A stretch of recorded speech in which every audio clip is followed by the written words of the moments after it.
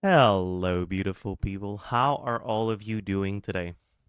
Chat, how do you do? Guess what? I have good news and I have bad news. Which one do you want first? Do you want the good news or do you want the bad news first? Bad? Bad? Okay, bad news. All right. I went to the mall yesterday intending to go buy some light bulbs, and I got distracted and I forgot to buy light bulbs. And I realized as soon as I got home, I tried to turn on my lights. I was like, oh, fuck. Yeah, that's the bad news. The good news, as some of you might be able to tell already,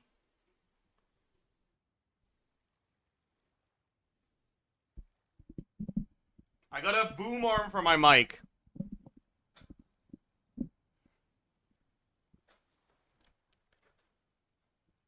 So we don't have to do the scuff anymore. Now we've got an actual thing. So let me know if the volume is like too loud or something. I'll move it around and shit. Real streamer, I know, right? It's crazy. Who the hell is this guy? Alright, let's go for Durin books again. Durin wants ballad, right?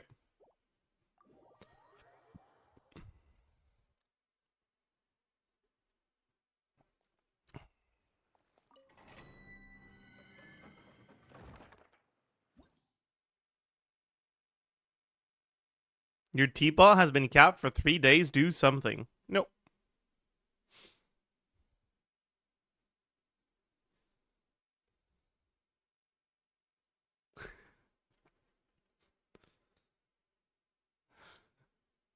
No.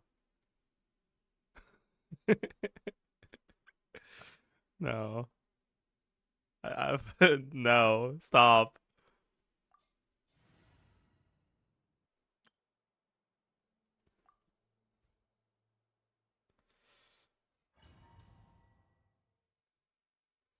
Stop it.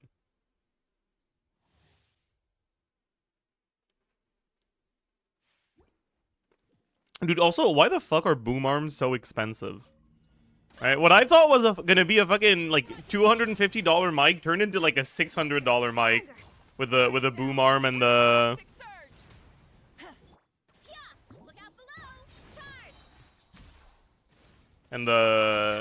like audio mixer,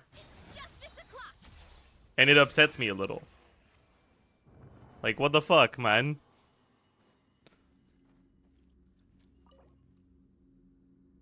Why are you in the far left of your webcam? I moved my wait. We should do this. There you go. I had to move a couple things around with my setup when I was installing it.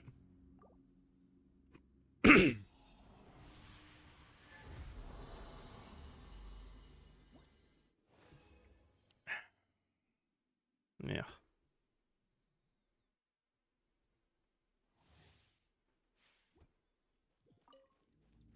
You should be speaking in front of the mic, not on top. I am in front of the mic. What the fuck is bro yapping about?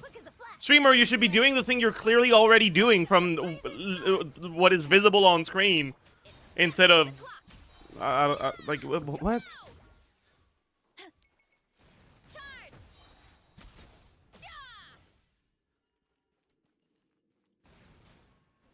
Like, are you? Are you okay? You know my camera is like above me, right? So things that are in front of me look like they're below. But like, you know, that's how perspective works and shit, you know?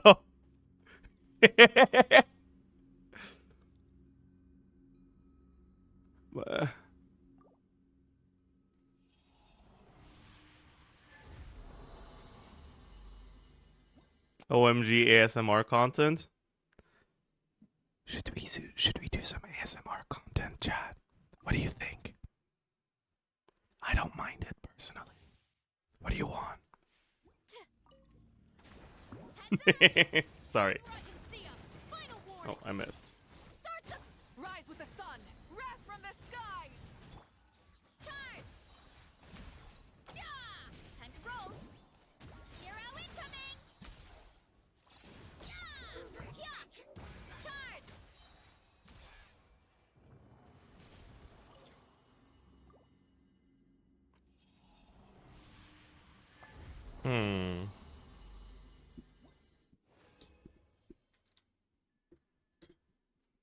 ASMR, the heaviest Quebec English accent you can muster.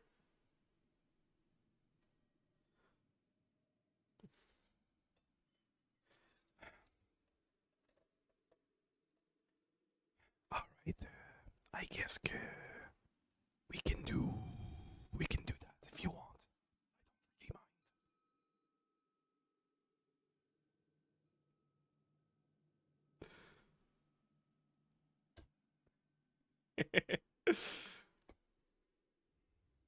No, actually, I don't think that's a good idea. I don't really want to be French.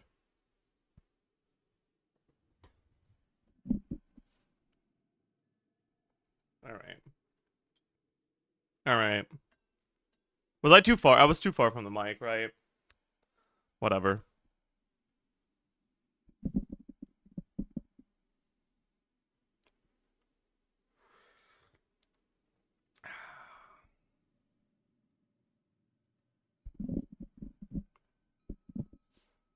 Alright. You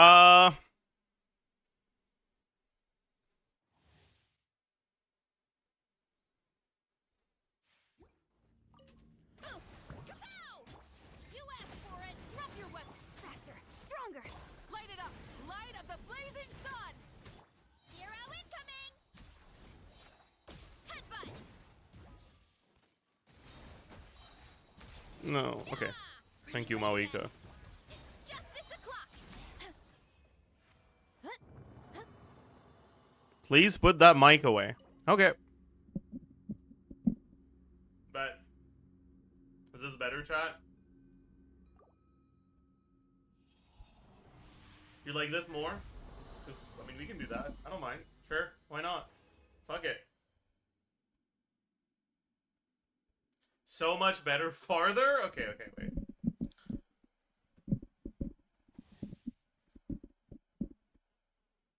How's this, chat? Final warning. On my wrath from the skies. Hi. Boots. Hi. Yeah. Yeah. Charge. We can still hear you. Go further. Nah, I can't really go further.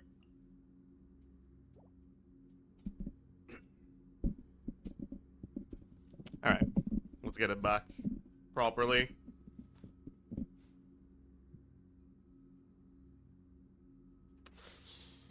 Okay, chat. Have you considered pulling for C2 Veresa? I will not pull for C2 Veresa. I didn't really want C1 Veresa either. I just got it because I wanted Yonsan cons.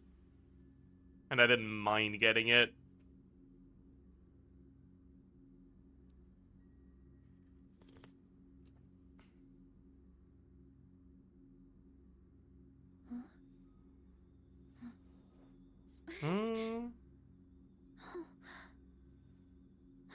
You still have a special place in my heart.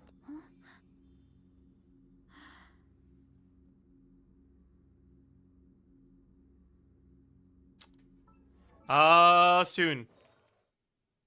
Klugi. Klugi.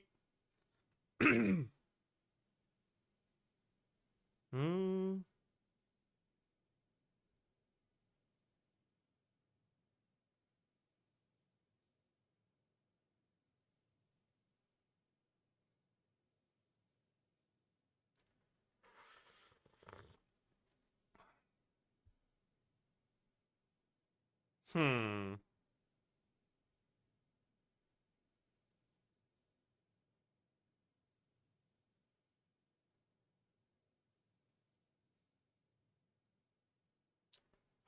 Okay, chat.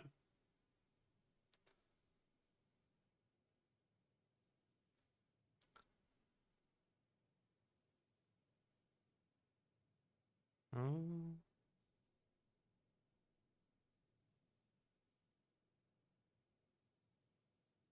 true. So not Inazuma buffs, but witch buffs for Yoimiya. Because Yoimiya is a witch. That's true. That's true. That's true, actually. That's true. That's very true.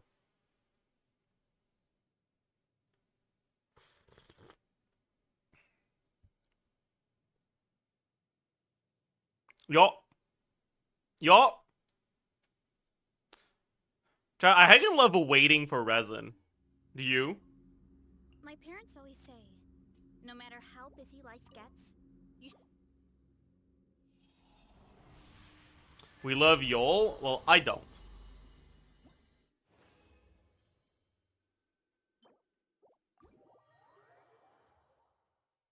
You could have fit a Spire run. True. Very true. 100% real. That's... Yep. I would have had time. Just 2 minutes and a half. I can do a run in that time. You know? I think seeded world record is below that, actually. So it's technically possible. You know? Someone's done it.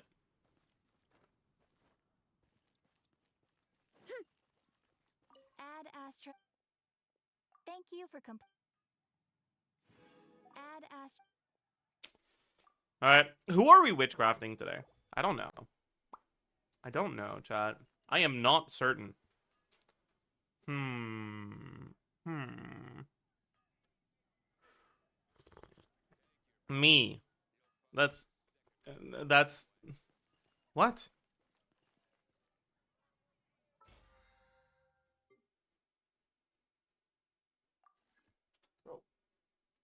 Oh, never mind. I got it.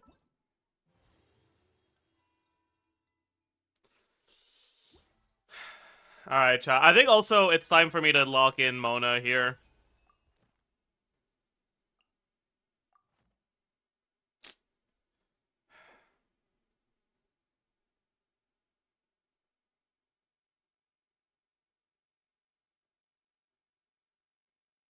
But, like, do I really care about Mona C6? Like, am I actually going to be playing Mona carry? Like, it'll be even more cringe to play than Molani. Like, do I really want that?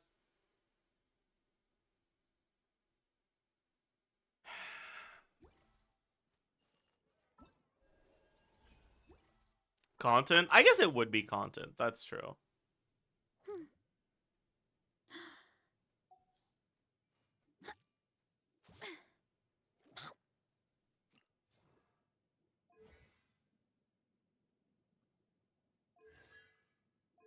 I don't know, though. That also means so much more to level up her. Oh, and it's books I don't have.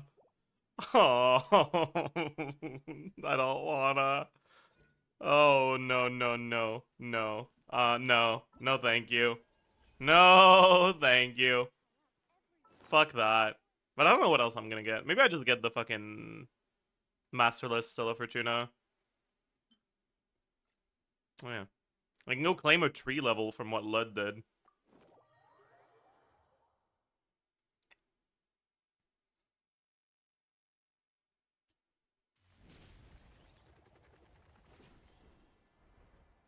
Heads up!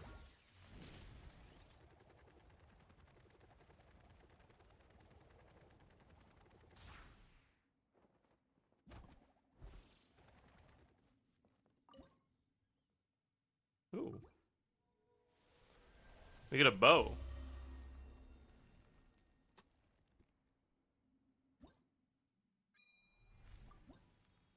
Holy, 44.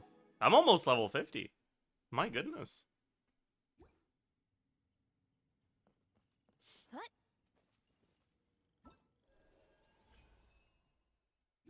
Monacon is also a step towards Estella. I guess that's true. Uh...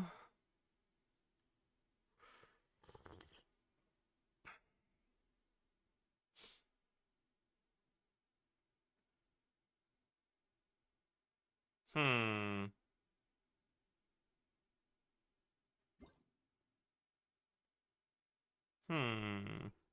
Okay, chat. I think... You know what? Okay.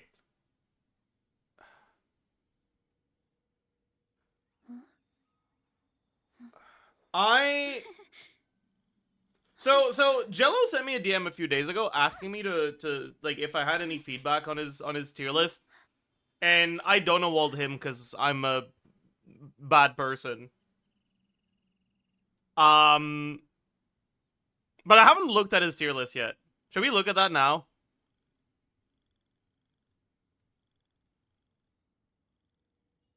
There's a lot that goes into managing an orchard.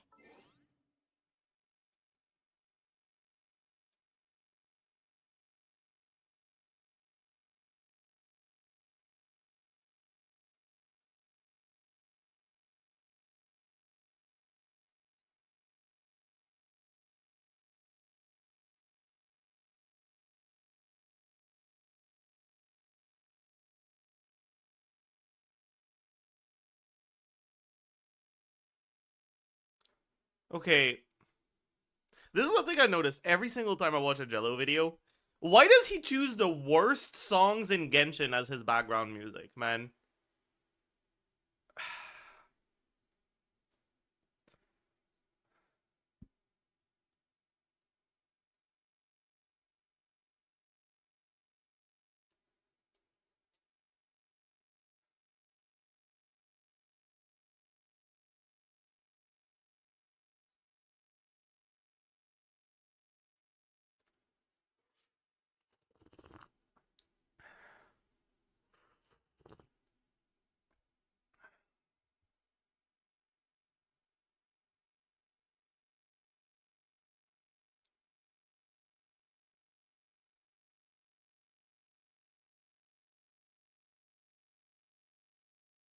Tier list on Reddit. Should we just look at the... Hmm.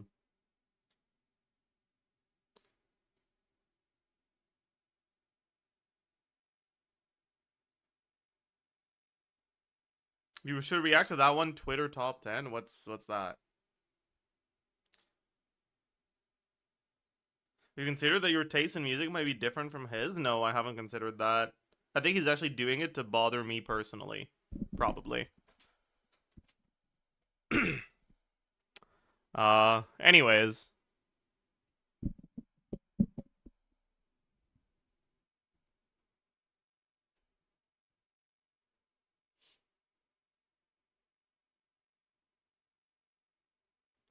What the fuck is... What? Huh? You can do 4 times speed on YouTube Premium now? What the fuck? What the... What's going on? Why can I not... Bro, what? Why can I not change the speed?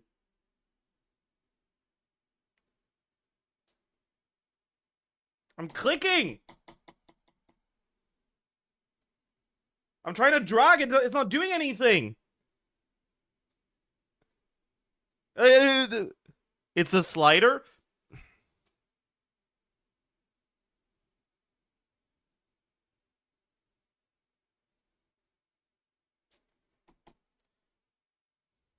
It's not a slider, it's a dot that you can't move. Just refresh the page, it's a bug.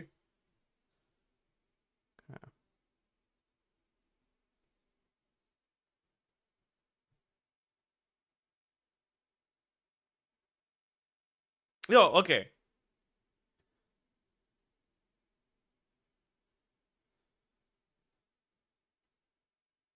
It was a bug.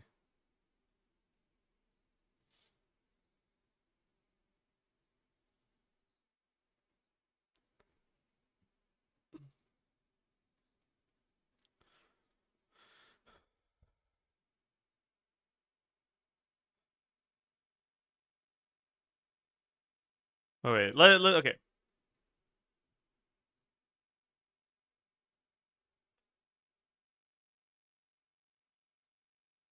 Wait.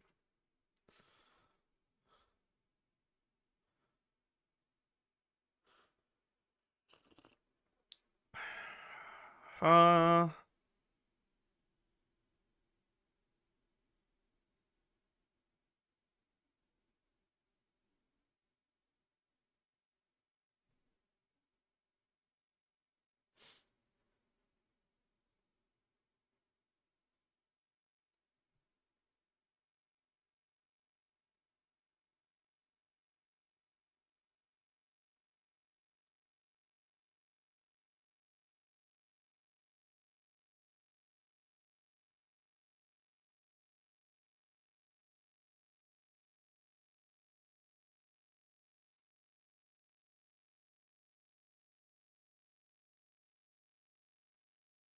Hmm.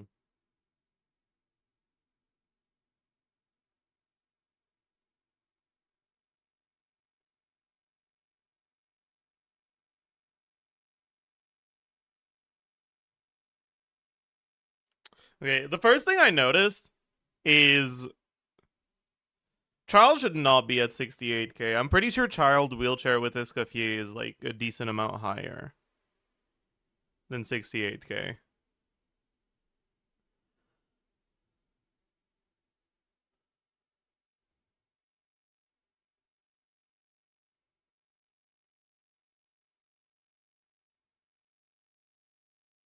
Is that a Child team? I mean, Ayato's there.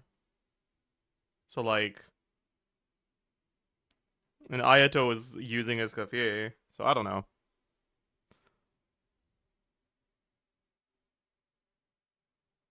Hmm.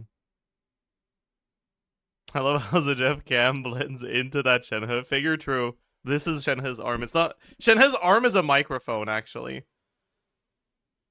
You thought Nefa was the first robot we had? Hell no. She's the second one. Shenhe was number one. She's got CDs in her eyes and mics on her arms.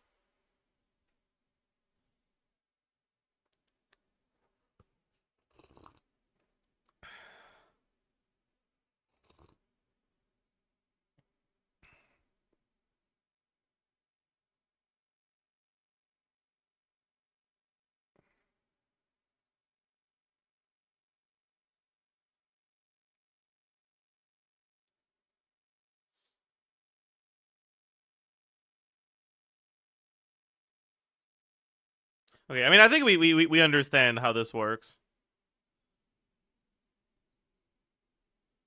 So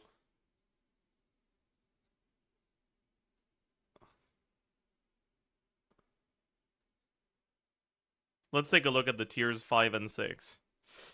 Tier 6, carry Venti with a star. Okay, so currently carry Venti. Okay, I don't know about that, honestly.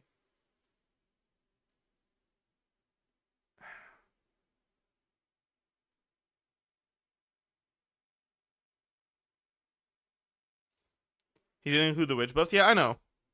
I don't know if I agree with that. Because, like,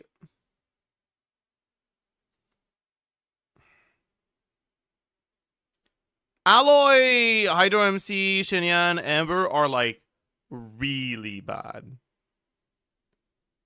I don't think Venti is this bad as a carry. Maybe you shouldn't have dono-walled him if you didn't agree. Yeah, that's on me, actually. That's a good point. That's a very good point. Entirely my fault.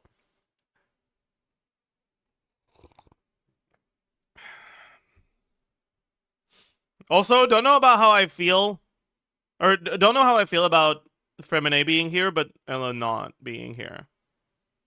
If he's being evaluated at C6. Also don't know about... Also don't know how I feel about Noelle being here.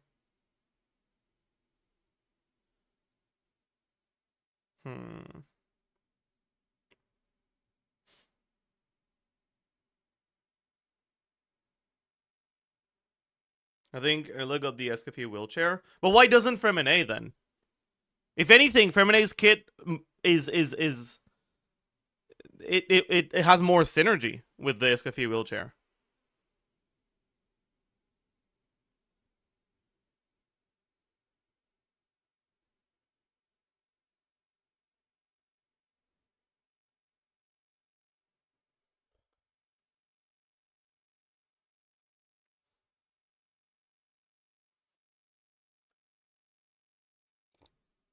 It's not just based on damage, but also teams and stuff. And what's an Illa team that Femine doesn't have?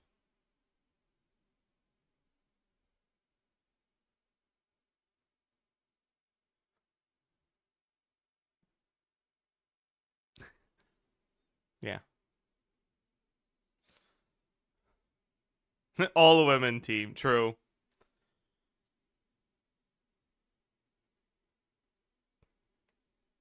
Okay. Caught, you got me. Wait, okay. What about the supports? What about the supports? Aoife being here is weird to me. Lynette being here is also weird to me.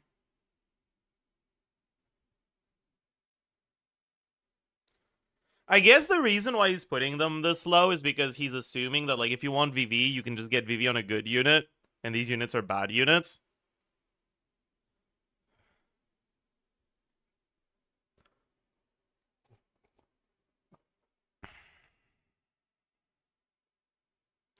So I kind of get the idea, but I don't think it's very representative of how useful the units actually are, you know?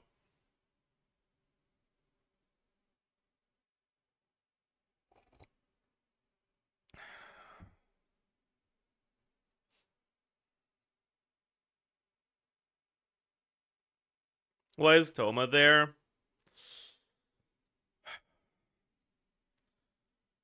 Yeah, I mean, you could, like, maybe Toma could be higher as well, right? It's just, you also put them low. Yeah, but I didn't put them fucking, like, Yunjin level, you know?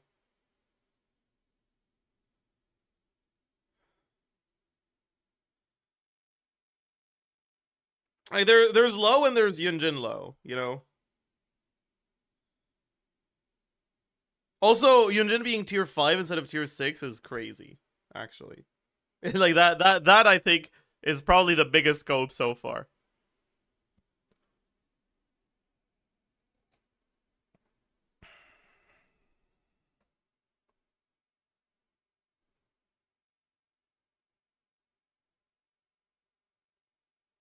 Hating on the women? Sorry.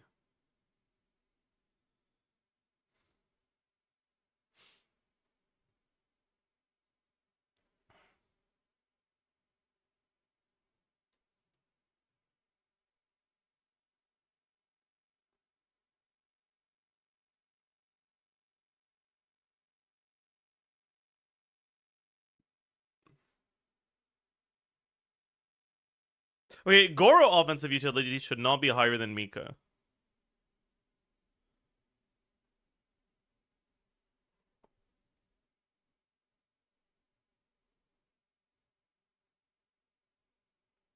They're both held back by their total team power in the same way. I guess he's evaluating Mika in Skirk teams only. And in those teams, his offensive utility is pretty bad. Yeah, okay. Fair.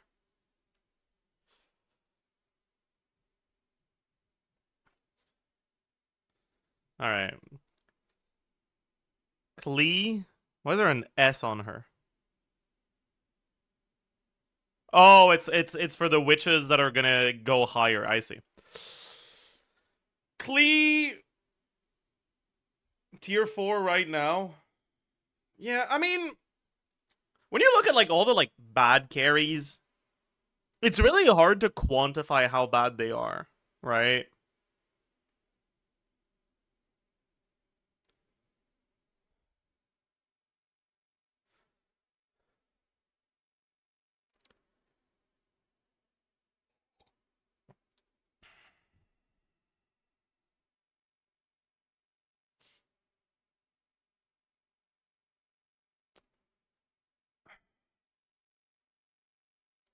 Like when I look at this, I feel like Technari is like definitely too high.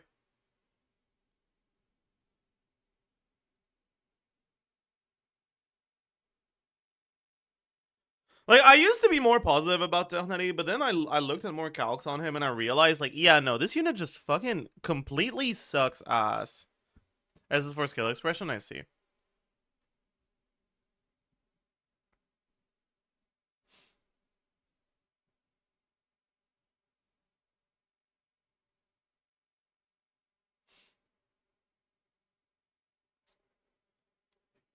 But yeah, Technari in going on to on 2026, I think is definitely a worse carry than Venti pre-witch buff.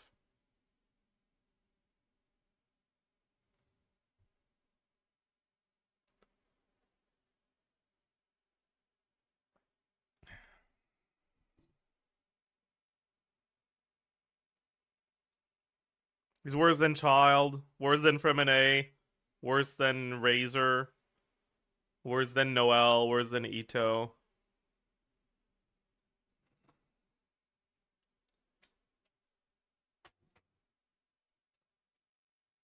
Because, like, when you're doing a Technari team, he's not doing anything.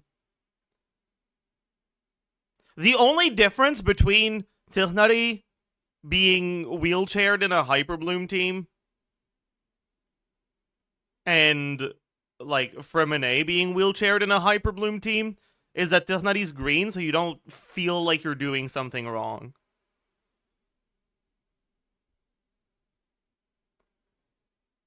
But it's not actually better.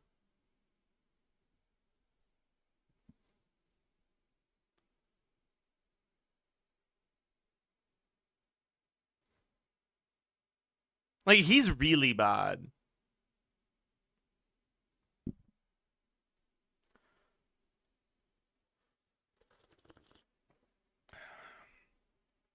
How is pre-Klee buff above Child? The thing about Child is, like, back when he didn't have a lot of reaction carries, the fact that Child was a reaction carry, and the fact that reaction carries tend to scale better with higher investment, both in terms of, like, support 5-star weapons, but also just artifact quality, meant that the international teams way overperformed compared to KQM Standard, as opposed to other good teams at the time, right? And because of that, even though it wasn't that great just team DPS wise, it was still a very good team. But now we have more reaction teams. Child isn't the only option anymore, which means if that's what you want, you have other characters that can do it. And then the fact that Child is, like, way behind in the calcs is becoming a problem. And so Child is just not very good anymore.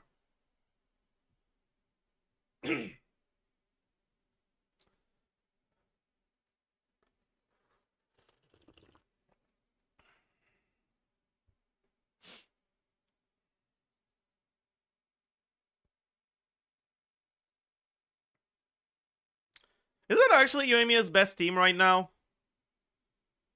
Like, I know she goes up a lot with Durin, but like right now her best team is the TF one with Bennett, Chevreuse, Fischl, right?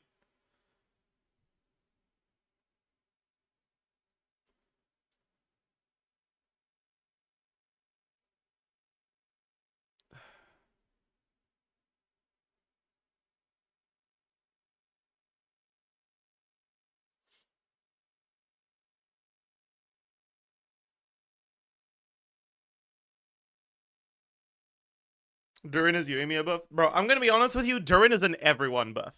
Like, actually, let me go through the list of characters in Genshin Impact and try to figure out which characters don't get buffs from Durin. Let's do that on Project Amber. So we can do one element at a time. Okay. Okay, Flynn's is not necessarily a buff, but it's at least one more option, and it is a buff for people who don't have Inefa. Inefa gets a lot of new teams with Durin. Lots of overrape teams with Durin. I mean, Yonson's not really a carry. It's a buff for Varessa. It's a really nice buff for Cloud. She's not entirely reliant on getting fucking wheelchaired by Mawika anymore, which is so nice. I haven't looked at Sino calcs, but it's definitely a buff for Sino. Like, I don't need to. I know it will be.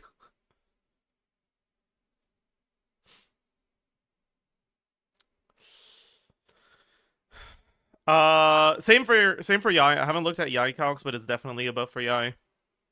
Raiden, I'm not sure. Probably. Are you sure it's better than Llama Wheelchair? The thing is, you can do both, right? You can do Sino. You can do Sino Curry, right? Sino Durin, Llama, Hydro. Think so, I guess.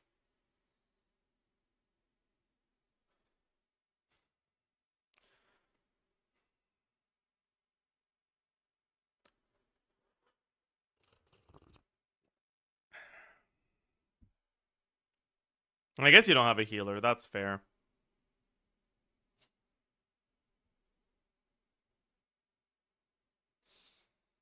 Anyways, I mean Razor, yeah, obviously a bunch of official teams too. For cryo characters are the ones that benefit the least from Durin, right? Skirk doesn't get upgrades. I mean, yeah, obviously not. See, Lolly gets some new teams with carry Durin, right? There's that. Risley gets just another flavor of wheelchair.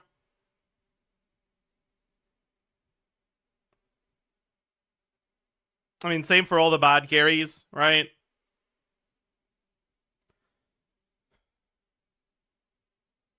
Ganyu gets a pyro off-fielder that doesn't suck ass to play if you want to play Melt.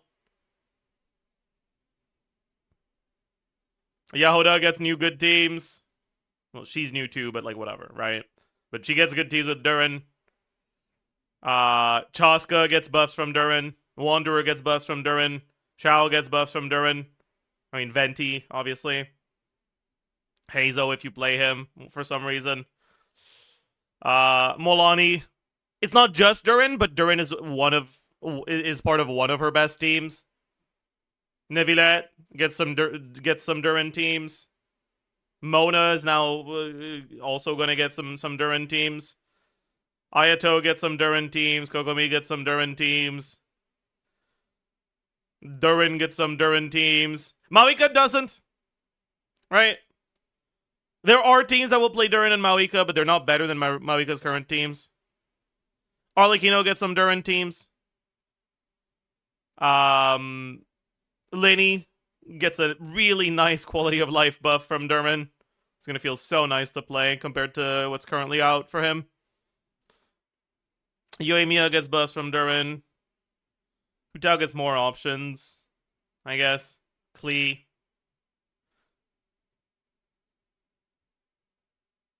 I mean, pretty much all the Geo carries with the Durin Albedo core.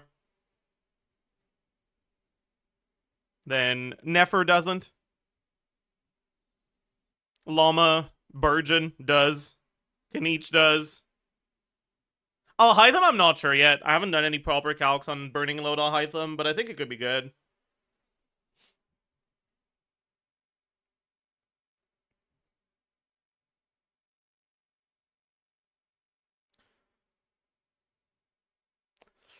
The thing is, Durin isn't important to most of these, right? I'd say that, like,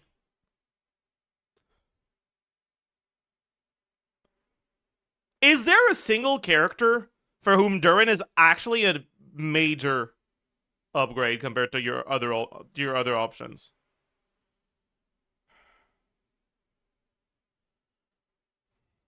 Navia? No. Kanich? Maybe Kanich.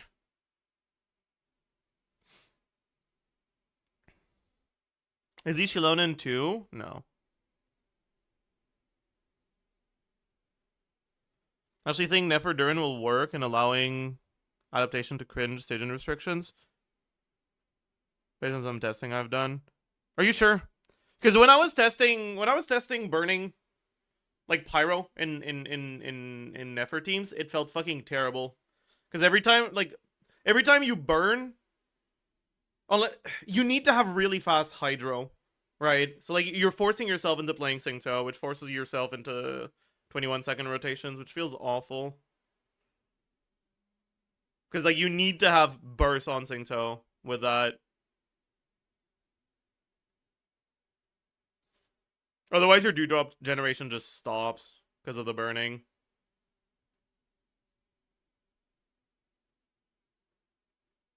Unless you're not playing Llama. If you're talking about Llama-less teams, where you go like Nefer Electro during a Hydro, then maybe. Because you can still generate dewdrops if you weaken the burning aura. But otherwise, you need really, really fast Hydro with Llama. And I feel like it's not worth it.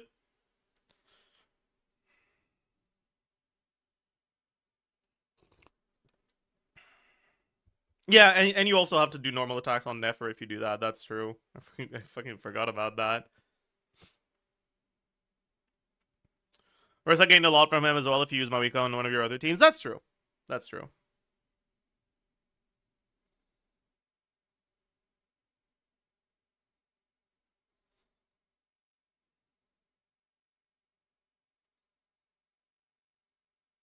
But yeah, what testing were you doing that gave you good results, Selena?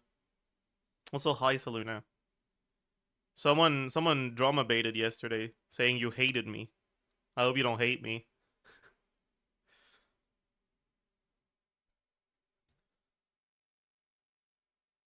If I recall with Farina, I got semi-consistent dew generation, 4 to 5, which is fine. 4 to 5 is... Ugh. 4 to 5 dewdrops with Durin is probably worse than 6 dewdrops with, like, Hydro MC as your last slot. So, calling it good, I think, is pushing it a little.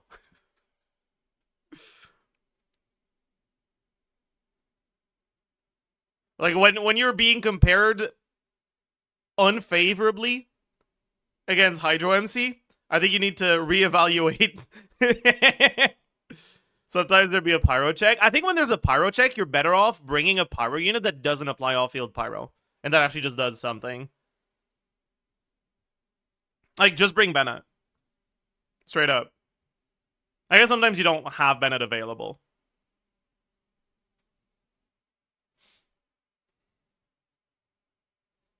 Wait, actually, does Hu Tao give crit rate even if she doesn't apply... Yeah. Yeah, if you press E and then swap on Hu Tao, you still get the 12% crit rate.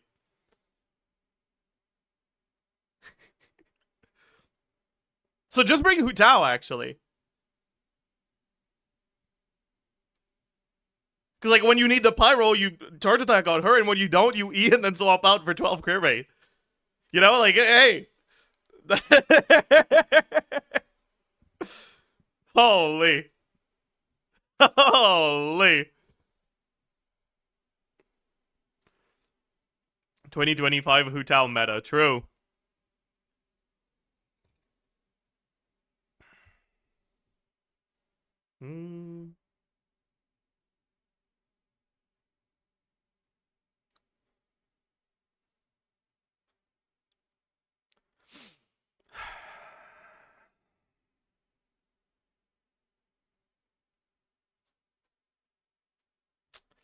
But yeah, anyways, Durin gets a lot of good teams, but he's only like an incredibly major, or not an incredible. He's only like an actual noticeable upgrade for a few characters, right? Varessa and Klein both get noticeable upgrades to their non-Mawika spin teams. But compared to Mawika spin, it's not really better. Right? So calling it just major upgrades is, I guess. Sure, but meh. So really, it's like Kinich, right? Molani if Mona didn't get buffed too, but Mona got buffed, so you don't need Durin.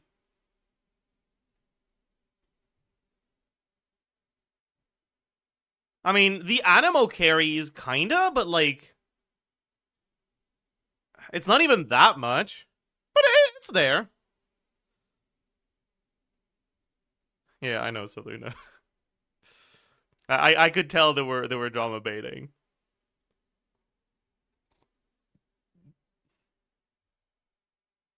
Hmm.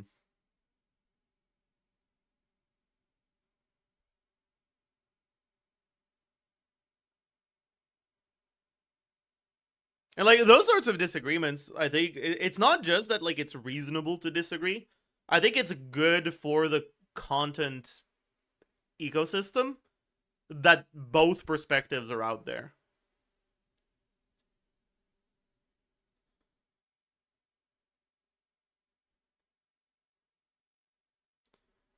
For people that either already have a good understanding of the meta or don't care, it's good that there's content creators out there that do things that are more focused on optimizing things that aren't necessarily objectively good, but that can be cool.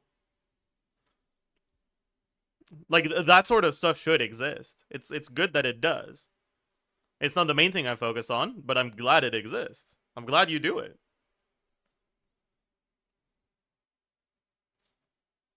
It won't stop me from making fun of you for it sometimes, but that's all in good fun, you know?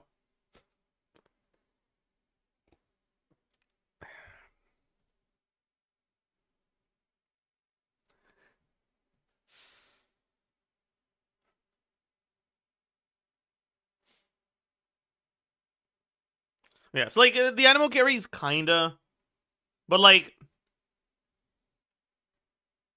it's not even that big. And then what else? Is that it? Is it pretty much just Kinich? I don't know if Navia counts. I don't think she does.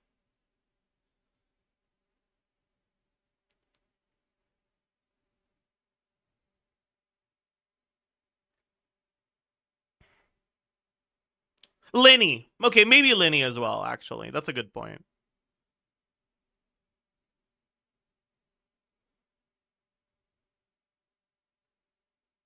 Linny is a good point.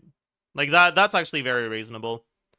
Having good Linny teams that calc well, that don't rely on fucking being in Bennett buff and Bennett uptime for him is so nice. But yeah. So I don't think he's like an unskippable character, right? I think he's one of the better characters we've had. I think he's a bit more appealing than a character like Inefa, for example. But I don't think he's as appealing as a character like Escoffier, I guess. I mean, maybe that changes eventually, right? Maybe they keep releasing stuff to make the Durin teams better. But for now, that's where my thoughts are settling.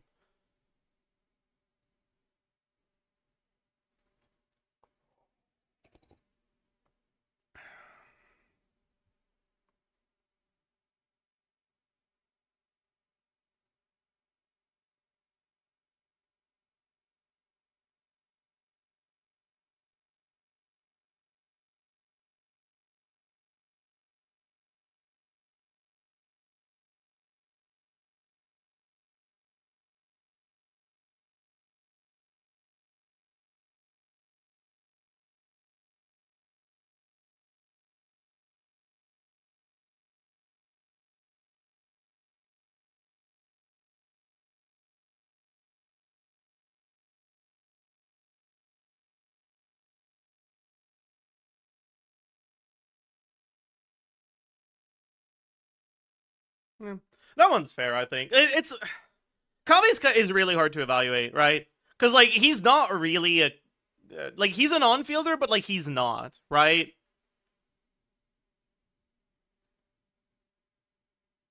Like he exists, you know. He's there.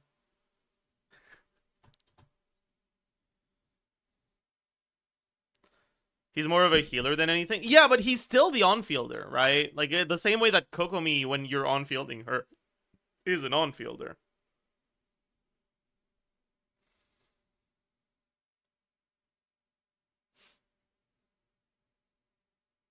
Is Ayato even better than just playing Singto? When it comes to like single target damage for Escoffier Wheelchair, no. But the thing is, Ayato does have AoE, right? And like, it's something people kind of forgot about because Nevillet is just better at it. But when you're not evaluating Ayato compared to other strong meta carries and you're just looking at him in a vacuum, Ayato has good AoE. Like the size of his AoE is pretty good, and it's pretty easy to hit a lot of enemies with it. He also has off-field Hydro App with his burst, which allows things to be easier to make work on a lot of stuff, right? Like in a Hyper Bloom, the fact he has off-field Hydro, it helps bridge the gap between perfect rotations and bad ones. Because you still get some Hyper Blooms off-field, right? Stuff like that. Like, Ayato is a really unfortunate unit, because I think both balance and design-wise for gameplay, Ayato's a pretty cool unit.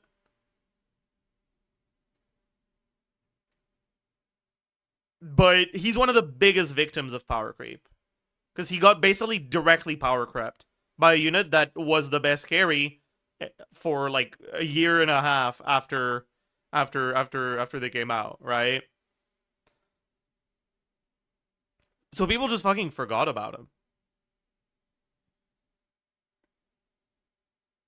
And it's tragic because I think he has a really cool kit. Except for the fucking energy refund passive. That's stupid as hell.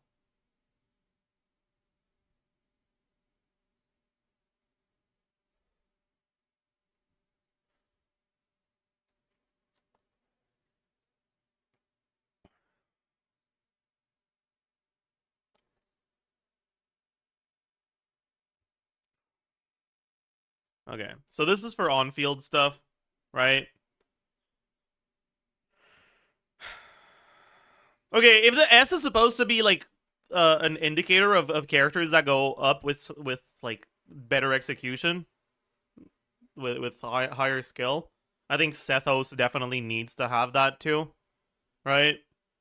Like when I look at good Sethos players playing the game, I feel inept. I feel like I'm looking at an alien. I feel like I'm looking at a fucking tool assisted speedrun. It's not the N2W stuff. Like let me I probably would be able to find it pretty easily. Cause I commented on it, so it's probably still in my notifications. Yeah.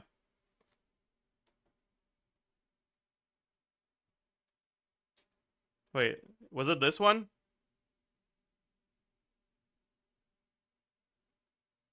Yeah, it was this one.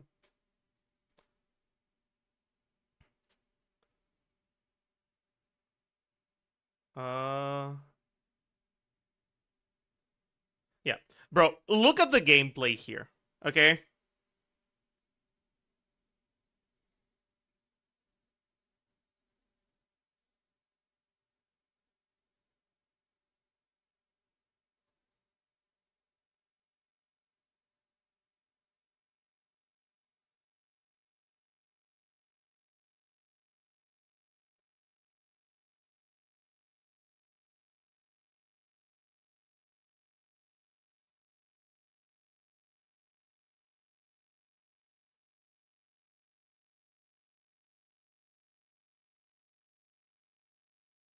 Do you need C6 to do this? This is not even C6, I'm pretty sure.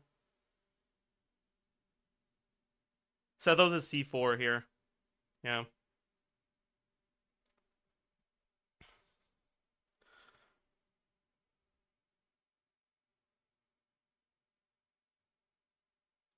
Like, this shit is fucking insane. I don't understand what I'm watching. Please explain. Okay. So, Sethos? Weeding, fertilizing the soil. Is my Sethos even leveled? Can I fucking show things with him? Does he have the Ascension passive?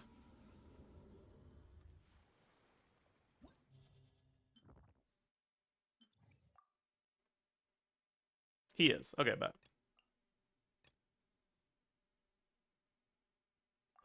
But yeah. So, Sethos has 3 different charge attacks. Alright? There's the main enhanced charge attack. When his bow goes, like, upright, like this. Right? Let me just use up all my energy. Okay.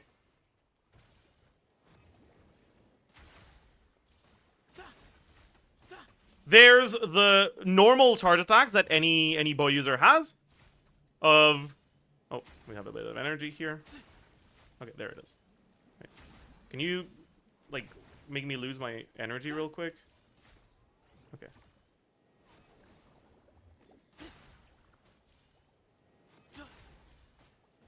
Right, this is the normal charge attack, and you have to wait for the, like, circle to do the thing for it to convert to electro. Otherwise, it's physical. Right? But there's also something in between the two. When you have energy, but instead of holding the thing for long enough for him to get his bow from this to this, you release it before. Until he runs out of energy, the short hold charge attack gets electro infused. Now, it doesn't do a lot of damage, right? Let's go find it. Sethos. All right, the short hold charge attack. Oh, I'm not leveled, but whatever. The short hold charge attack is aim shot charge level 1, right? It doesn't have EM scaling, and Sethos builds a lot of EM, so it doesn't do that much damage, right? But it doesn't have ICD, which means every single one procs aggravate and Fischl's A4. The thing is, he needs energy to get this. Usually, right, he takes 20 energy to convert his charge attack to the enhanced charge attack. But if it's charge level 1,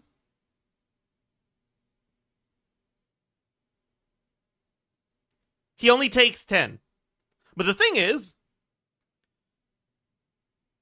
he doesn't necessarily actually take 10.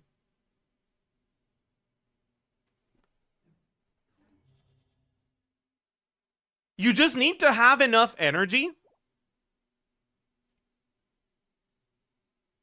for this passive to kick in. I don't remember what the threshold is. I think it's 5 energy? Something like that. But as long as you're above a certain energy threshold, that he will, like, get the charge level 1, and then he'll, like, slowly charge the charge level 2. Minimum energy you can use is 2 per charge attack. Okay, so then that would be at 4, right? If he's at 4 energy, he'll consume 2 energy to get the thing. He'll go down to 2. And then if you regenerate energy, you can do that again.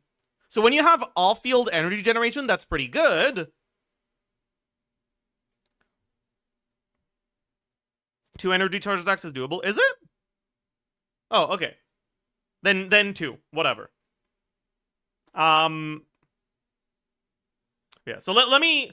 I'm not good, so I'm just gonna cheat, right? I'm gonna give him 5. I'm gonna, like, get a fuck ton of VR, right?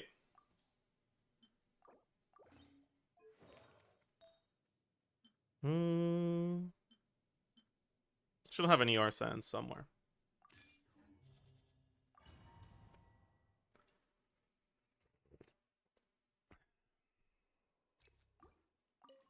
Illusion shattered by royal dissipate.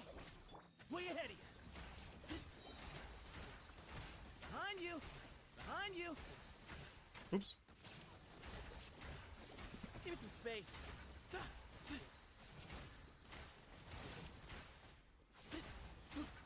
Midnight Venta.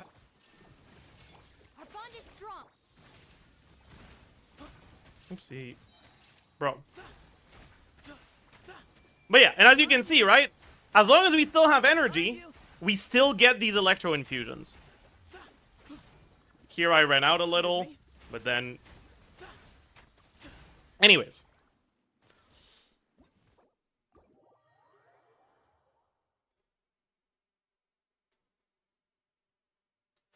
The thing is, in order to have this be better than the default gameplay of the, like, N2W, or even just N3W, or N3D or whatever, you need to manage your energy really fucking well. It's both mechanically difficult and rotationally difficult.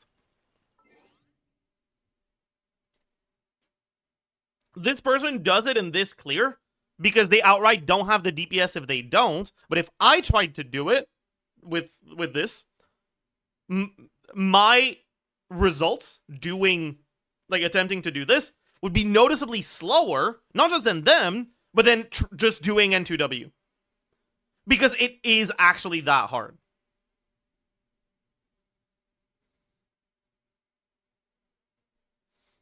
And anyways, if you are really, really, really fucking good at Sethos, he is a lot better. But being that good at Sethos is fucking hard, man. It's really fucking hard.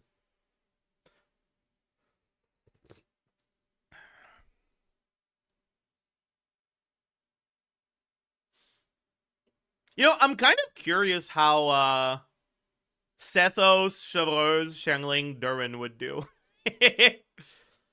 Fully M overload Sethos using this.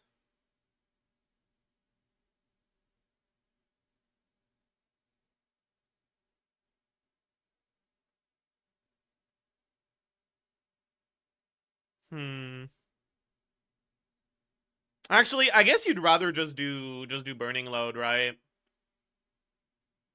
Yeah. Pretty sure you'd just rather do burning load with Fischl. Is Sethos the hardest unit to play in the game? Optimally, he might be. Maybe there's someone I'm forgetting about, but he might be. I don't think you'd have good enough timing for the Pyro app. You don't need it, though. Because I was looking at the team with Clement yesterday. Right? I was looking at Fischl, Emily, Durin, and I got the team to 109k. But the thing is, you get so many aggravates and overloads that EM Sands is better than attack Sands on Client. So at that point, I feel like Sethos would be pretty fucking good too. You know?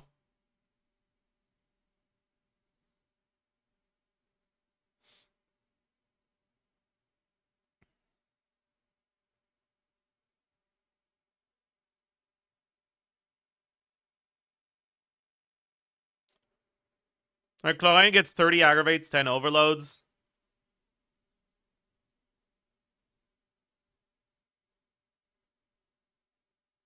We'll hopefully remember to try it on Durin release. Yeah, you should. Because, like, Klein doesn't have that much synergy here. The only reason she's here is because she's a good Fischl driver. But, like, Sethos is also a good Fischl driver, and he has good synergy here. So I feel like it could actually be really good. Like, there is a world, I think, where optimally executed Sethos is better than Klein here. But maybe I'm overestimating optimally executed Sethos. But I feel like I'm not. I don't know. I'm pretty sure it's at least 100k though.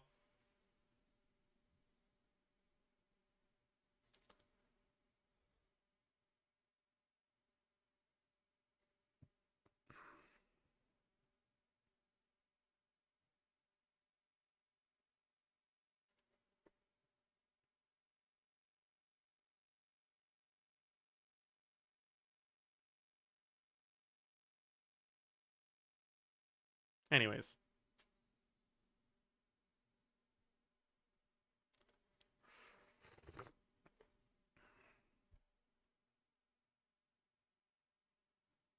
Hmm.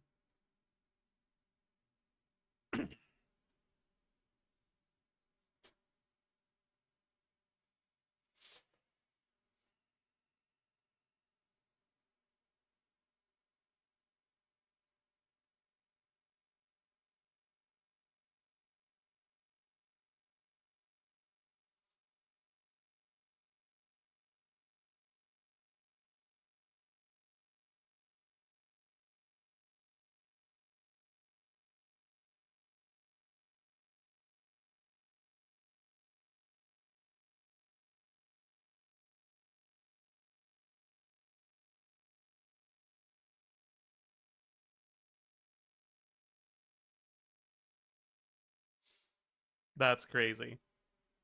That's crazy.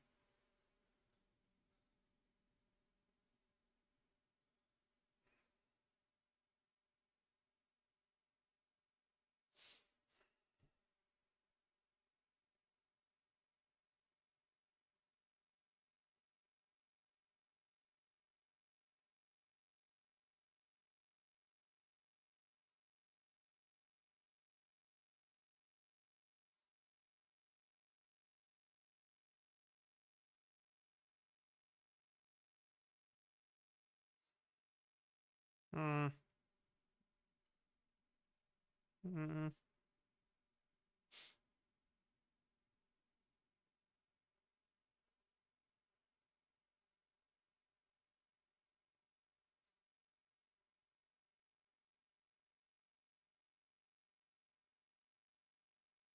Yeah, this is what I mean when I'm talking about the what Linny gains from Durin. Right? The fact that you don't fucking need to play with Bennett gives you so much more flexibility in your rotations. It makes things so much more chill. It's so good for him.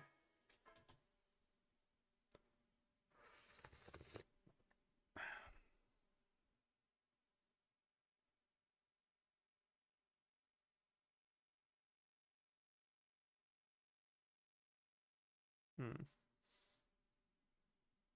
Was the Linny Durin team official showers? Yeah. Yo.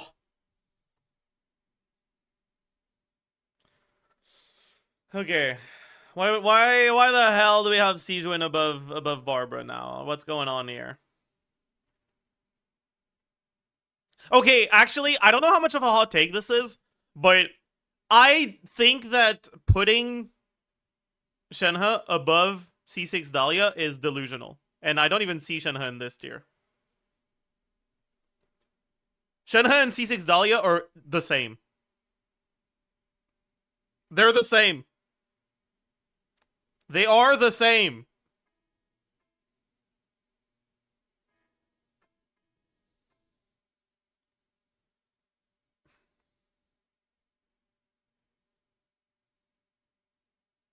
What does Dahlia even do? What does Shenhe even do?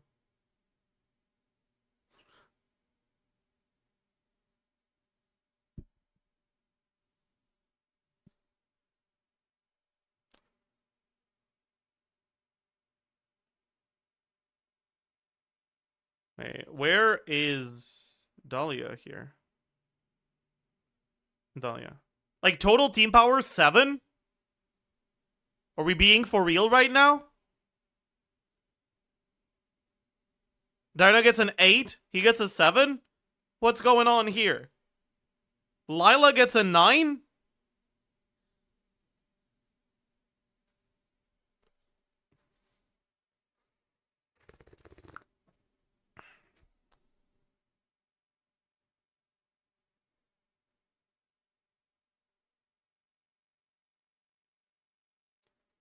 Oh, average of the top 3 teams, right?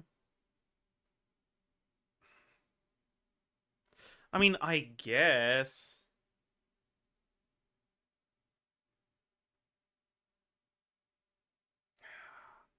I don't know how I feel about that, though.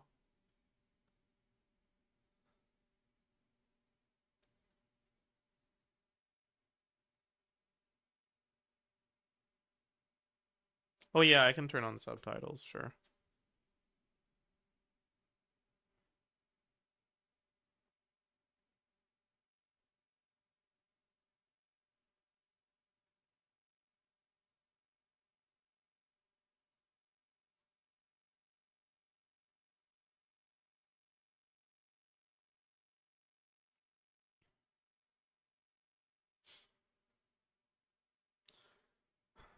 I feel like characters like Dahlia that only really work with one other unit, doing an average of the top 3 teams for them is like,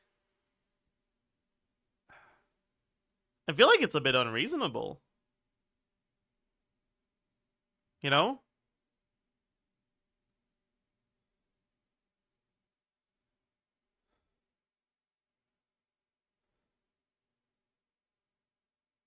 I don't know. I'll let the thoughts cook for a little bit.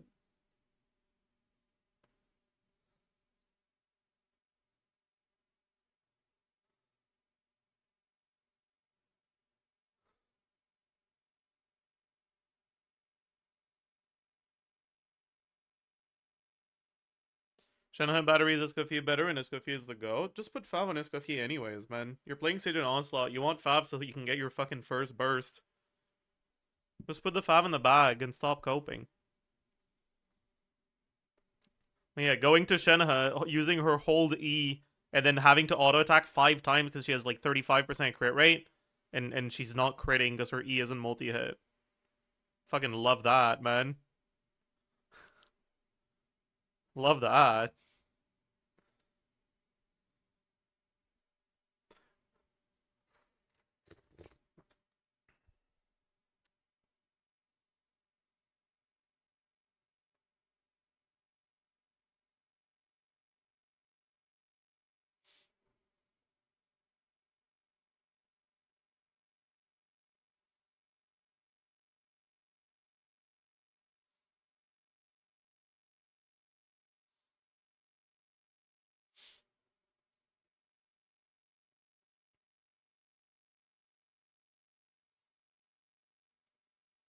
How is Kachina total team power above Dahlia, though? Like, if you look at Dahlia's Kirk, and then Dahlia literally just as a worthless option in 2 other Escoffier teams, it should average higher than Kachina's best 3 teams.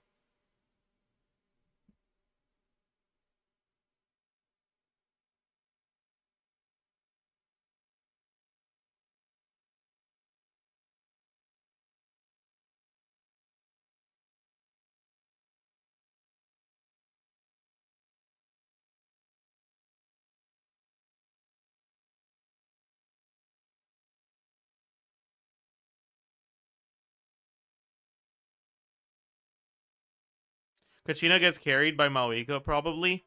But, like, the only reason to use Kachina with Maoika is because you literally don't own another Night Soul character.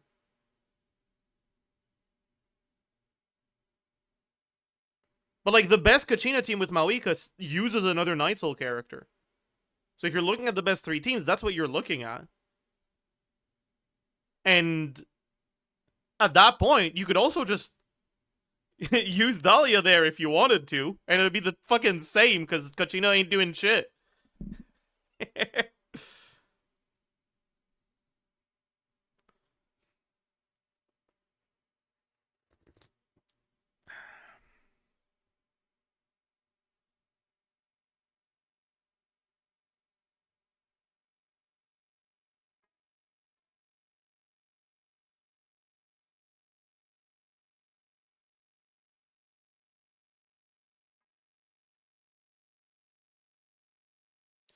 Yeah, I feel like he didn't actually like. I feel like he dismissed Dahlia too early. Like he was like, yeah, Dahlia Skirk is like really good, but he doesn't have other teams, so let's give him a 5. But like, if you just use Dahlia as a shielder on a team that could use a shielder, and you look at the best ones for that, and then you average 2 of those with Skirk, it'll be higher than what the 5 is, right?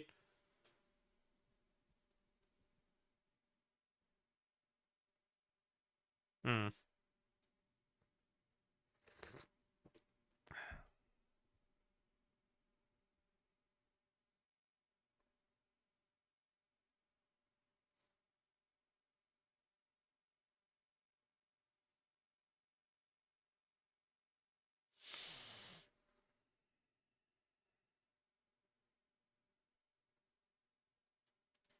Okay.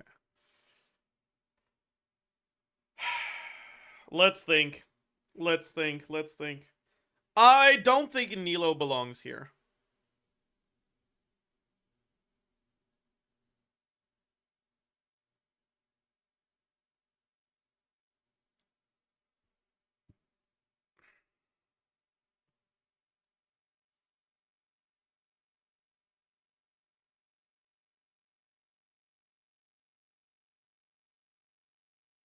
I don't think he... Wait.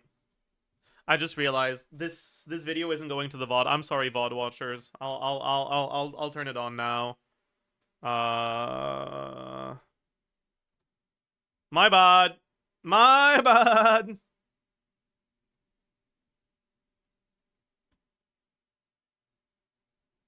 Time now. We've got, this is where we're really getting into some things now. So Kokomi at the bottom here, a bit lower on the total team power. We're counting her mono hydro team, not her, Llama driver team, because that's not really a real Kokomi team. I feel like her mono hydro team is something that she actually contributes on.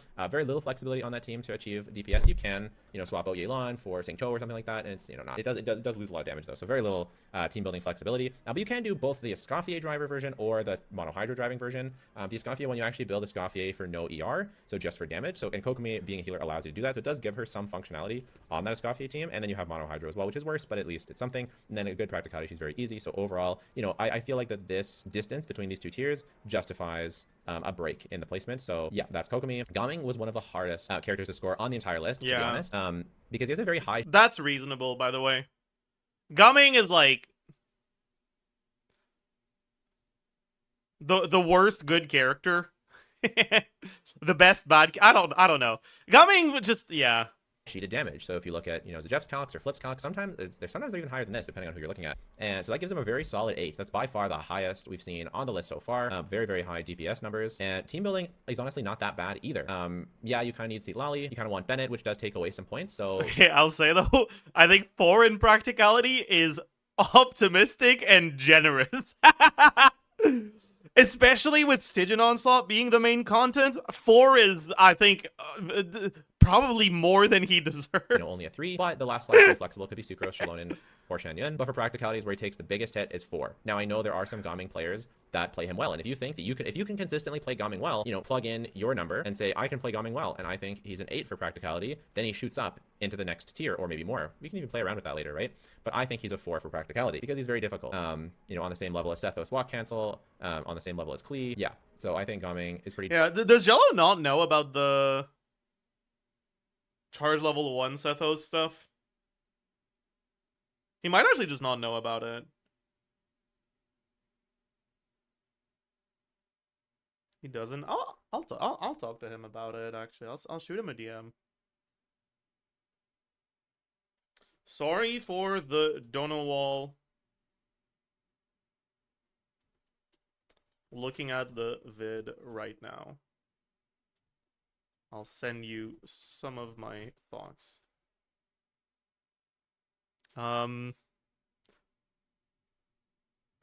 Did you know about the Sethos charge attack 1 stuff?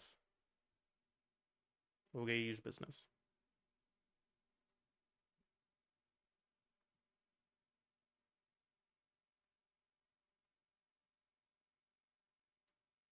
difficult to use, and most people are just not going to be able to, and so I want the tier list to reflect that. Character like Nilou, this is her Nilou teams with Llama, so because her total team power is 7.5, in AoE, we could bump that up, we could bump up her practicality, but in single target, yeah, it's a 7.5. I'm going to change that practicality to 9, I think it's a very easy team to play, but yeah, this is Llama. Team building I have is a 2. You need Llama really bad, and she completely falls off without Llama. You need Nahida pretty bad, honestly, to get good, off-field Dendro app, so for that reason...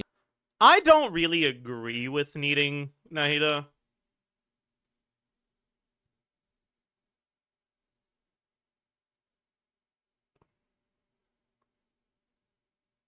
I definitely agree with Llama, but Nahida I don't think is nearly as much.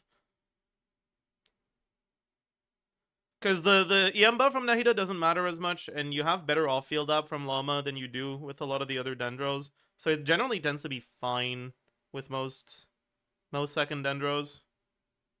Needing basically 2 specific limited 5 stars, it goes down to a 2, plus it takes away Llama from a Hyperbloom team, which for a DPS loss, which is bad, and then a good practicality. Yelan's I think with Nilo it's kind of hard because like this is her DPS in single target, but in AoE like she goes to Mawika level, right?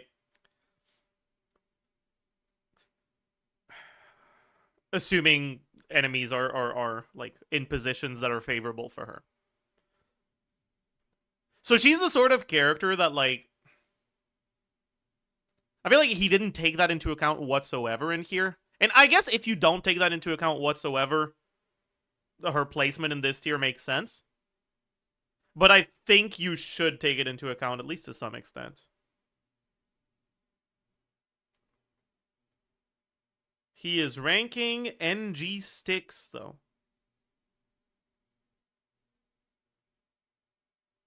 Are you trying to say Stygian Onslaught?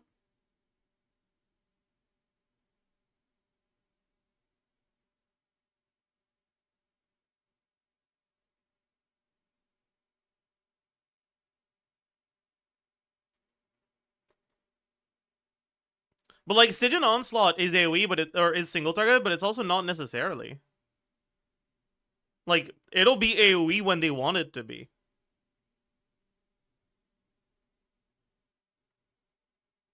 You know, the Llama Shield was AoE.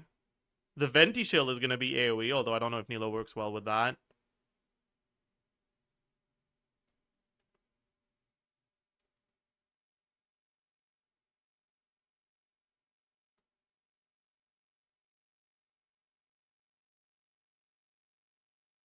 I mean, fuck, Sigurd is AoE. Kinda.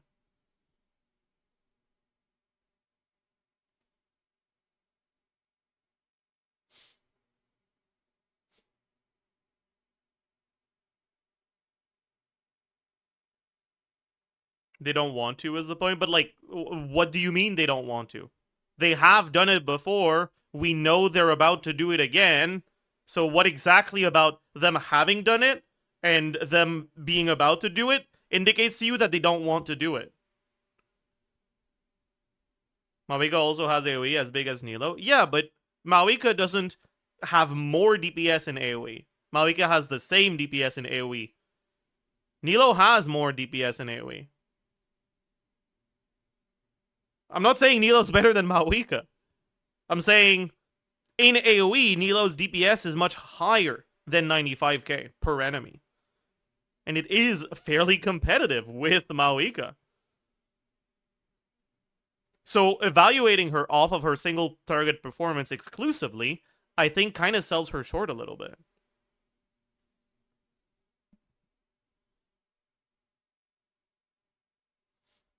A lot of people were giving me heck for having Yelan at this placement. But if we look at Flip's calcs for Yelan, she's clocking it at an incredibly high 94.5k DPS.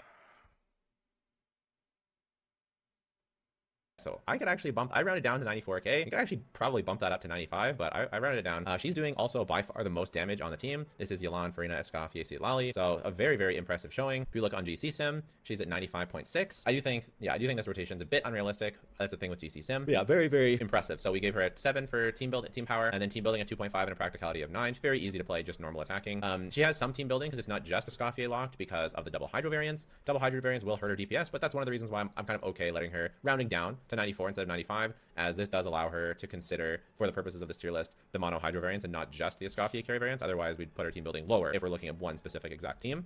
Next is Navia. Navia has the lowest DPS on this list, or close to it, along with Kokomi by far, but due to her options of Mawika or double Hydro variants or even plunge variants, all achieving a fairly similar amounts of DPS, and her being very, very easy to play, she ends up staying in this tier. Hu Tao.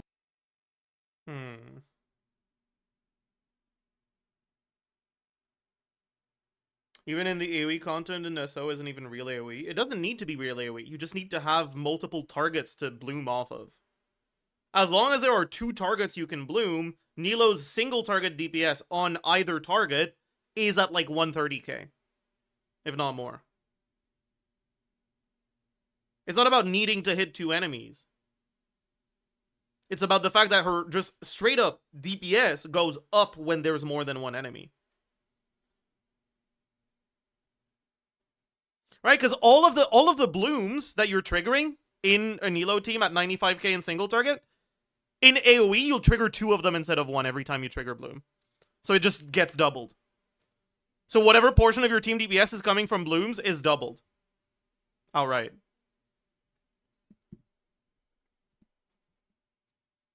Making a great showing after all this time. We are counting her C1 as it is guaranteed to choose from the selector. Enough Overvape, actually a fairly impressive DPS calc. Some people I think have even calced higher than this, like quite a bit, except that I do believe that it's with C6. I know. Flip only has it calced at 90 though. Perhaps we're being a bit generous, and maybe this should be a 7. This keeps her squarely still in the same tier. Again, another reason why I don't want to order them.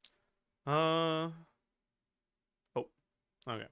Within tiers, but yeah, yay for Hu Tao. I don't think her practicality is that bad. I don't think it's that hard to, especially to get her dash cancels, not nearly as demanding as her jump cancels. I have her team building a bit on the higher side because I do think that her double hydro doesn't fall off that much. And then finally, Ayaka, we have her at 97k. She's quite strong, but she really acquires that Escoffier. You have some flexibility for the last slot, but it really does. But even not really that much flexibility, because if it's not exactly Shenhe or Yelan, you basically don't have options for that last slot. You're gonna lose a lot of DPS. Practicality of 8 because you're gonna miss realistically a bunch of her bursts, and you have to do rotations really tight to get everything just right. So, but total team power, she's still fairly strong. I think Ayaka is still okay being in this tier. So that's tier 2, usable / good. And then for supports, oh, there's quite a few. So we're not going to be quite as detailed going through all the support. First of all, we've got our cryo friends. So we've got Rosaria, Kaya. Okay. There's quite a few. So what do we got here?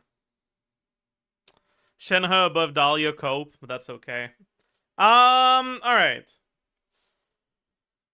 Kaya C6. I wonder if that's because of Mawika. Probably because of Mawika and Arlecchino, right? Candace, not C6. SMH my head. So that's just Molani, I guess.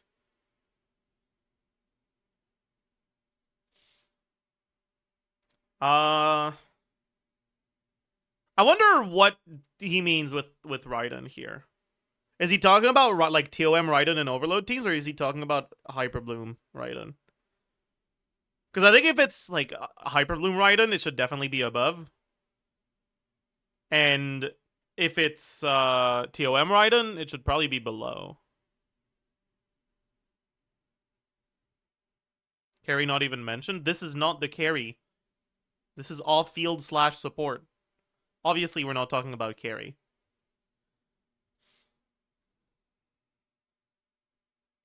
Also, yeah. Official right now. Tier 2.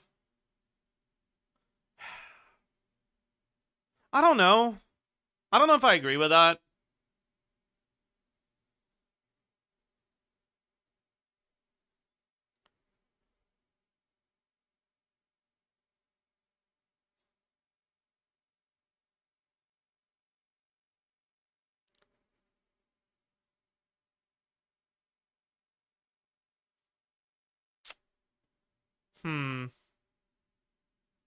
Would you rank her lower or higher? I would want to rank her higher, but I have to think about whether that would be reasonable. Keep in mind, right? A lot of these assumptions here are different than what I use for my stuff. So I have to like try to think about whether with the assumptions that he's using and the criteria he's using, the character should be higher or lower.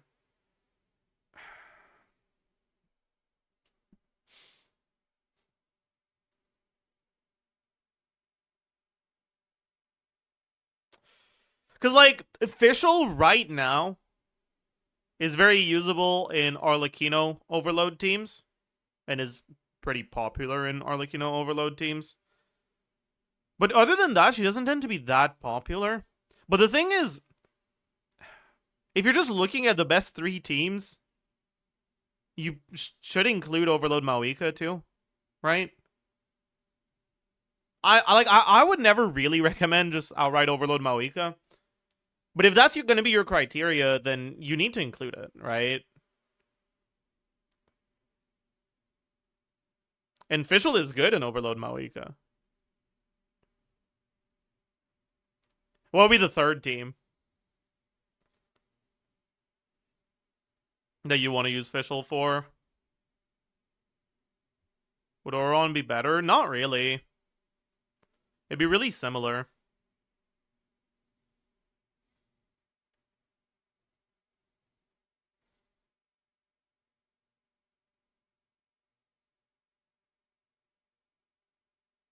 It's Jello, so the 3rd team is probably Chlorine. Okay, fair. Sure. I mean, honestly, that's fine, right? And that averages at, like, Somewhere between 90 and 100k, probably.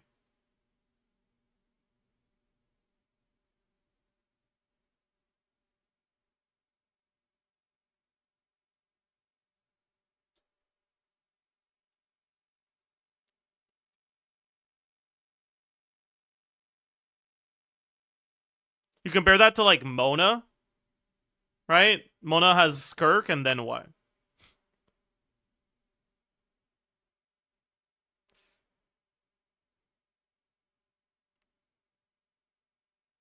Qianyun. Qianyun has what to begin with? Like I guess Gao Ming, but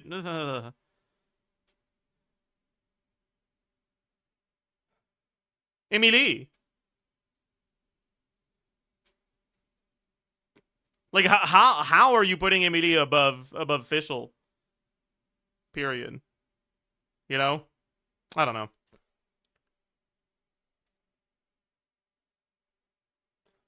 I really, it's not just Jello. It's people in general are very quick to overlook how much damage Fischl does in overload teams. She does a lot, man. So we're not going to be quite as detailed going through all the support. First of all, we've got our cryo friends. So we've got Right, like Fischl total team power is at 8, and he has Emily total team power at 8, which like not meh. Like really? He has Candace total team power at 8.5. Said it's not ordered in the tier. Wasn't it like not ordered within the same lines, but lines above each other were ordered? Or was that just for the tiers 5 and 6?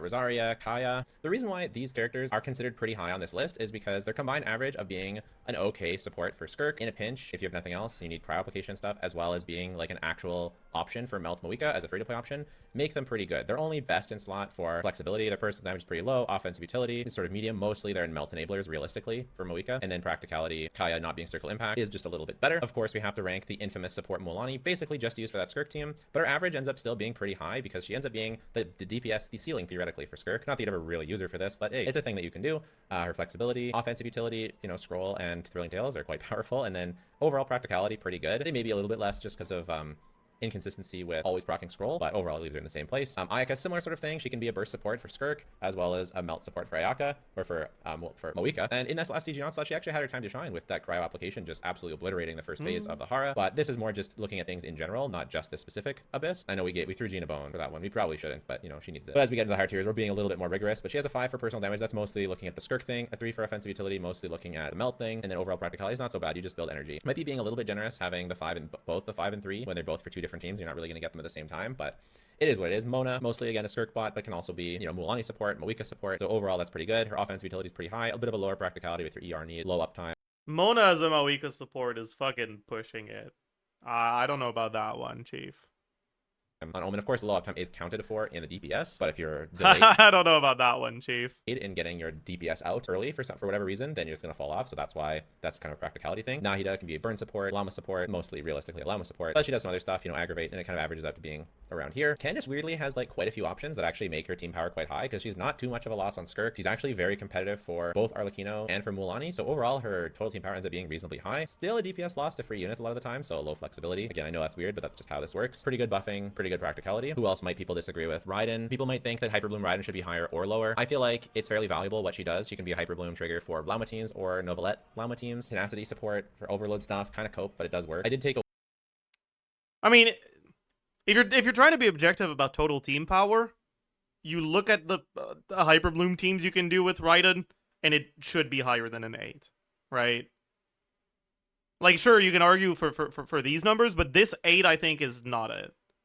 away 1 point of practicality because if you are using her as a Hyperbloom support, you are losing out on a healer being kooky. So I did take away a point for that. People might think Fischl should be higher. She's going to get a big buff, so she's definitely going to go higher. But why wouldn't I put Fischl higher? Well, basically, it's just her peak teams just aren't that crazy. She doesn't have teams that push the high meta. Like Auroron, for example. Well, he actually has a team that pushes higher, which is Moika, but he has no other good teams, so his average.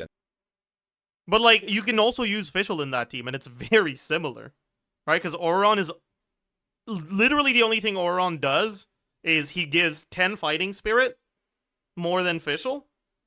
Because you can't do solo Electro Auron. You have to use the Ansan. Because solo Electro Auron feels fucking terrible. You get like 150 fighting spirit. It's awful. So you really want to use the Ansan. Right? And Iansan plus Mawika is already about 190. So Auron is only giving you like plus 10 fighting spirit. He's not giving you scroll because you already have Iansan. So all he gives is his C6, 30% attack. But he also has less damage than Fischl. So it's like pretty much the same.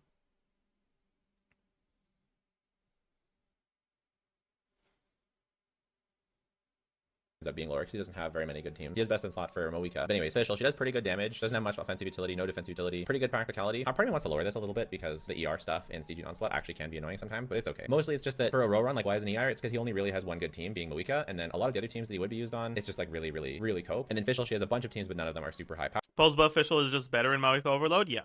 But this stuff is not looking at post buff stuff. But if you're just asking, like, in order to, because you want to know, then yeah, it will be. Auron can be a no swap. And what does not swapping to him give you?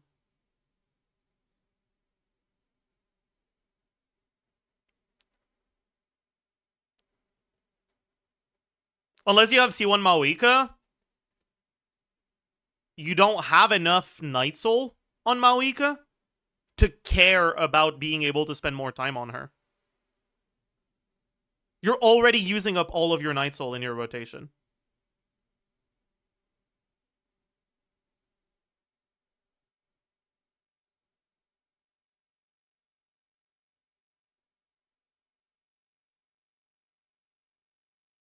Some people might think Emily should be higher, but really she's hurt by like only being relevant on each team. She's kind of okay on like Arlecchino teams. And if it's ever shilling burning, it's kind of nice to have Emily. She does lots of damage, doesn't have much in the way of offensive utility, very easy to play. But it's just really that total team power not hitting very high because it's better generally to use reactions. And burning is basically a reactionless.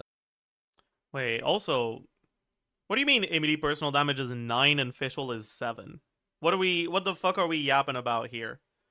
Well, what's going on?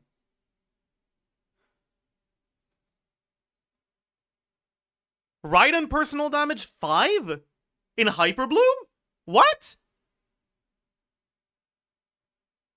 Didn't he say this was Hyperbloom Raiden?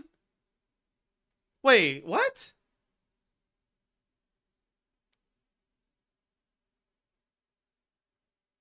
Is there a single character? Literally a single character that has more personal damage than Hyperbloom Raiden, other than like Hyperbloomy Nefa, I guess, which will be pretty similar. Team in most cases, and her just lack of buffing really keeps her down. All right, moving into top meta, we're getting into like actual, or sorry, not top meta, we're getting into like some actual really good characters now. So this time let's start with the supports. Like none of these. Let's take a look at what damage he gives Kuki. So you got Aino, Kuki, Xingqiu, Xiangling, Skur, Kazuha, Pyro Traveler, and Yelan. Again, not ordered. I'm hopeful. Kuki... Wait, Kuki also gets a 5? I'm so confused.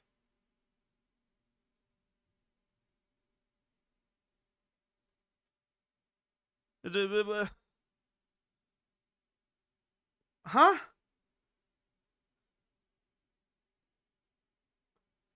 Are electro units not allowed to have their green numbers count? Is that what's going on?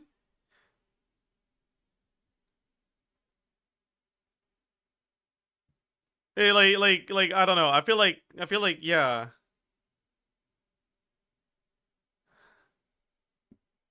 I'm confused.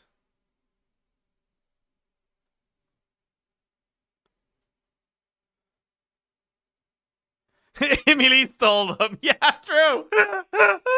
That's how she got to the 9. That this won't be too contentious, honestly.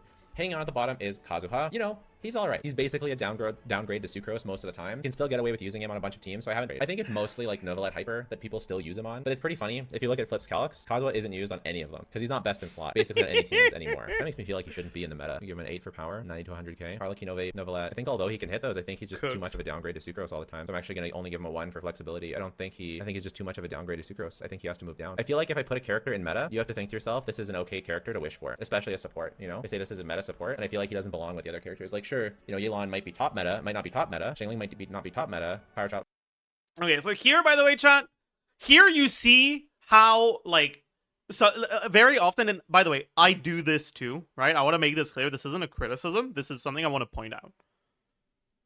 Very often,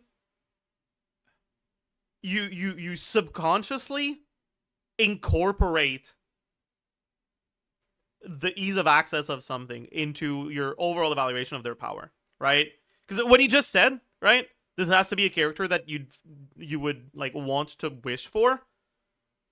If Pyro MC was a limited character, wishing for them would be the stupidest thing you've ever done. Right? I don't necessarily disagree with the idea of having Pyro MC fairly high. But a lot of that comes from the fact that you get it for free. Right? The fact that you don't have to make the conscious decision to go for them means that it's never a question of should I get them, it's a question of should I build them. And how valuable is it to have this character built on your account? It's pretty valuable. There's a lot of stuff that wants Night Soul or that wants Pyro. And Pyro MC is really good at dealing with that.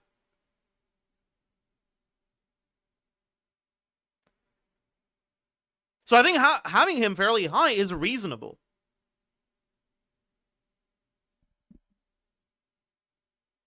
But anyways. Well, I feel like he just doesn't belong with these other characters. I think I'm really happy with, and we're just gonna be like totally real, right? I think I'm really happy with how this tier list works for the on-fielders, and I'm happy with how it works for the the top meta and like the meta off-fielders. I'm not as happy how it works, especially as flexibility and total team power stuff. There's something wrong and it needs to be fixed. It's close enough that I'm like okay to continue doing this, but there's something wrong. So you can expect changes here for the next one. And it's okay. Yeah, I wonder how you can really do this if you want to like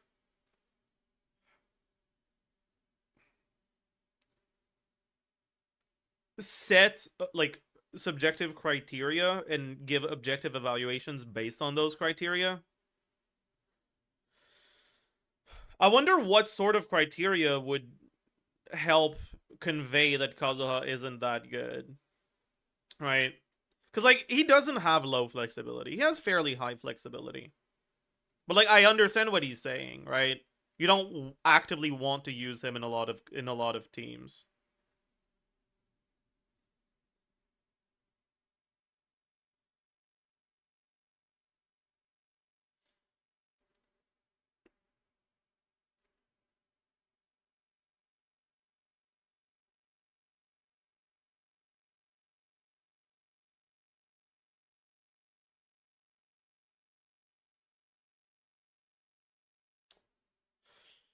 I don't know. Maybe...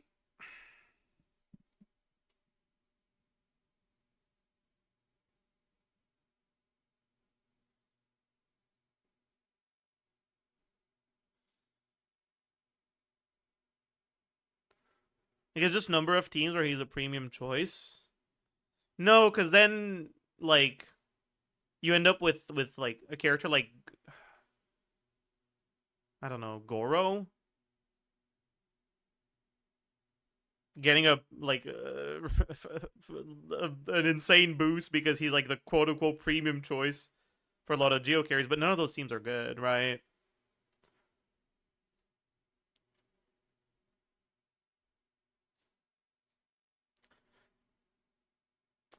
Like I guess the way I'd go about it is like some sort of like replaceability factor, like, or irreplaceability, I guess. Like how cooked are you for your team building in general if you don't have this character? How much does that like limit your options? Right? And with Kazuha, it wouldn't limit your options at all because he's not really that like that important or that great to any team.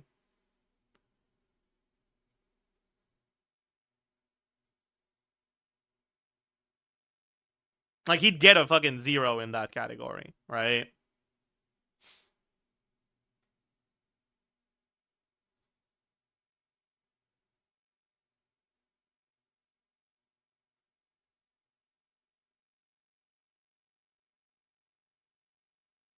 Okay, like it's okay to have it be wrong and it's okay to have it be a work in progress, but just so you know that I know that this still needs some work. I think it's workable, but you can see, you know, like what exactly are we doing here, right? Like what is a character? It's difficult. How do you rank a character like Kazuha? He's okay, he does some stuff, but he doesn't work on very many teams. I'd say this one comes from, like, if I want to justify it, right, using this format, this one comes from him being Sucrose is being given a permanent selector. Is it selector permanent? I thought it was an event for just the patch. Oh, that's so nice if it's permanent. Holy shit. Wait, that's huge. like an option on, you know, Hyper Novelette. The total team power comes as a result of him working on as a VV character for a bunch of those teams that we mentioned. And the offensive utility, it makes sense. It's just really this flexibility and total team power combination of 3 teams that's a weakness. It's this flexibility thing that's really weak, but it is important for the top tier. So anyway, keep going. Pyro Traveler, a downgrade option to some really good DPSs, but still very valuable. Skirk, as an off-fielder, instantly makes any Escoffier team OP. And I know it's really kind of bullshit to have Skirk, you know, as an off-fielder, but if we look at, you know, burst support Skirk, right, it takes Ayaka to 100k plus. If we look at burst support Novelette, it takes Novelette to 114. 114. Burst support Skirk, right, it takes Ayaka to 100k plus. If we look at Oh, I guess it's with Moonweaver. Wait, why R2 Moonweaver? What the fuck? Why, is it because they're assuming, like, gacha weapons you at R1, but because you have one for free, it's +1? That's so funny. Oh. burst support Novelette, it takes Novelette to 114k. Wait, and she's doing more damage than Novelette as a burst only character. If we look at burst Skirk with burst Risley, it's 116. I mean, okay, sure, like that's fair, but 41k is less than what Raiden does. All right, if we want to look at Raiden stuff, right? And we look at Raiden, Llama's not even in yet, right? Llama's not even implemented yet. And before Llama implementation, Raiden is at 55k. With Llama, it'll be way higher.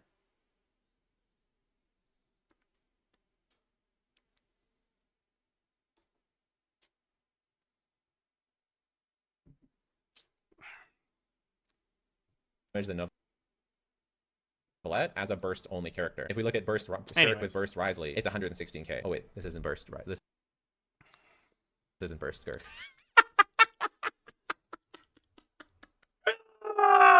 Oh no. Okay, I'll be right back, Chad. Oh god.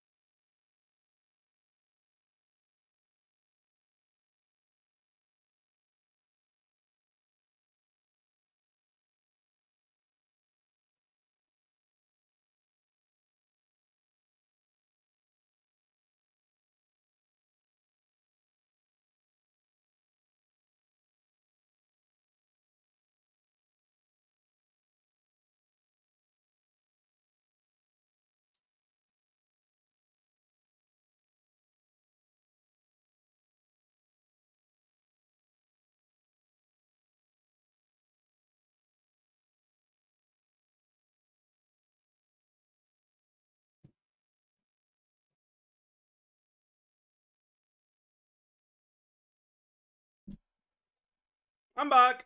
Hello. Ugh.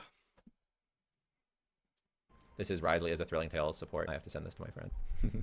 Something about this is just very, very funny to me. That's a crazy difference. 84k versus... Anyways, I understand if you object to having Skirk be a burst support character because that's like a ridiculous way to play Skirk. I totally get it. I have her flexibility only as 1 because it's only a Scoffier teams that it works. I have a 10 personal damage. That's not true.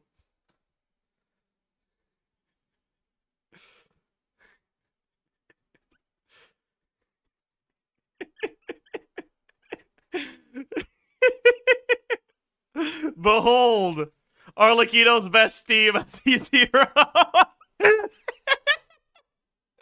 Oh.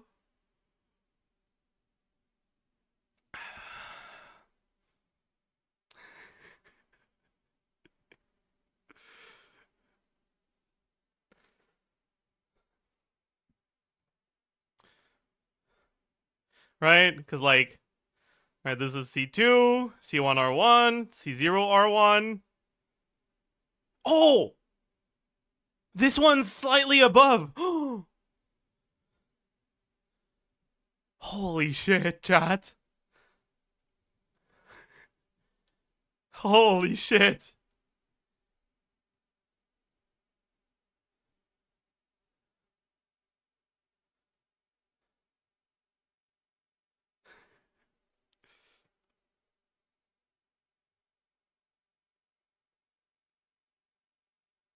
Yeah, what do they do with this? Do they do 2 holdies?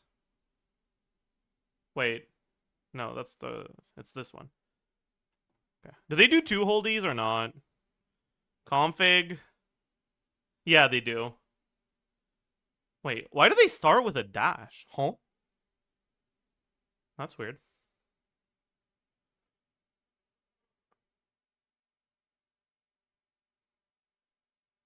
You should check out this premium art. Let's take a look. Hex and Circle buffs are confirmed. She's high from her newfound power. But the buffs now grant her additional explosive spark from using her skill and burst, which costs 0 stamina. Not only that, she has unlocked a passive, which unleash an explosive spark whenever she performs her 3rd normal attack.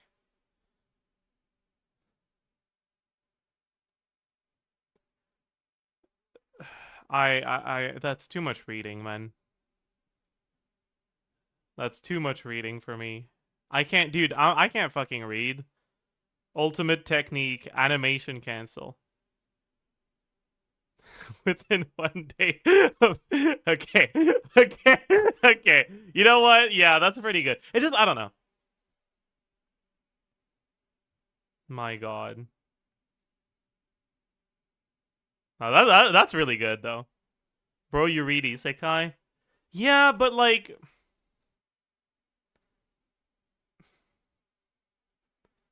I don't read it out loud, okay? Reading things out loud is annoying. Because, like, I cannot speak nearly as fast as I can read. So, like, reading out loud feels like walking behind someone who walks too slow. For me. Right? Because, like, if I'm just reading, like, I'll try to verbalize the speed at which I read. Physical plus will confirm she's from my found power, but stamina. Not only that, she has a 3rd normal attack. Like, and having to slow my like, I hate it. I really hate it. It's just it makes me feel constricted, and I don't like it.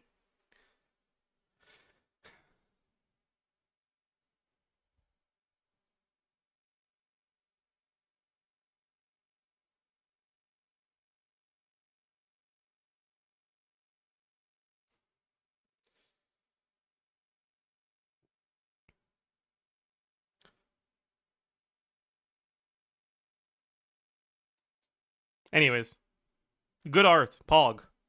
She does the highest personal damage of any off-field character, especially percentage-wise. Like, look at that nonsense.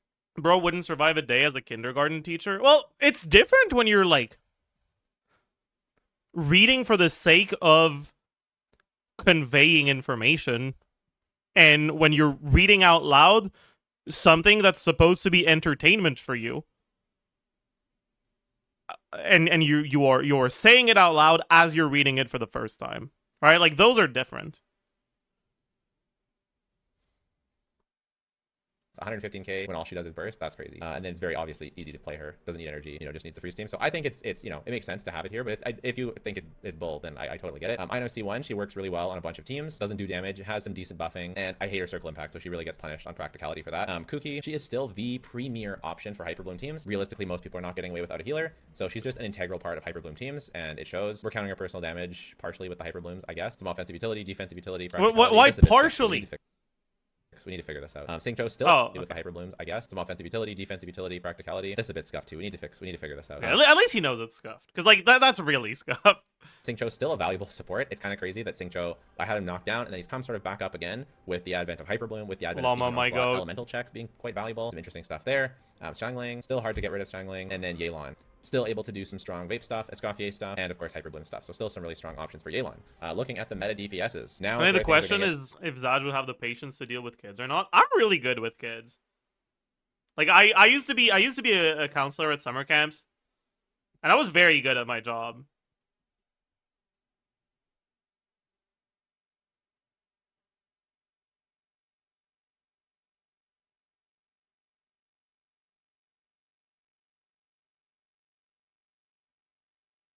He deals with chat every day. I know, right?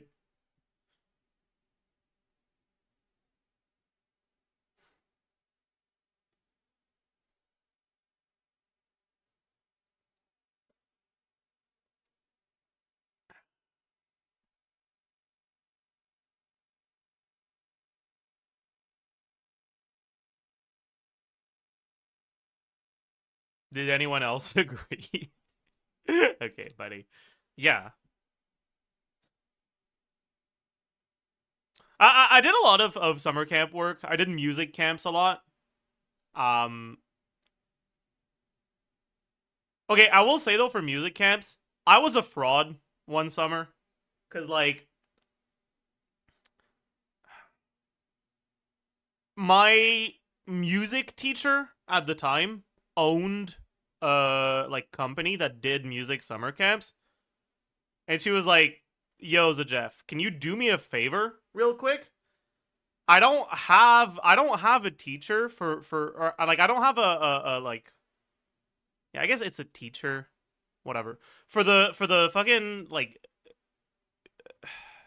it's called gumboots thing, right? They had a gumboots thing, which is like percussive dance basically.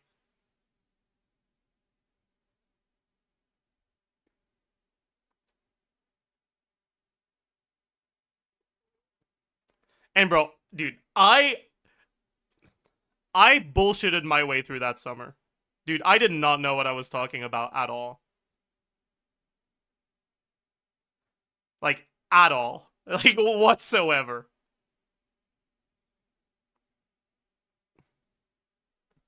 Yeah, I was an insane fraud. Spicy for some people. Try not to get too triggered, okay?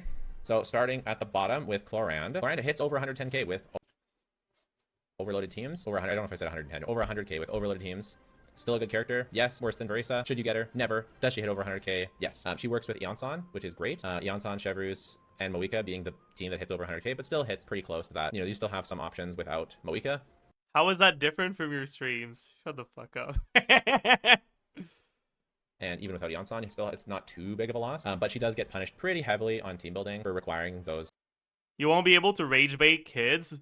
Okay, listen, I gotta be honest. If you think kids are not like very prone to rage bait, you clearly don't interact with kids.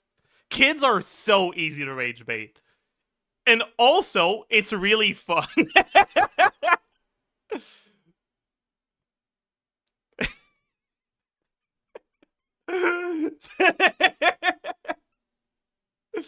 Oh.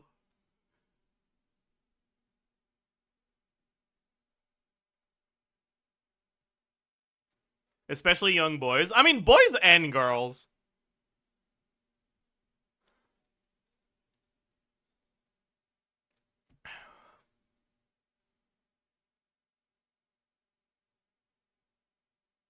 It's more fun to rage bait old people at the supermarket. I don't know about that. I think that's weird, actually. I think rage baiting strangers in public spaces is just outright weird, actually. Like I don't think that's a respectable form of entertainment.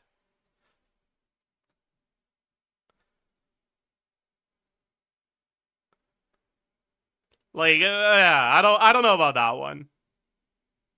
I guess it depends on the kind of rage baiting.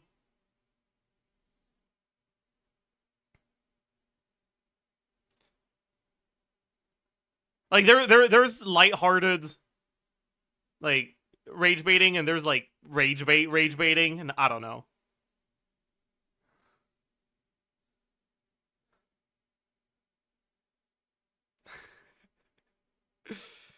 Maybe we need joy bait. What the hell would joy bait be? Because like rage baiting is like saying things you don't necessarily mean to invoke rage. So joy bait would be like saying things you don't necessarily mean to invoke joy. Like, oh my god, chat, you look so pretty today. Like just saying compliments you don't mean. Is that it? Is that what joy baiting is?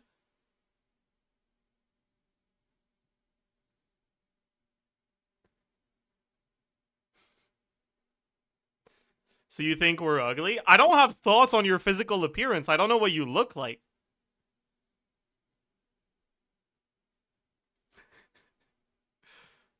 So if I call you pretty, it's clearly joy bait, right? Yeah, like me saying beautiful people is joy bait, is it not? I guess I've been a joy baiter all along. I wasn't a rage baiter. I was a joy baiter. Holy.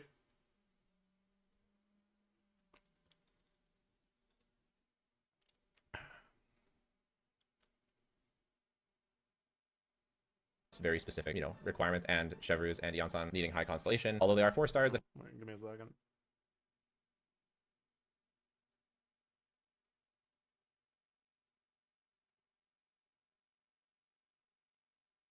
Jello replied. Okay, but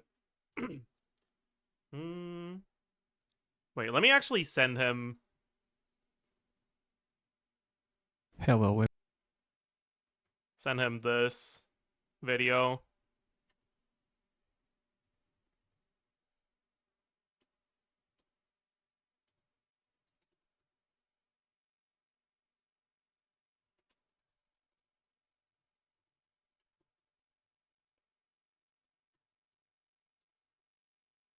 All right.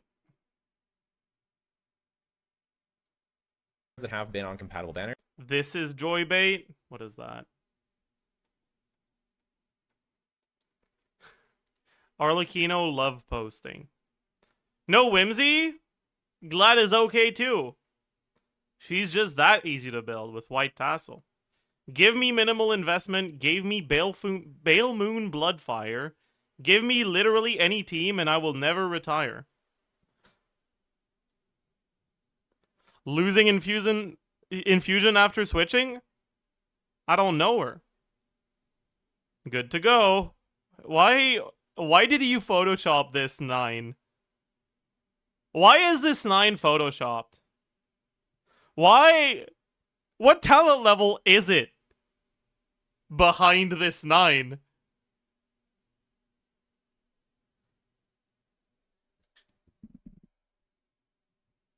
That looks like a 2, actually. Chat. Maybe it's 12, actually. Oh, it's probably 12, yeah. Because it has a shape of a 2, like, on the side here. But the level is, like, shifted to the left compared to these. So it's probably 12. Goat Lakino lore roundup. Helped in Fontaine, check. Got the Gnosis, check. Helped in Nodcry, check. Got the Moon Marrow, check. Never failed. Well, I don't know about never failed. Like, I do seem to remember a certain pink-haired. Anyways, I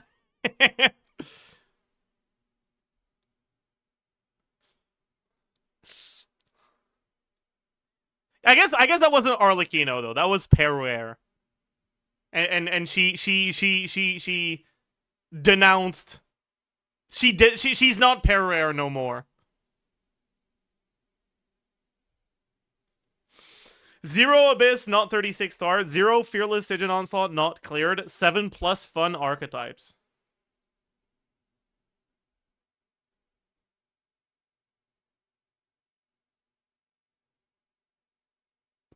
Okay. Flexible rotations. No strict combo requirements. No reliance on 5-star supports. Just pure, easy, worry-free pyro damage. Damn. I guess this is joy bait. Banners, so Shiveru's being on multiple Clan banners, Yansan being on Moika's banner. Despite that, needing C6 or you lose, 10% DPS for each, that's pretty bad. And then practicality, she is liable to be staggered around if you're not really good with her, so she gets an 8 for practicality. Next is Kanich. He breaks 106k with his 5E team, specifically with Emily, Bennett, and Yansan. Still gets reasonable damage, but you do. Does he? Is that true?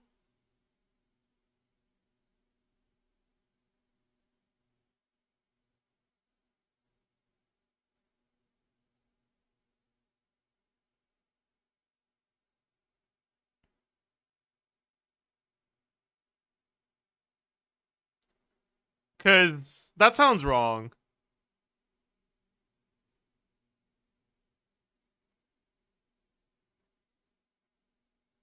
That sounds a bit too high.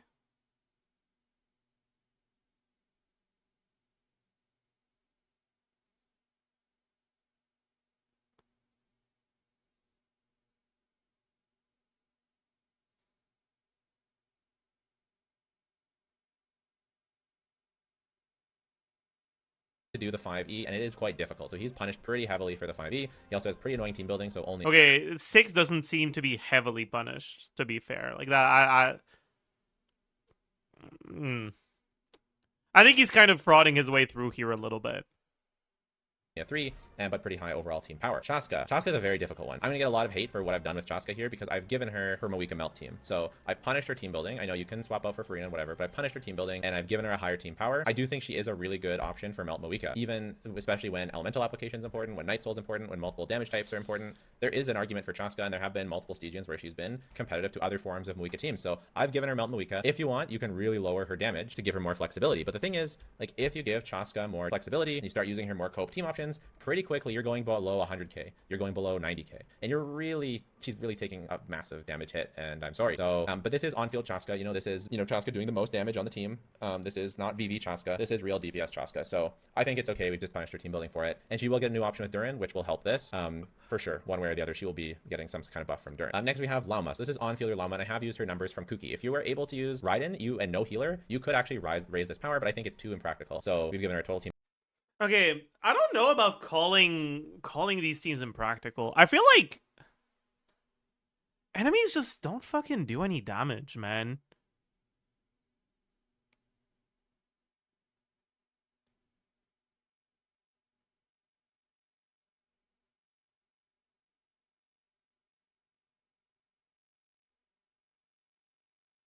Like, for the first time, basically... okay, this Abyss... They have an enemy that, like, in Overworld, kills my ass when I try to fight it. The local legend Fatui operative.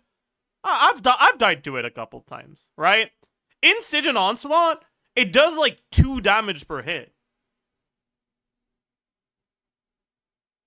Like, they're straight up not even trying to make you die.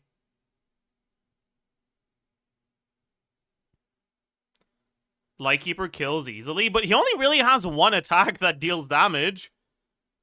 And it's very telegraphed, so you can either burst iframe it or just dash backwards a little bit.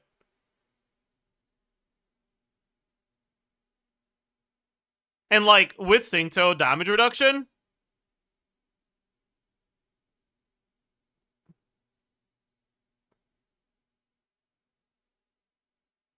it deals 3 damage.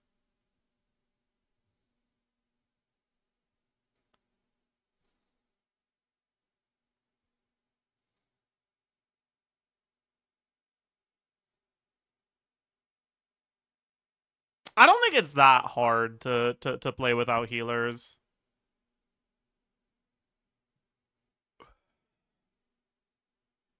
Power of 8 for just hitting over 100k. Some reasonable team building options because you can do different hydros, you can do Nida instead of Yelan. In practicality, it's like fine. You have to keep an eye on cooldowns and like really be on top of switching and rotations to make sure. And so that's why she sort of has an 8. And there's difficult energy stuff and it can be annoying. So that's. But like also,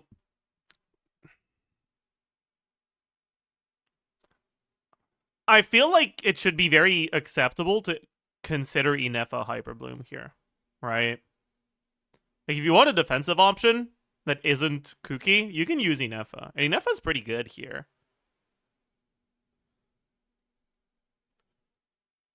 And like I get the idea of not wanting to give Inefa and Llama to carries because it feels like you're ruining your team building too much. But like you're not really ruining your team building here because like giving Inefa to Llama is like giving Inefa to Flens, right? I don't know. And she can brute force a bunch of Stygians. She really does have some pretty good DPS, even just as that Hyperbloom. Teams.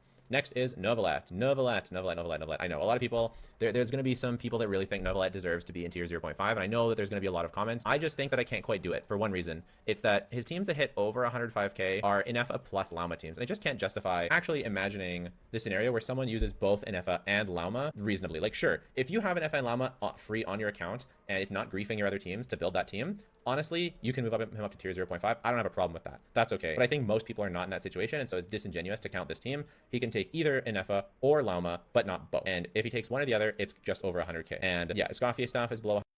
I mean, Llama Raiden is above 104. It's like at 110 plus.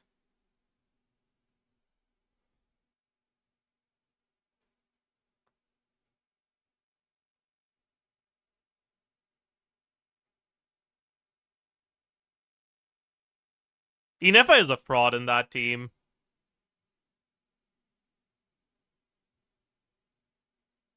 Hyper stuff is below 100k, so this is where he is. He does have some decent team building, but it's very expensive. There's not very much free to play. She's nice because of the shield, right? Don't get me wrong, but she's not that good. It's all 5 stars, you know, like sure, I know he has a million buffs, he has a million characters, he's got Inefa, he's got Lauma, he's got Durin coming, he's got Kazuha, he's got Farina, he's got Shallonen, but they're all 5 stars and none of them are free, and that makes it difficult. Team building is how easy it is to make good teams. It's a bit difficult because he's very 5-star hungry. So that's the Novelet. The final thing about Novelet. Wait, all of these characters have bad team building. We're at 44, 47. Let's go back down a little. Because I'm kind of curious, like, who has good team building? Like, all of these are one, like, what? There's not a single high team building. What's the point of this tier if literally everyone is low in it?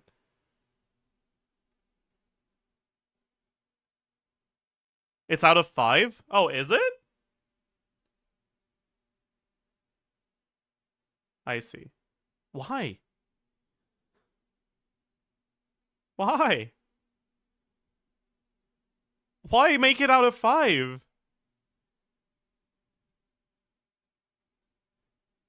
Yeah, Novelet, everybody. Okay, Mualani hits 100k. He's got a bunch to make of it less of a factor, but you can just divide by 2 in your formula if you want to. Like, this is out of 24. He's not adding them all together.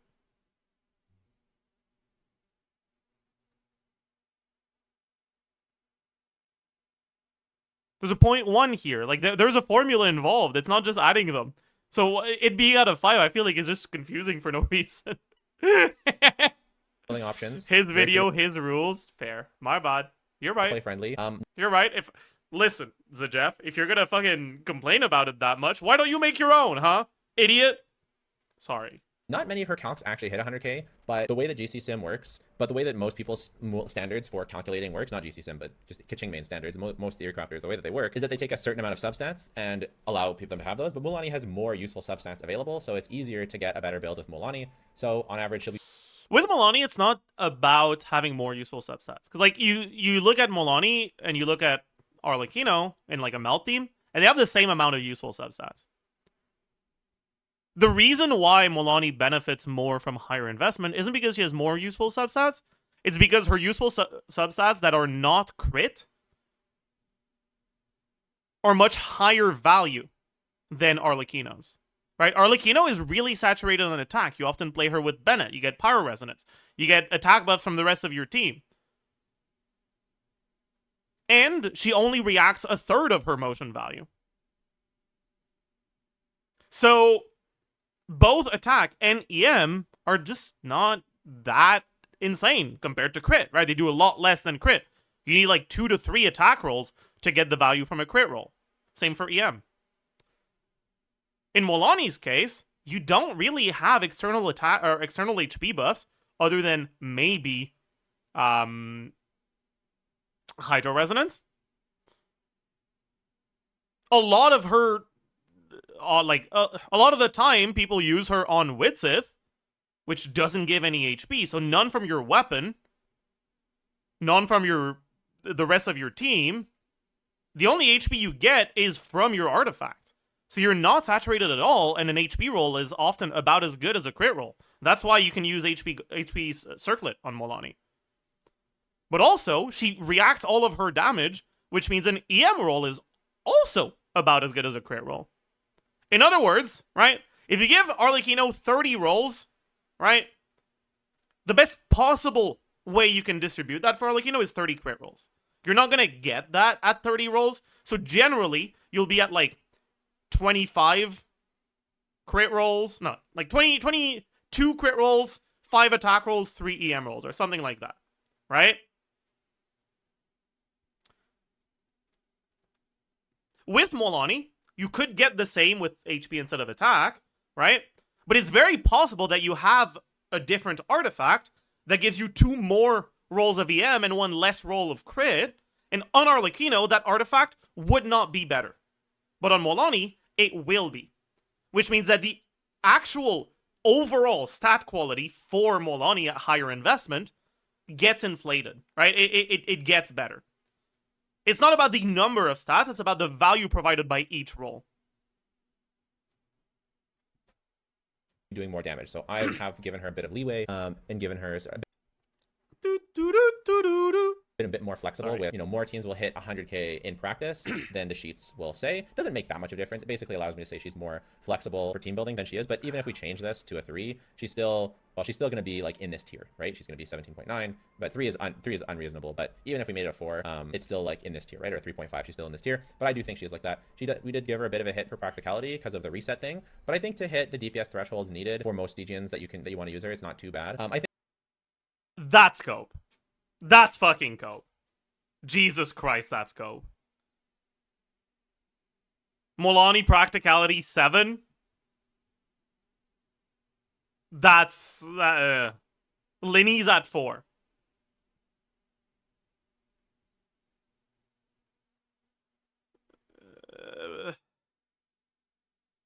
Ganyu is at 5.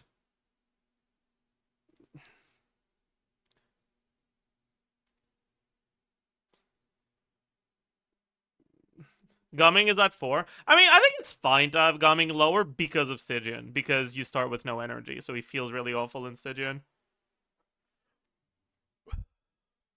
Right, because like as a reminder, Gumming's energy generation is dependent on him being in burst, right?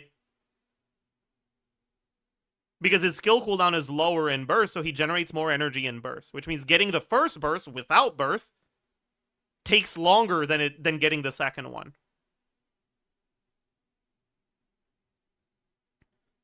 So starting with no energy cooks him so much. I think the common through line for all of these characters is that they're not always going to be able to clear Stygian easily, but often they will, and that's sort of like, how it sort of goes. But yeah, okay, and then Arlecchino. So I had Arlecchino a little bit higher. We had some backlash. It was a whole thing if you don't go on Reddit. But it made me revisit some Arlecchino calcs again. And if we're looking at more reasonable assumptions, we're getting about 103k for her melt teams. She still does have overload, Inefa, overvape, and other stuff like that. She has a bit of practicality issues with every time you heal, you clear your Bond of Life, you're not going to keep the same DPS numbers. But overall, I think she's quite a solid DPS, and she's just barely at the top of tier 1. So yeah, that's that fine. is tier 1. So now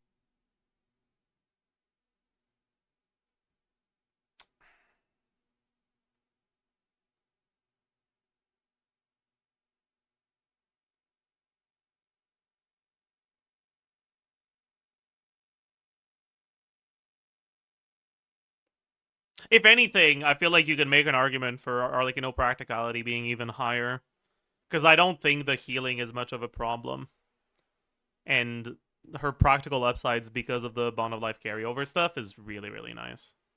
she's quite a solid DPS, and she's just barely at the top of tier 1. So yeah, that is tier 1. So now on to top. Wait, did I disable the subtitles like an idiot? I did. I'm sorry. Meta. So we'll go to tier 0.5 first. So DPS and support. Starting with support, we've got Sucrose. Kind of unbelievable how a 1.0 meta at a 1.0 unit, not just Bennett, but another 1.0 unit is this high up. Total team power 9.5. The average of her best teams are all super, super high between Moika, Mualani, etc., etc. Maybe we should do the DPS first. It'd be easier to reference the top DPSs. So maybe I don't know. Maybe we'll finish this off. But let's take a look at the top DPSs. So we've got Varesa, Nefer, and Flynn's. Varesa and Nefer are both above 100k, 110k. So they hit a total team power of 9, very, very high. Nefer, I would say, is much better team building. Basically, as long as she has Llama, you can... Yeah. So is he looking at no spin? Because that doesn't look like the numbers for spin Mawika. can do whatever. And so this is definitely a pro for Nefer. Team building, I've given basically a 3.5.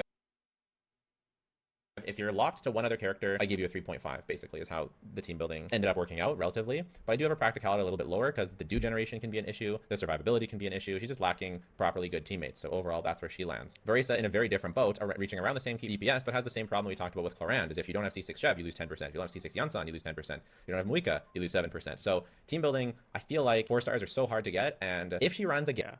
Yeah. Don't have Mawika lose 7%, that means no spinning. Okay. And with both Chevrus and Yansan, maybe we consider rising this up again. If people are like more consistently getting C6 Chev and Yansan, maybe if they're given free, but it's like, it's so difficult. And I feel like it's unrealistic to just assume that people can get those things. And if you lose those things, it really hurts her. So I've punished her team building quite a bit, and we can go back and forth on whether this should be higher or lower. I certainly have, but that's where she's ended up. If you have them though, like again, we can experiment, right? We can say if you have them, you know, and it's easy to play, then she moves up to the top of this tier, right? So that's a thing as well. And then at the top of tier 0.5, we actually have Flynn. And I know people are going to be super surprised by this, but sure, he has 107k DPS, which is just a bit lower than these two. It is higher than all of tier 1 though. Just let's be real here. But yeah, 8.5. And then his team building is a 3.5 because yes, he does need an EFA, but it's his practicality score that makes him the highest. And if you've played Flynn's, like I do think he's a bit boring. However, with boring comes ease, and boy, is it hard to mess up playing this character. Like you get all of his DPS out all the time. And so in practice, I generally find my Flynn's clearing faster than my Nefer, clearing often as fast or faster than my Varesa, just because he's so freaking easy to play. So we have Flynn's.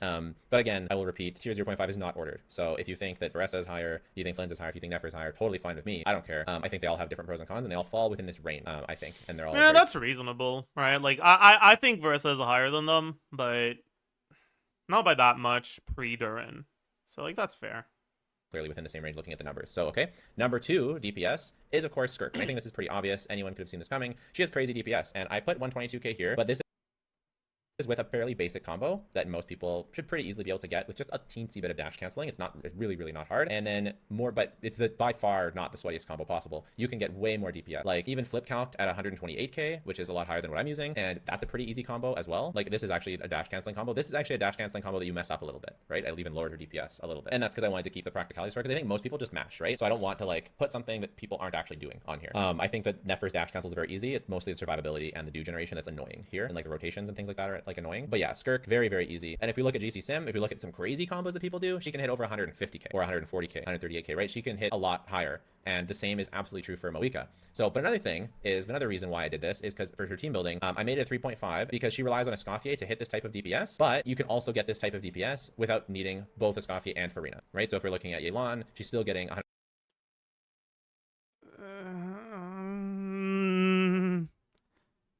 I mean, no, right? Because, like, these are good combos with good cancels. Right? Like, the 122k DPS on her best team, if you use that same combo on these teams, you are not at a 113k. You're at, like, 100k, maybe, on a good day. And that's still with 2 other 5 stars. That's still with Seat Lolly. That's still with Yelan. 113k. So, I don't know about that one. DPS, very, very high still. Still higher than anyone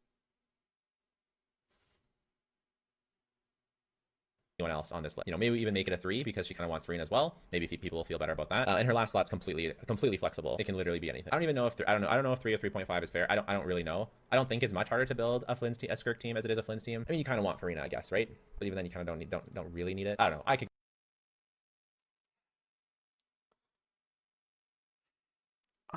don't know. I'm not convinced about that one, honestly. go back and forth. I could go either way. But Moika, so what we've done with Moika is a very similar thing, and she is of course by far the strongest, the strongest DPS in the game. And this is with a very basic combo that everyone should do. You're still gonna miss some melts, and there's still the application can be a little bit annoying, so for a bit lower for practicality, but a very high team building. But if you want to really min-max her, there's all sorts of crazy. To be fair, most people have 2 of Farina, Yelan, or Seat Lolly. I mean, yes and no. Sure, most people that have been playing for a long time will have 2 of them. But I think generally, for content like this, the people that need it the most are people that haven't been playing for a long time. So I don't know if just assuming that people have it, because a lot of people do, is all that productive for something like this, New combos that Butterfur has talked about, that Zajef made a video about, that you can crack out like 150k, 160k DPS with some crazy combos, but then you got to lower the practicality score to the floor. And I just don't really want to bother with that. I don't think you need that most of the time. I think you're clearing things without it. So I'm more happy to have a bit more modest DPS, especially since these two are so head and shoulders above the rest. I'm more happy to have a more modest DPS to give them more leeway in Skirk's team building, right? And a leeway in in Moika's practicality, stuff like that. All right, now for the off-fielders. We'll just take a look. So for the off-fielders, starting with Sucrose. Sucrose being a top option for Moika and for Flynn's, and arguably for Nefer, and for Mualani, and for Arlecchino. That's pretty crazy. So Sucrose has crazy total team power, crazy flexibility, not much personal damage, none in fact, but crazy offensive utility with VV and Elemental Mastery buffing and Thrilling Tales, no defensive utility, and very easy to use. I don't think the Sucrose cringe stuff makes any sense. Is it hard to press E? No, we're not double swirling anymore. There it is. So Farina, pretty high team power at 9.5. She's very good with Skirk. She works well with Moika. She works well with Flynn. She works well with Verisa. Works well with Never. Like, she works pretty well with the team. She's not really best in slot with a lot of them, but we still give her, and that's why we punish her flexibility. Works well with Never. Like, she works at 9.5. She's very good with Skirk. She works well with Moika. She works. Okay, I don't know about Farina working well with Moika, because like, if you look at the Vate Moika team, they're just so fucking ass compared to her other ones that. Yeah, it feels like a really big stretch, honestly.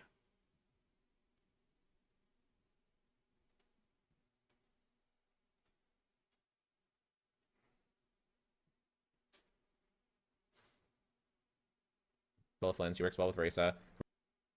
And then works well with Verisa, like that's not factually wrong, but like. I don't know. Works well with Never. Like, she works pretty well with the team. She's not really best in slot with a lot of them, but we still give her, and that's why we punish her flexibility a little bit, because she does work good with them, but she's not as best in slot. So again, the weakness of our tier list is definitely the flexibility column. It's showing. It's okay, but it's showing pretty good personal damage, pretty good offensive utility. Not as good as it once was, because damage bonus is not as good as it has always been.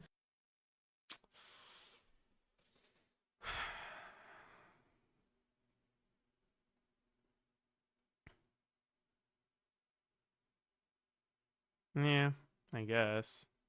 But practicality, and she's very easy to use. So Farina, very, very excellent character. Xilonen. So, I gotta lower her flexibility. I think that Xilonen, she has a very high total team power. And sure, she is flexible. She works with Moika. She can work with Verisa. She's very good with Mualani, with Arlecchino, with Novelet. But I feel like she's not as flexible as she once was. I feel like even that might be a bit too high. I still think she belongs in tier 0.5, but I feel like her flexibility is falling off. She's not super, super good with as many characters. I do still think, the TLDR, I do think she still is worth it for Moika, but other than that, it's kind of rough. Personal damage doesn't do any. Offensive utility, very useful. Defensive utility, it's okay, but it's going to be a DPS loss to use it, so I don't want to rank it too high. And then practicality at a 4.5.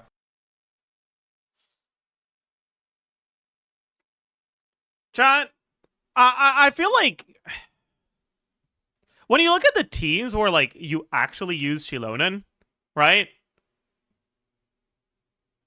out of the teams for like these carries, it's pretty much just Malika and like Molani, and I guess Arlecchino, right? And Nevidette, sure. Let's say for now, right?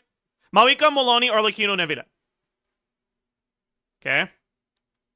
Malika has Bennett. She doesn't need defensive utility there. Molani can't use Shilonen's burst because if she does, you lose your Hydro Aura, so you can't swirl anymore. Arlecchino can't heal, and Neuvillette already heals himself. So for the 4 like actual good meta characters where you use Shilonen, she does nothing defensively. Nothing whatsoever.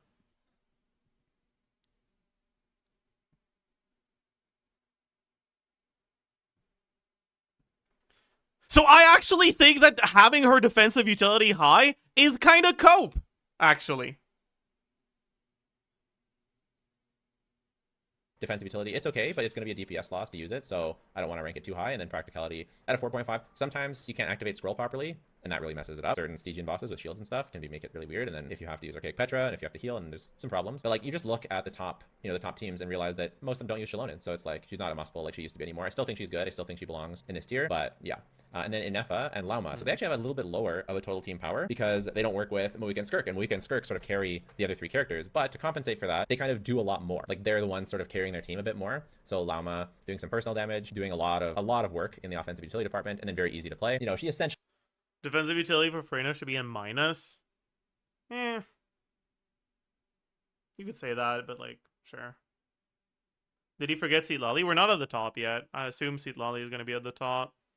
makes Nefer viable, right? She's pulling a lot of weight, and then Inefa is doing a very similar thing. Some of the highest personal damage, one of 3 characters getting a 10 for personal damage. Offensive utility doesn't do as much buffing, but still provides some offensive utility, defensive utility, and then practicality being very high, so pretty good shield there, very easy to play, super brain dead. And then moving into tier 0, we have Moika. So actually a lower total team power as well, because big surprise, taking the best DPS off of your DPS and putting her as a support is going to be a DPS loss. I feel like this is close enough that I think it makes a bit more sense actually to put Moika into tier 0.5, which just intuitively I kind of like the idea better, but also the numbers just sort of match up a bit better. Really high personal damage, some offensive utility, quite easy to use, but just like the thing about Moika is her personal damage is not 10 unless you spend field time on her, and if you do, she's not off field anymore. Right? And if your category is going to be for off fielders, you can't have her at 10 personal damage spending field time, because that something's going wrong here, So I don't know about that one. It's that total team power that prevents her from being a tier 0 character, I think, because sure, she's supporting Veresa, she's supporting Clorand, but they're kind of, and she's supporting a lot of these characters and carrying them, carrying Chaska, carrying Mulani, but not to the levels of, her own teams, like other supports carry her or help her. So this is so. Because like if you look at the teams where she just presses burst, her personal damage is not even close to 10, right? With the 10 being Inefa and Skirk, right? That's like 40k plus personal DPS, right? Putting aside the fact that the Hyperbloomers would be like 12s if those are 10s, but like, sure, right?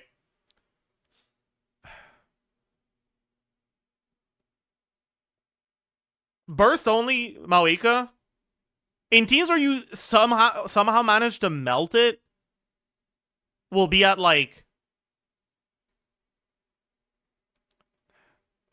30k on a good day.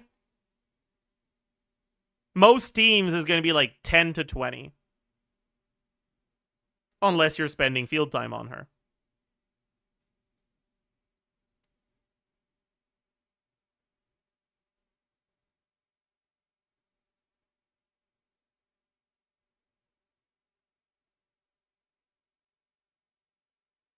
It does not make the 10 cutoff, in my opinion. I don't think it would make 9 for me either.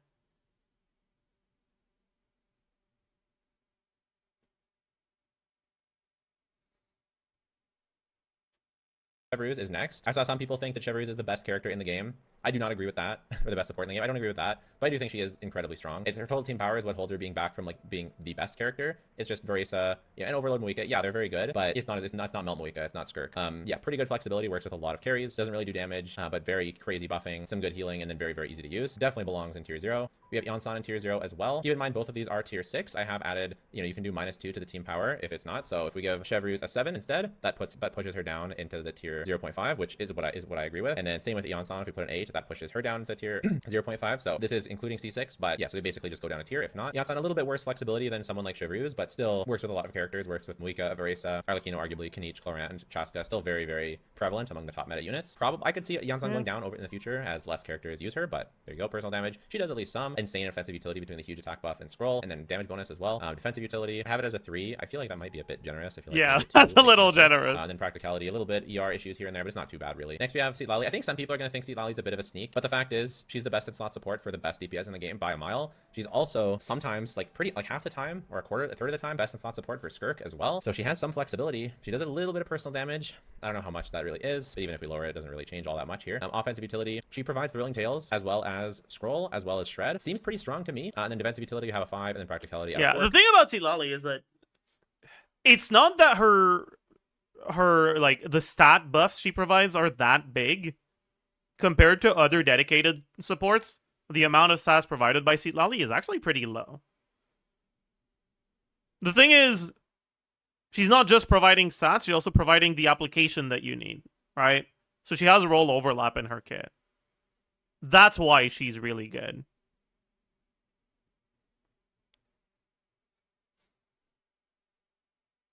Because the ER issues, the passing scroll can be annoying sometimes. Procking scroll can be annoying sometimes. I think you can say what you want about some of these things, but the fact is, she ends up being best in slot for Muika and half the time for Skirk. She's best in slot for Arlecchino, for Mualani, for Chaska. I feel like that's pretty good.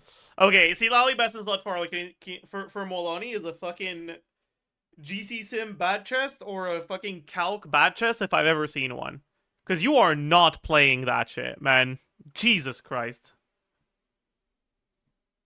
You know what I'm saying? I feel like Seatlali is a pretty damn good character. And yeah, you know, Moika Melt can use other stuff, but I feel like it's still pretty good. And I do think worthy of tier 0 based on how the criteria shake down. Next, of course, the Pyro Archon himself, Bennett. Absolutely integral to Moika's teams. Not as flexible as he once was. You know, other than Moika, you know, not really appearing in the top 5. Works with Arlecchino, with Kanich. But that's kind of it. Chaska would prefer Eonsan. So like a bit more of a niche support than he used to be. But because he's still best in slot for by far the best DPS in the game, and still very good for Avaresa and, you know, Arlecchino, etc. Still an excellent support, obviously. I feel like there's a reasonable argument to lower his flexibility a little bit. There's just not as many characters as it used to be. Doesn't really do personal damage. Crazy offensive utility we have. The highest is reserved for just Eonsan and Bennett. Some pretty good defensive utility with healing. Practically being 4 for circle impact. We're taking it a little bit away. And then number 1, which is weird to me. I didn't expect this. I wouldn't have just put Escoffier at number 1. I'm not gonna lie. I think it's just like the sheer number of things. And it's, you know, maybe you could argue this is a flaw in the system because she just does so, but if you think about it, it's not necessarily a flaw. She just does so many things well. So many things crazy, insanely well. Like, okay, so total team power, we have it at 10 because yeah, she's best in slot with Skirk, but she's also best in slot with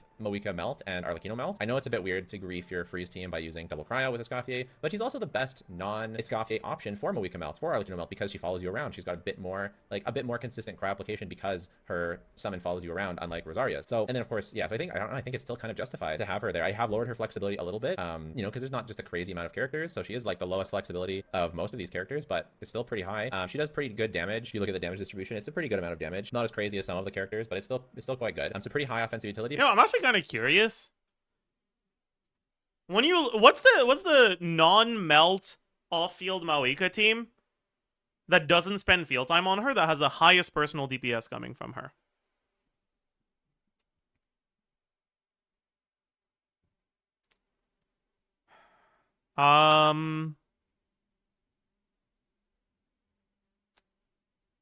Yeah, this sim is fake as hell, but this one is 17k.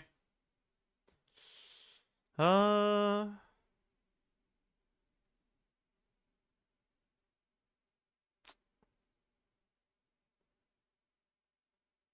that's with a vape too. This one spends field time on her, right? Yeah. And so this one spends field time on Maoika, which is why it's at like 40k-ish. But if you just look at the Sunfell Slice, it's like 11k. And the skill is 5k.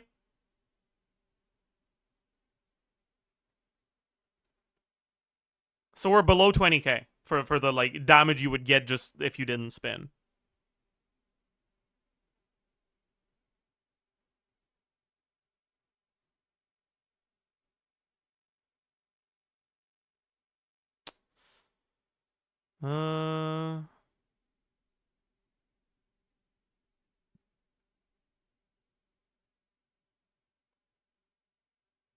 4 C2D. Like, I can't, man.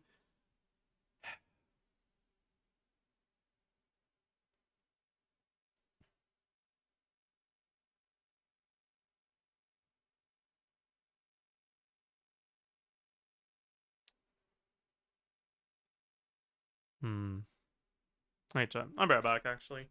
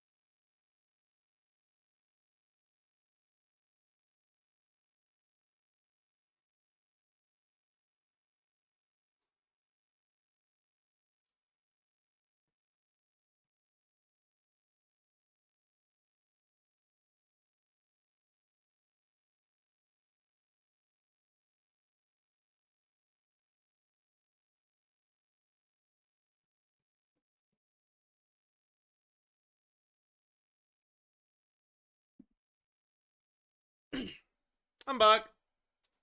Hello. Oh. Alright.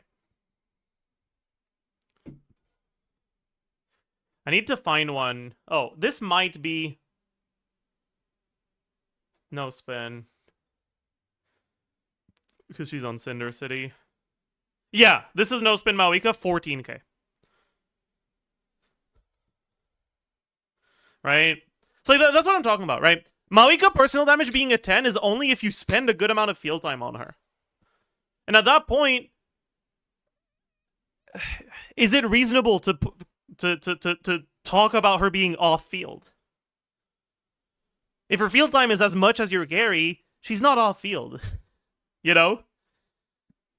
But it's not maxing out or anything. It's just a lot of Anyways. red for cryo, which is very good. And then, of course, the defensive utility. I feel like she has the best healing in the game, being a team-wide healing, so it can max out Farina, and it just makes you pretty much unkillable, and she's very easy to play with. Sure, some energy issues, but she works really well with Fav. So there it is. Overall, I feel amazing about the on-fielder list, and I feel like about 65% satisfied with the off-field list. Overall, I disagree with her having the best healing in the game. I wonder who I'd consider to have the best healing in the game. Is it Baiju? It might be. Especially with a C1 being available for free.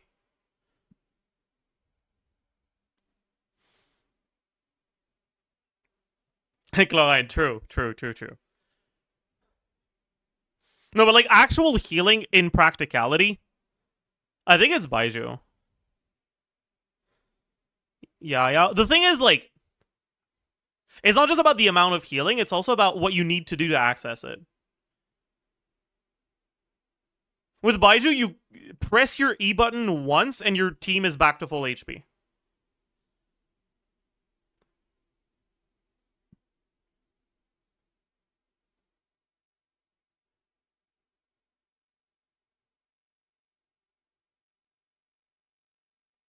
And then on top of that, if you have more field time to spare, you can get resistance to interruption if you want some by using his burst.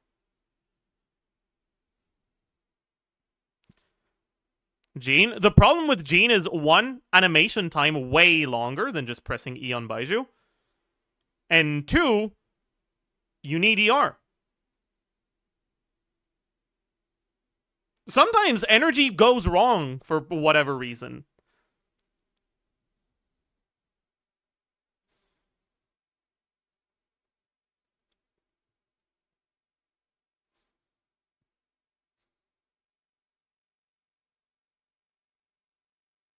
E in full HP just like Sijuin. Doesn't Sijuin take a while to like heal you?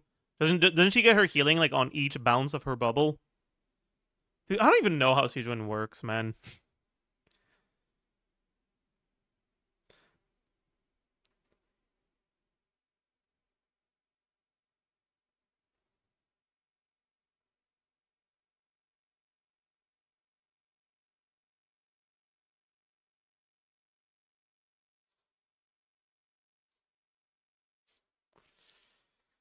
Should watch a guide on how to maximize her healing. True.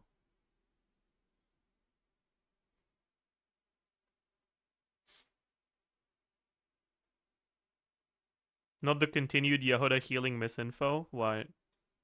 Yehuda healing, like in terms of amount, is pretty high, but it's a burst, right?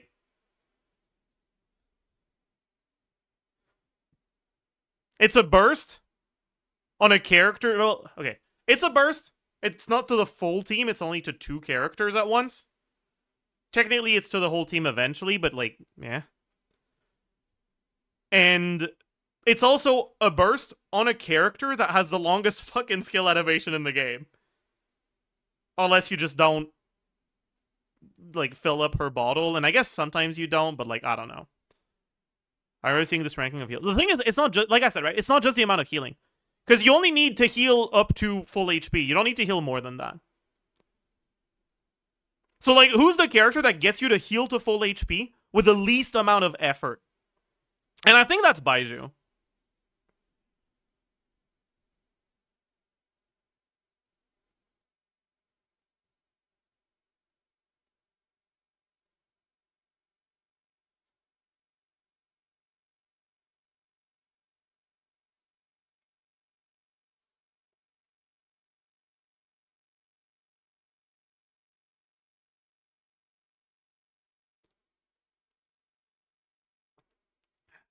It's Eon-san. True!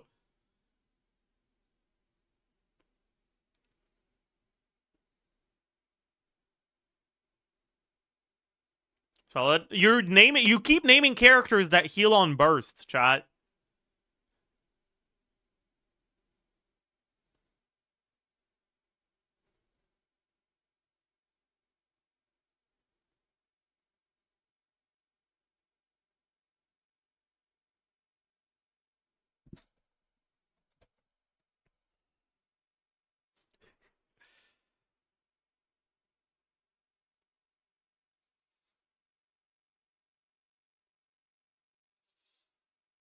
Escoffier burst is so quick to get on Fav. You know, I feel like Escoffier's defensive utility gets hurt by how good she is.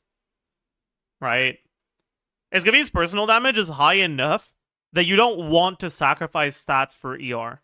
You don't want to build more ER than you need to get comfortable bursts. You want to get exactly as much ER as you need. Which means when your Fav doesn't proc, when your Farina Fav doesn't proc, if the one of your hits missed the enemy, so you missed a particle because of that, you don't get the burst, and you have to wait for the skill particles, and that delays your rotation by 2 seconds. Each rotation for the rest of your clear. And you lose like 15 seconds because of that. And it feels so bad, actually.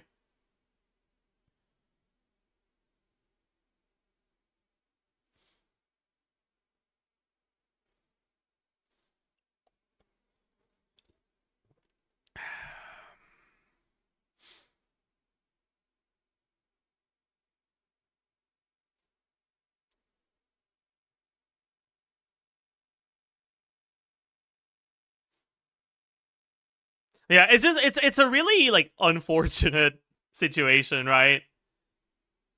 Like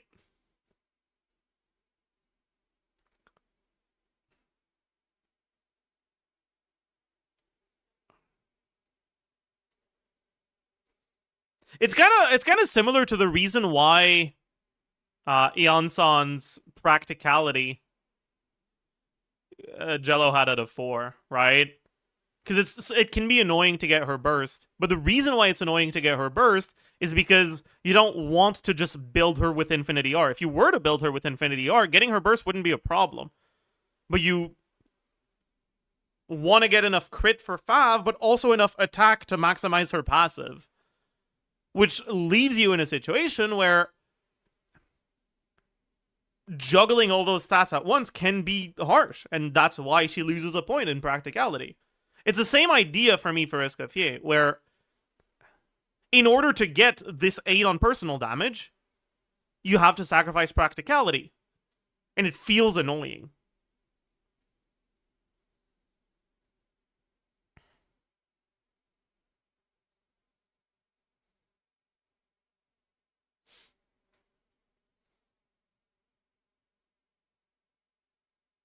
pretty much unkillable, and she's very easy to play with sure energy issues, but she works really well with Fav. So there it is. Overall, I feel amazing about the on-fielder list, and I feel like about 65% satisfied with the off-field list. It's not terrible. I feel like maybe there's a bit too many categories somehow, but also mostly it's just the flexibility category is not ideal. But while we're here, let's update the list, and you can check this out for yourself. So if you want to stay up to date on my thoughts, I'll be updating this all the time. So this will stay relatively updated all the time, believe it or not. And I will have this linked down below in the comments and the description so that you can stay up to date on my thoughts on the tier list whenever I get around to updating it. And if you have thoughts, you can reach out to me on Discord, but I may or may not get to you. But despite the objectivity, despite my unhappiness with the objectivity portion of the support list, I do think that I'm quite pleased. Oh, we didn't lower Cosmo down with how it ended up looking in the end. How it ends up looking overall. Is there anything here that I think is like completely off?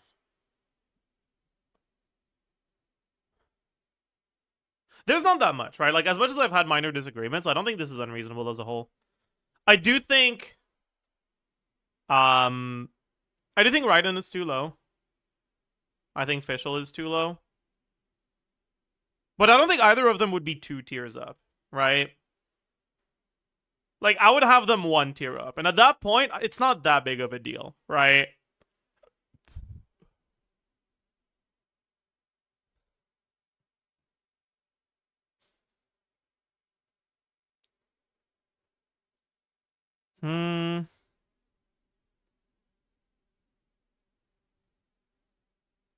Yeah, I thought Venti was too low, but honestly, that's the sort of stuff that, like, you're not clearing Sigyn Onslaught with him either way, whether he's tier 6 or tier 4. So, like, who cares?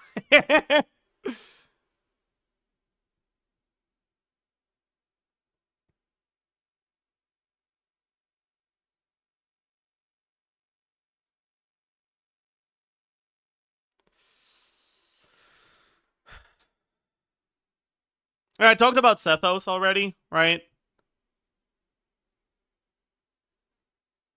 I don't think I'd put Sethos in tier 2 though, but I would have him I would give him the S thing, because like I do think optionally played Sethos does make it here. Post buffs might make it here, man. Like I don't know. I haven't looked at it yet.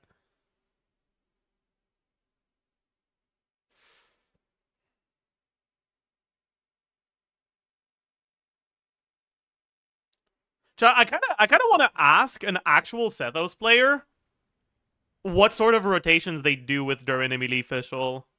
Because I have no fucking clue, man. I have no clue.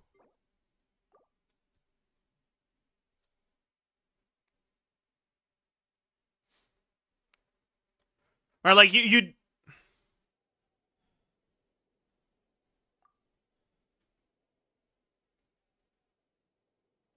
probably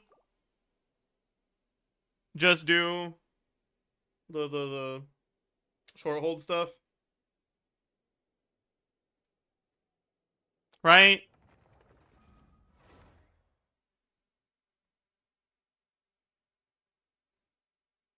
Because it's going to be really difficult to get an N2W. Oh, we're almost capped. Oops, not what I want to click on. 3 minutes. We'll be fine. We won't cap. It'll be really difficult to get the N2W uptime, then some short hold, and then go back to N2W. Like, getting the energy back to start at full energy for the N2W, I think is going to be really hard. Unless you build a lot of ER, but I don't think you want to. So I think you're just going to try to do 2, like, charge attack 1 uptimes. Or maybe you just on-field Fischl and do 1 uptime, but that sounds sus as hell. That sounds like it cannot be right.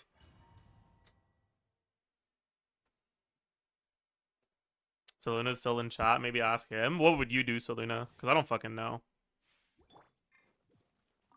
Does Tim Hortons have a hash browns? Yeah, but honestly, Tim Hortons' hash browns are kind of pathetic.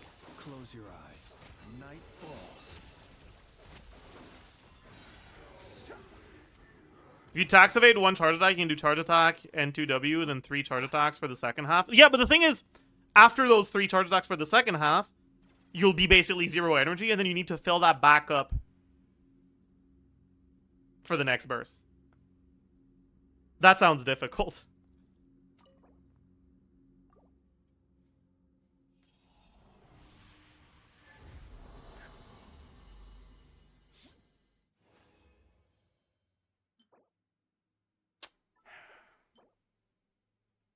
Oh.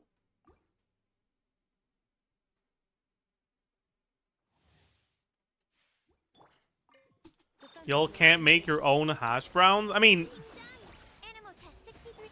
like, if you go to a fucking coffee place to get breakfast, you think I'm gonna, you think you're gonna, like, make your own hash browns, bring your own hash browns, buy a coffee, buy a fucking, like, breakfast wrap, and then use your, like, eat that with your homemade hash, like, what? Bring your own hash brown. BYOHB. Exactly. Yeah, you get it. You get it. What the hell? What's going on here?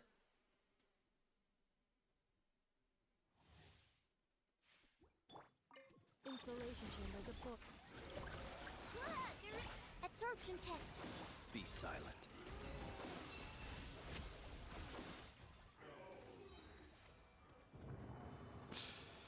So you said, I like extra ER and Sethos, so burst NTW plus 2 to 3-ish charge attacks.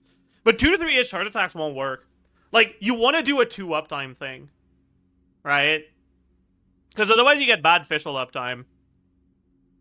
Or maybe it's a sack Fischl angle. Chat, maybe it's just a sack Fischl angle. Just like with blind. For the non-TF team. Defensive mode engaged. Animal test 63. Observe. Close your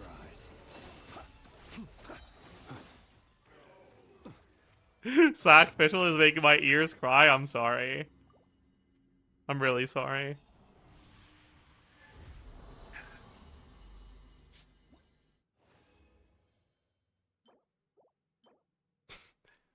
Bro, what the fuck is going on with his double crit today?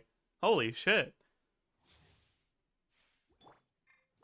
Cleanup sequence initiated. Can channeling snapshot finale of the deep gallery? The finale damage percent is not snapshotable. Even on characters that can snapshot.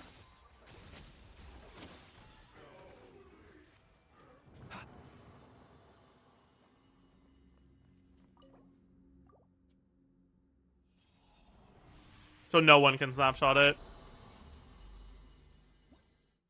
Common damage percent isn't snapshotable. No, sometimes it is. Oh. It is not consistent at all. I think, was it Ali Flash that's snapshotable? I don't know. It doesn't fucking matter, man. Don't try to find consistency with Hoyo. Just accept that things suck and it is what it is. Yep, perfect.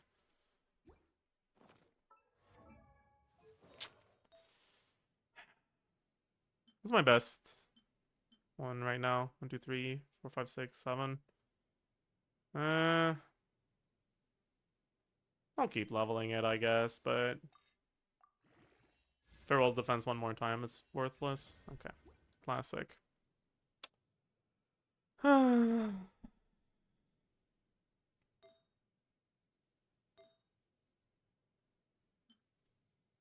Get this to 8, but if it doesn't roll crit rate, it's bad.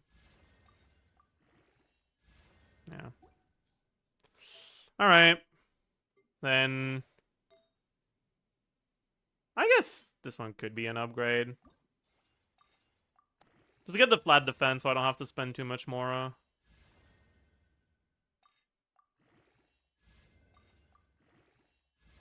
Okay, I'll keep going. Fine.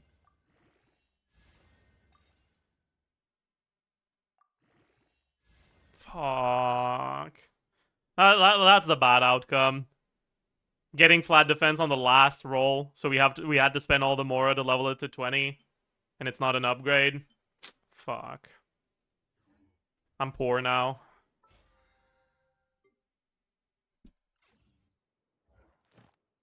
It's usable. It's a downgrade, so it kind of isn't.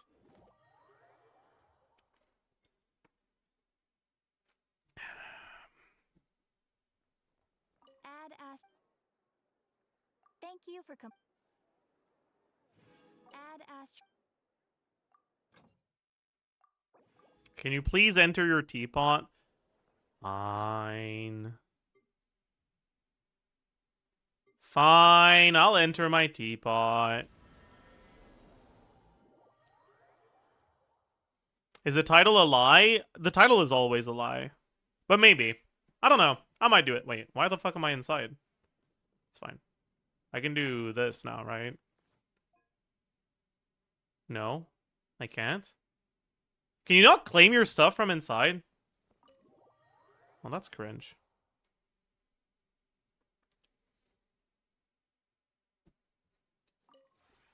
This realm is truly.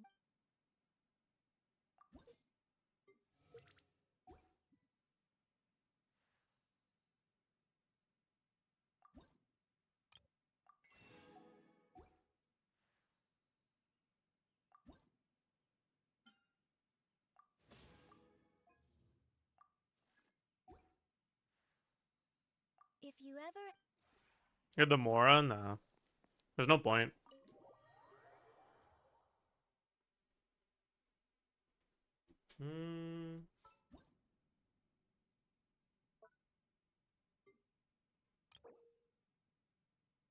Okay, I'm making this right now.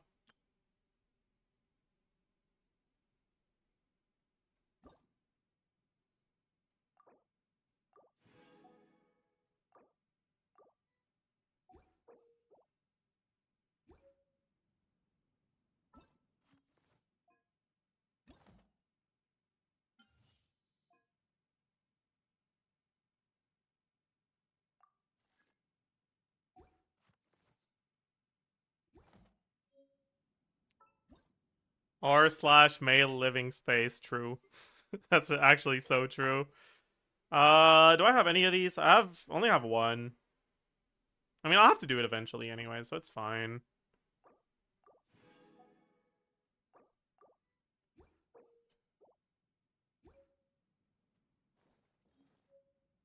Can you please show the Funko Pop or whatever it's called behind you? Is it from Hades? It is from Hades. It's a Zagreus. It's very dusty. I haven't touched it in a while.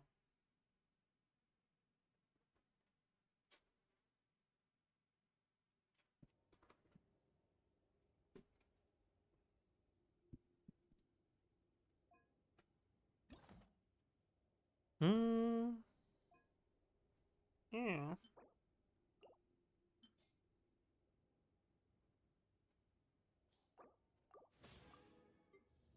Need red dye.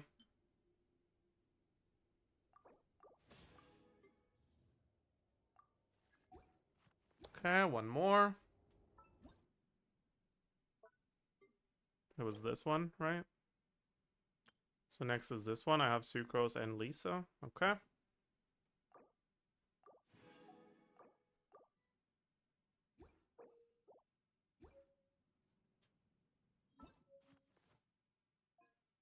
Okay, business. Ew. That's fine. We can just do this for now. All right. We have teapotted. Teapot? Can get this out of the way. On this account, I do the standard wishes as soon as I get them. All right. Could do this, but I don't care that much.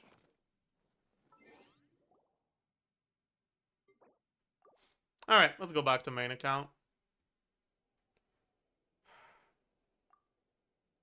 What? Who should be the next witchcrafting video, by the way, chat?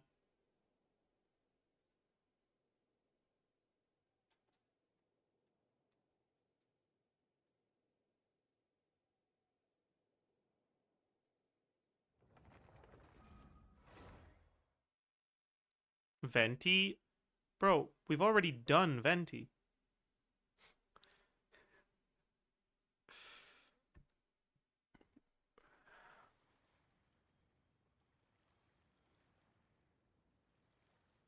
Okay, you know, before I do that, I want to update my Molani stuff. So, let's do that. What was the rotation I was looking at for Molani? Again?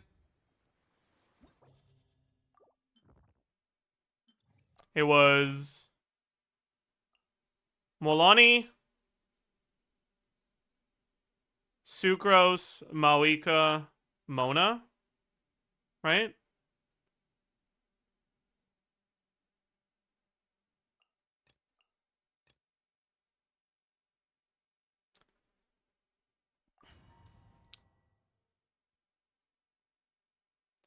Right, and I think the rotation was Mona E, Malika Q E. Yeah, Mona E, Malika Q E, Mona Q, and 4. Animal test 60 faster. Surf's up.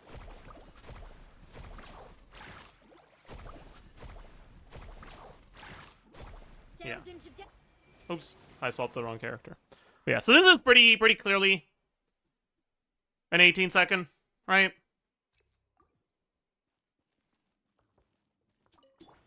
shadows of wrath from the skies. Full thrust written in the stars. 1, 2, 3, 4. Stand clear. Let's ride.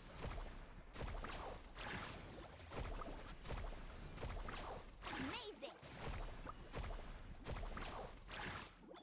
Let me scrub. Pyroclastic surge. Fate is upon you. Absorption test. Faster.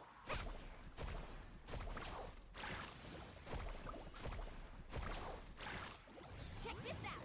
That's the look. Burn it down. Light of the blazing sun. Yeah, so it should be pretty comfortably 18 seconds.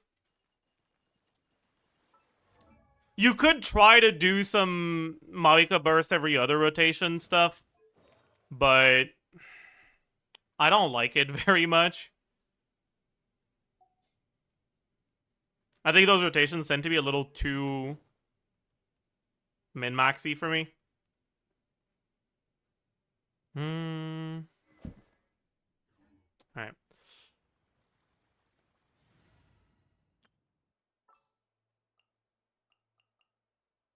So Molani, Sucrose, Malika, Mona. I want to help. Oh, right. Let's actually just take a look at the damage of this team. Like, fuck it, why not?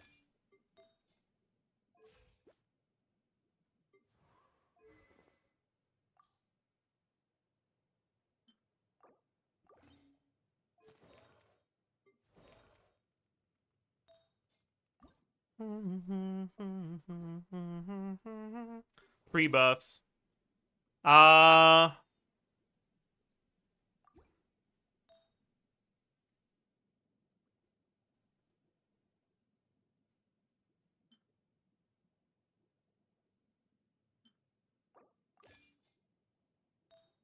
Yeah, bro, what the fuck is going on here?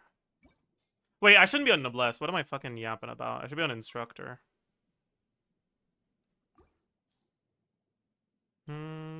We do this. We do this. We do this. We do this. Should be good enough. I don't have burst on Mona right now, though, which is going to be a little annoying. Gotta get the first burst.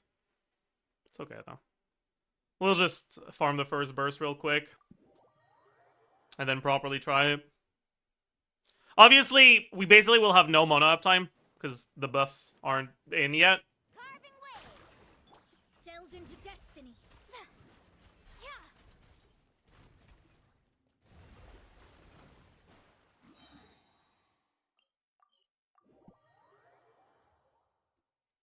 Okay, so Let me scrap. Pyroclastic surge. Try and stop me. Decided by destiny. Ha! Animal test 63. Let's ride. Surf's up. Woohoo! Amazing. right, so we have basically no mana uptime, so it doesn't look that good. But like, let's take a look at what happens if we. Also, I just realized I have like 115 crit rate, don't I? Yeah, whatever. Let's take a look at what happens if we don't do the N4 on Mona.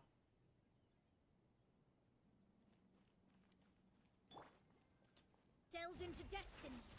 Light of the blazing sun. Fate is upon you. Stand clear. So we have actual Omen uptime. We only had one there, right? But still. What buff was that? My Milani has 2,000 attack. I think I know what buff I got from Wits. Yeah.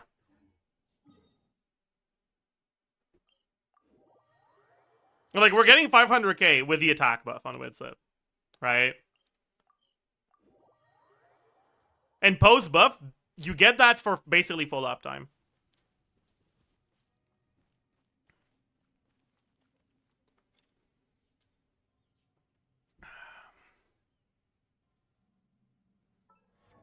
Yeah. Milani is getting such an insane upscale. It's crazy.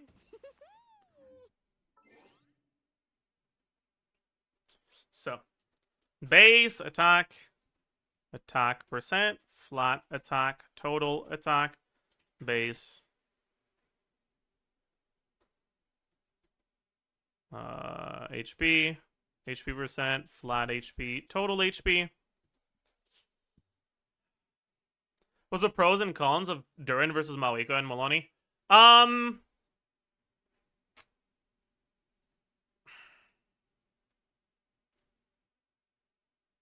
Mawika gets you Cinder City. Durin activates Witch passive. So it depends on what the rest of the team is.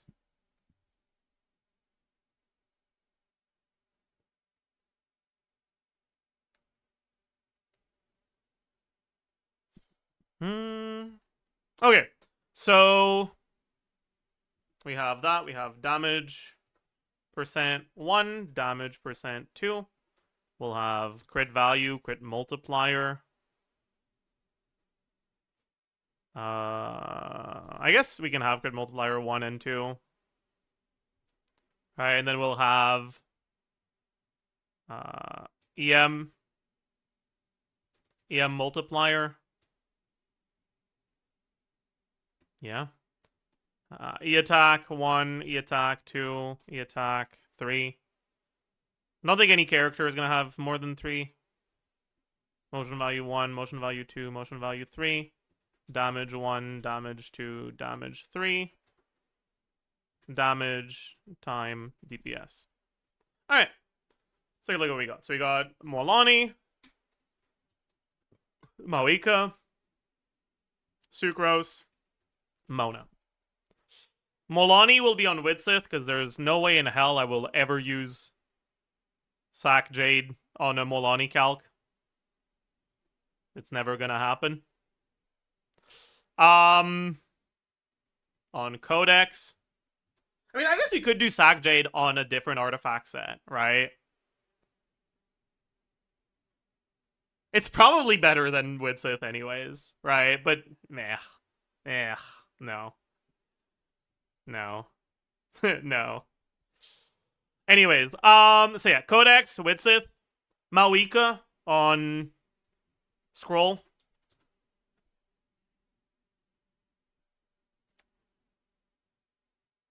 I guess her weapon doesn't really matter, so we just go Serpent Spine. Sucrose, VV, Sack Frag. Although, you don't need Sack Frag on Sucrose, right? But yeah, I guess since Harp is ER now instead of EM, Sackfrog is still just your best stat stick. Yeah. And then Mona on Proto Amber and Instructor.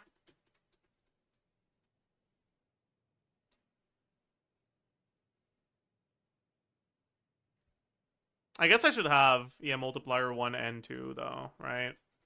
EMM2.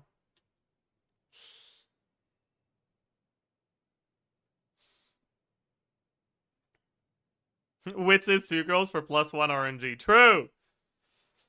Alright. Base attack on Molani doesn't matter. Base HP. What do we have?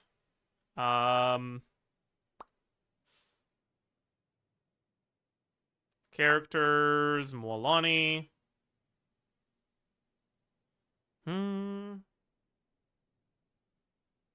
15, 185 HP percent. We have 25 from Resonance, 20 from Substats, 46.6. Probably times 2. Because we get a lot of damage percent. 8, so HP Goblet.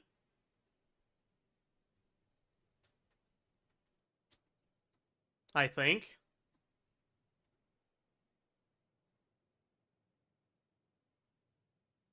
Is TDDS much worse than Proto Amber?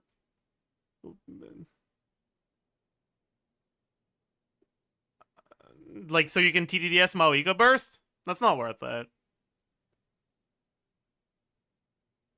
You won't be able to go Instructor if you do that. Because too much ER.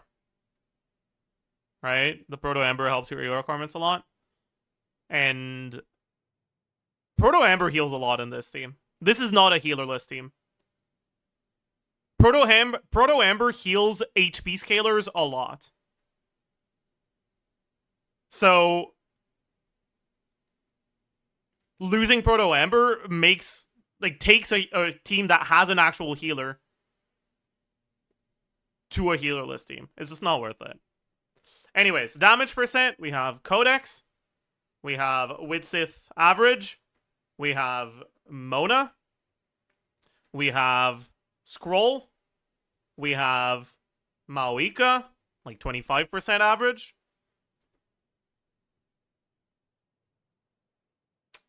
Sure.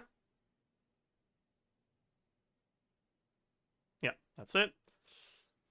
Crit value, 98.4, 62.2, 20 times 6.6. Codex, Witsith, and Mona C4.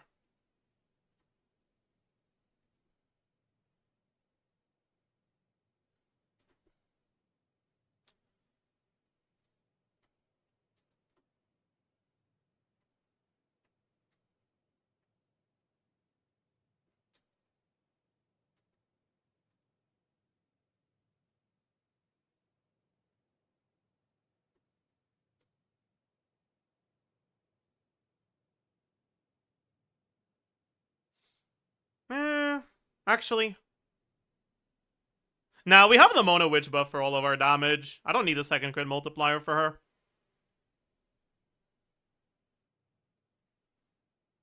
Okay. EM. We have Witsith average, which is, what is it? It's 80. We have Substats. I like to do 80. We have Mona C2, another 80.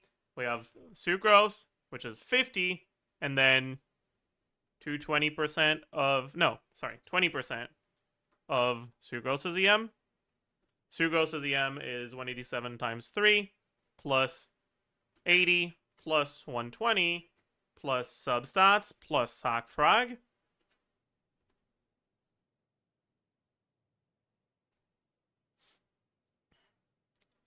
Okay. But unlike the other buffs, this isn't full uptime for the EM buffs. Right? You have the...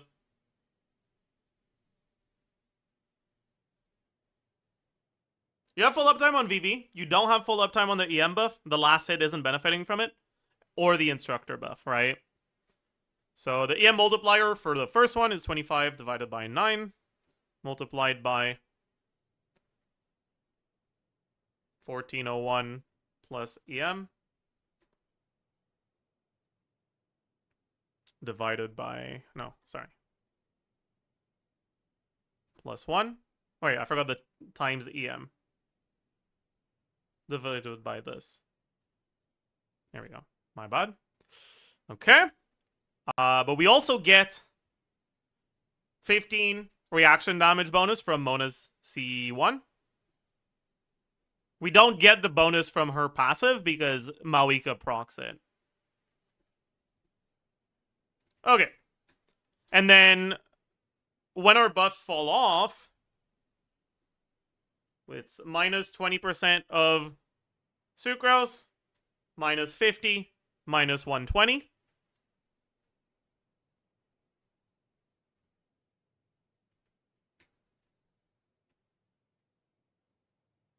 Yep.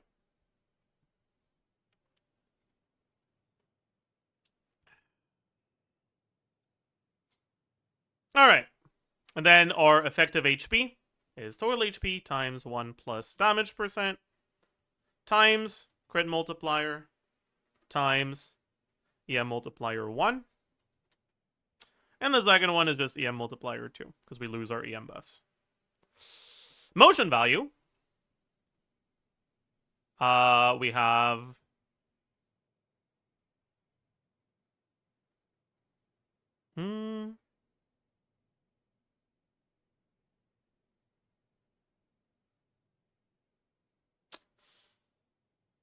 okay.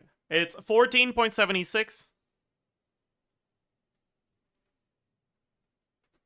plus 7.38 times 3 plus 36.89. That's one chomp. It's vaped. You get 2 during uptime.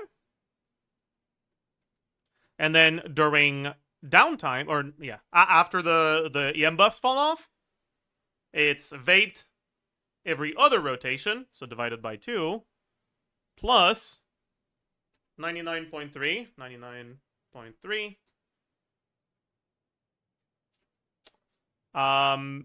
This, it lasts for 20 seconds. Will you have 3 stacks? No, right? Yeah, so you'll have plus 30 times 2, also divided by 2 because it's every other rotation. What?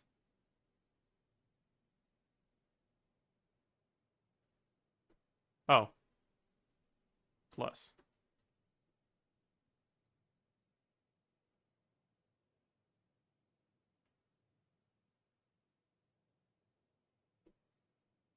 Is that right? That seems wrong.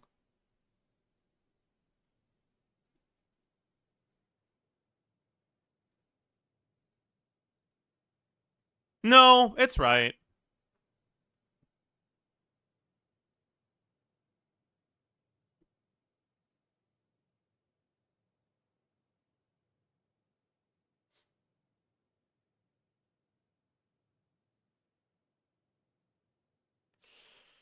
Damage 1. This times defense multiplier times shred multiplier.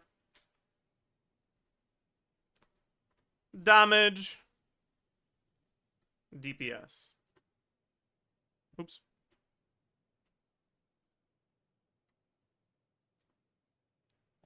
$98k personal DPS from Molani. Here. Now, another thing I want to double check here. Okay, actually first. Before that, let's just double check that HP is better than a Hydro for Goblet. Plus 46.6. Yeah, it is. Okay. What are the ER requirements here? Her own thing is 4.5. Mona is 3.3.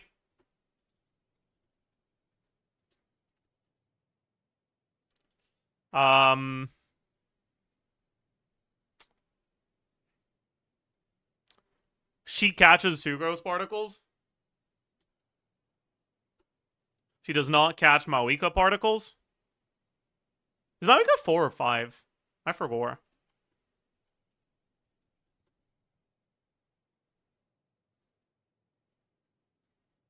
It's 5. Okay. That's what I thought, but I wasn't sure.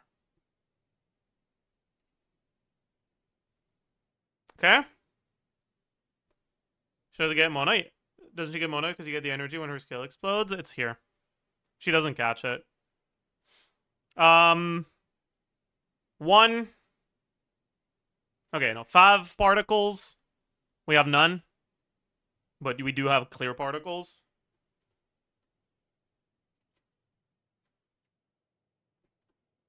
Right? So, cost 60. Refund 0. ER.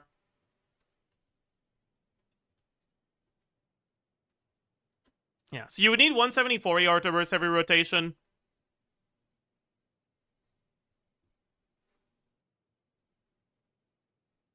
If we go ER Sands...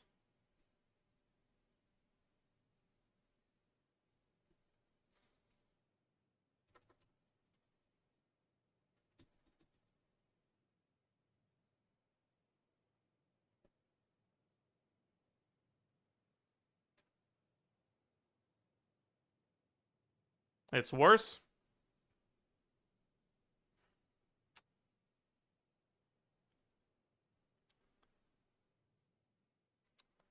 But if we go Proto Amber on her,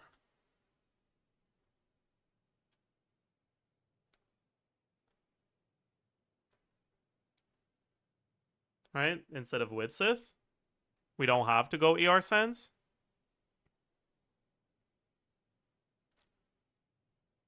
So if we go plus 41.3, we lose the 16. We lose the 55.1. We lose the 80. We gain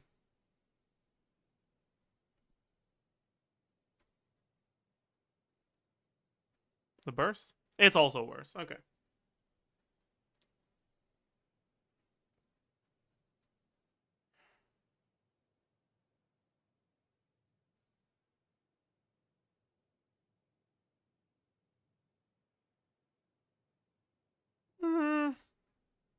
Yeah, then you could go to DDS on Mona maybe, but nah. Fuck that. Let's just stick to Widsith for now. Okay. Oops. I know that total is going to be sum of all of these. I don't need to calc the damage for Sucrose and Mona. We know both of them are going to be like really low. And then Mawika is 359 plus 510. Attack percent. What do we get? She gets 30 from her passive. What else do we have? Substats.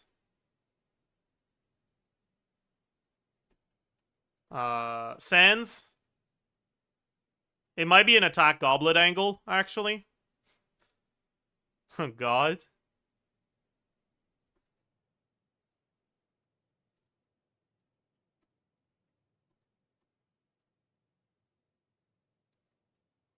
Damage percent. We have Scroll. We don't have Mona. Okay, yeah, no, it's not. Wait, also, I forgot the damage percent from Sucrose buff.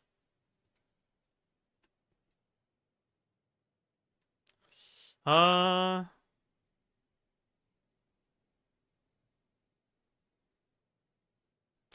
so we have Serpent Spine, we have Scroll, we have her passive. We have Sucrose. That's it.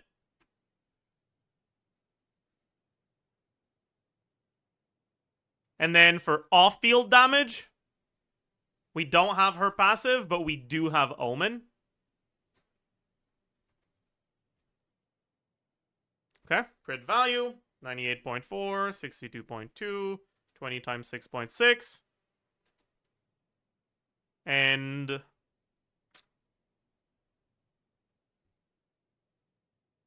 Serpent Spine.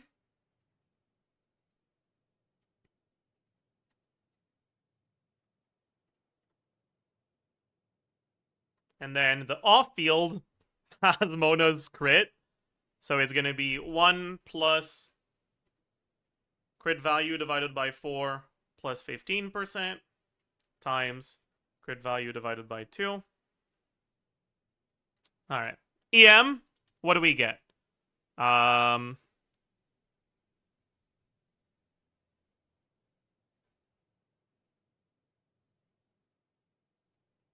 So we have...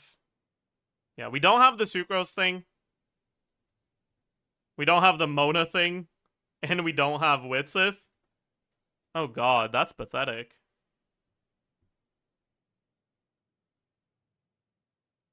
Well, that's really pathetic, huh?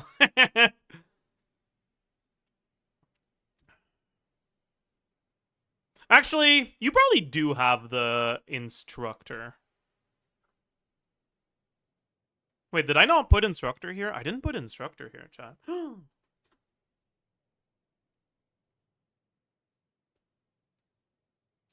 That's cooked. I removed instructor, but I didn't add instructor. Guys, you can get instructor here. Yeah, multiplier. Also, yes, high. We don't have this for this one.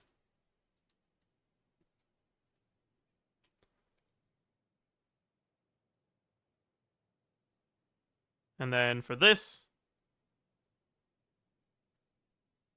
we have this plus 20% of sucrose, EM plus 50 plus 80 from Mona's C2. Yep.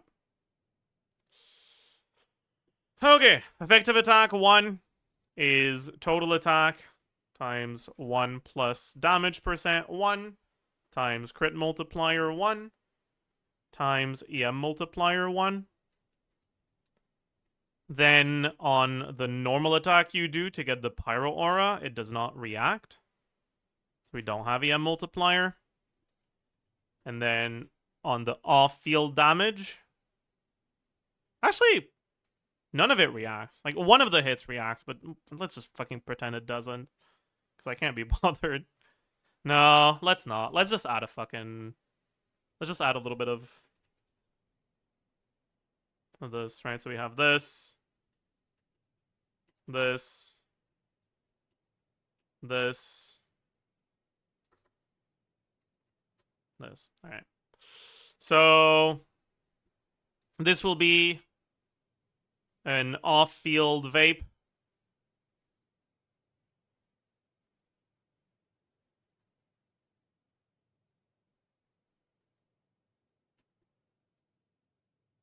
Yeah, we get so many more stats off-field, it's really funny. Oh.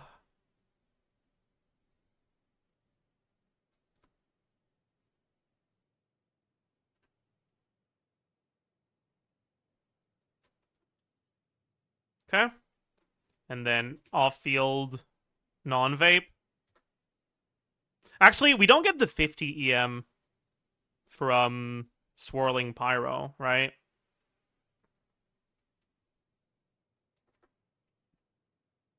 Okay. Motion value 1 for Maoika is going to be Burst and Skill Vaped. So Burst is 756.2. And 200 times 2.7. Is it actually 200? Alright, she gets 100. It's not.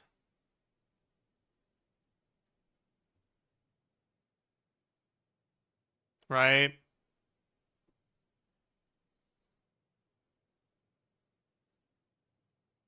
It's like 190 average.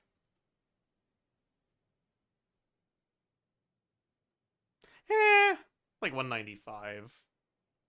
Honestly, no, it's just 200. Whatever.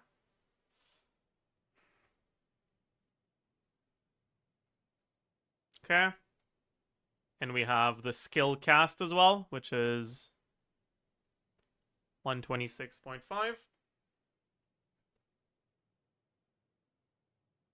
times 1.5. Unreacted on-field damage is a normal attack.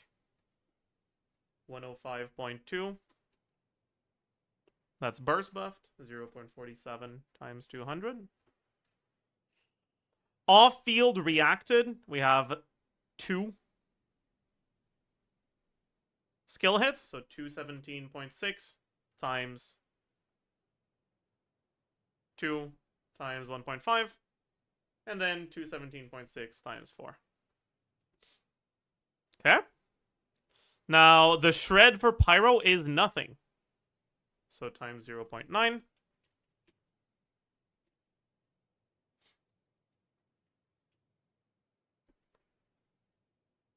That seems high.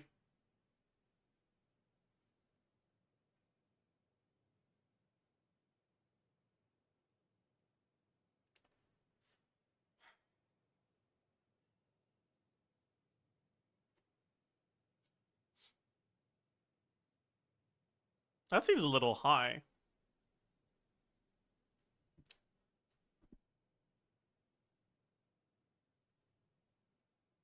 You really think Milani gets VV for a whole rotation?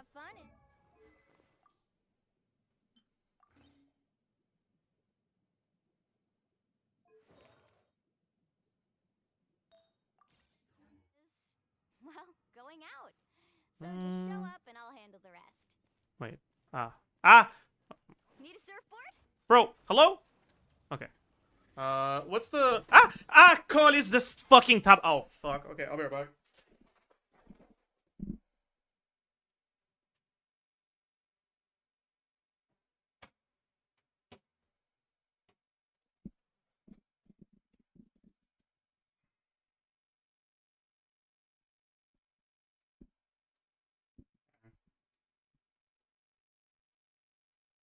Alright, doesn't seem like too much spilled.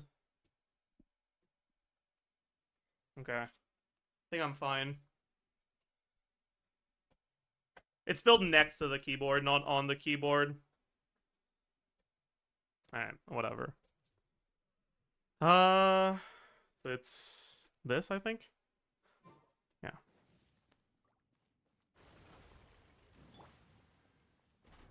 Pyroclastic surge! Decided by destiny. Absorption test. Carving wave. Woohoo! Let's shred, Sharky.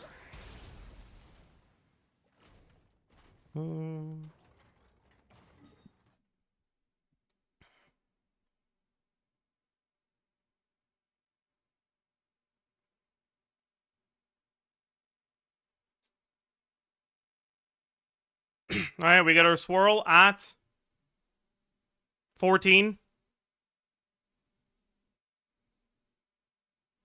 This gameplay is horrible. We get the last hit at 23. So yes, we have full VV uptime. VV might fall off if you get bad RNG on Molani burst travel time.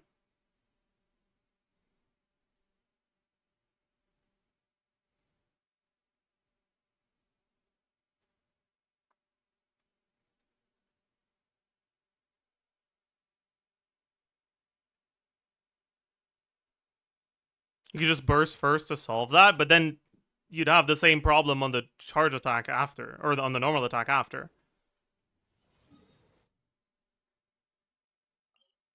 Oh, no, I get what you mean. You don't want to do that, because then you don't have the crit rate from Codex. It's not ideal.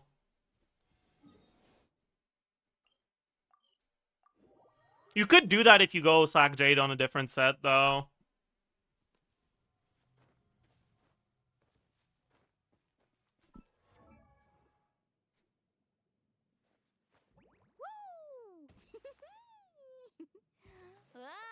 I mean, EQ 2 bites? You can't do that.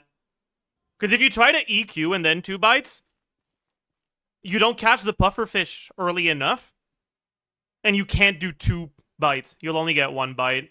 And then your Night Soul disappears before you're ready for your 3rd.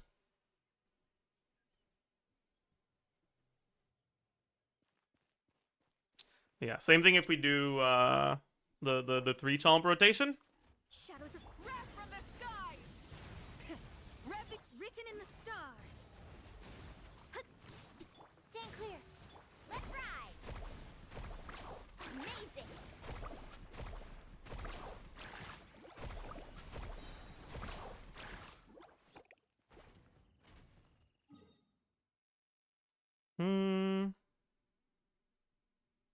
Alright, we got our swirl at basically as it turns to 10. First bite at 13. Second at 15, 16, whatever. Third at as it turns to 19. So again, right? We still have VV, but we don't have the Sucrose EM buff anymore because that lasts for 8 seconds. You could have it if you Sucrose burst. And honestly, this is a team where you can Sucrose burst.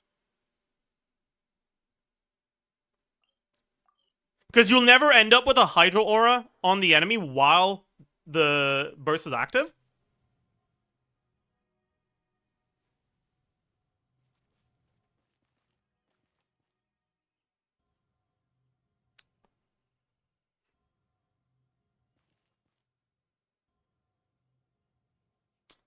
So it'll never absorb Hydro. It doesn't interact with your auras in a negative way if it either doesn't absorb anything or absorbs Spyro. So there's no downside to using Sucrose Burst when you have it available. Doesn't the 50 last 10? Does it? I thought it was 8. Yeah, it's 8. Both of them are 8. It's just the VV that lasts 10. But yeah, like, you can take a look at how the auras are working here. Pyroclastic surge. Fate is upon you. Absorption test. We got the Pyro Infusion, but even if we didn't, we'll never have Hydro on the enemy. So we just get... Wait, that hit. That that hit somehow. That's crazy.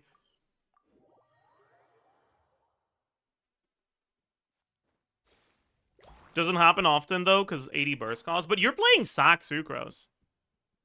Right?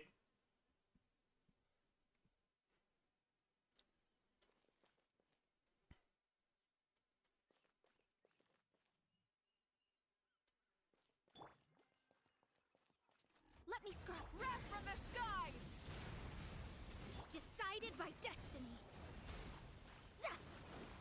Animo test 63. Amazing. Like, even if she doesn't catch her own particles, that's still 8 animal particles you're getting, right? Delve into destiny. Pyroclastic surge. Full throttle. Written in the stars. Absorption test. Faster.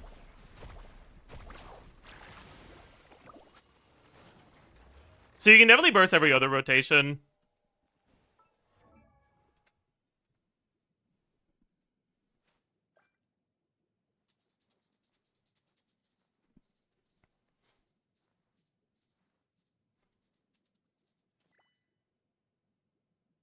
And if we assume that you burst on the rotation where you use Molani's burst as well, right? It would mean that this thing, the burst every other rotation, would be during buff uptime, which is plus 7k DPS. Which is kind of big, actually.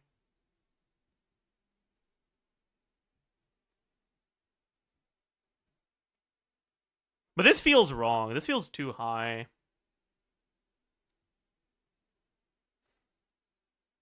I guess...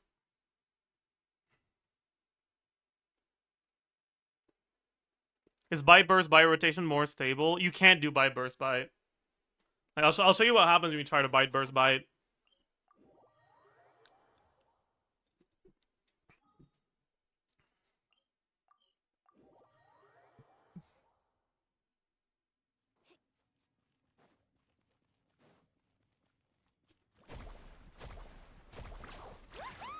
Check this out.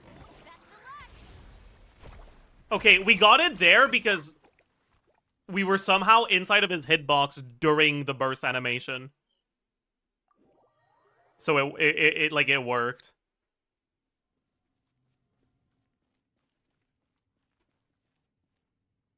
But otherwise, like, if you can get it, bite burst bite will be better, but it's just you're not going to be getting it. What's supposed to go wrong? Because you didn't catch your pufferfish, you can't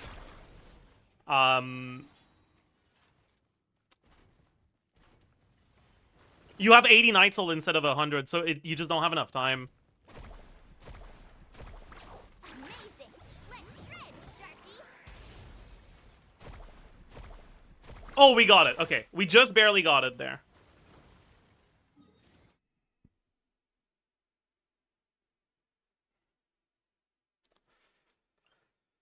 You can very reliably do bursts, bite if you play properly. The thing is, playing properly on Molani is not something that's entirely in your control. Enemy moves a tiny little bit away from you, adding travel time delay to your first stack generation, and you're cooked.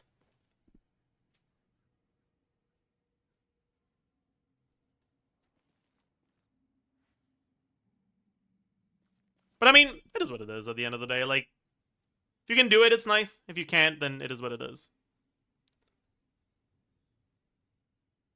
It just extends the 50 EM for one more bite. It's not just the 50 EM. It's the 50 EM and the 20% of Sucrose's EM.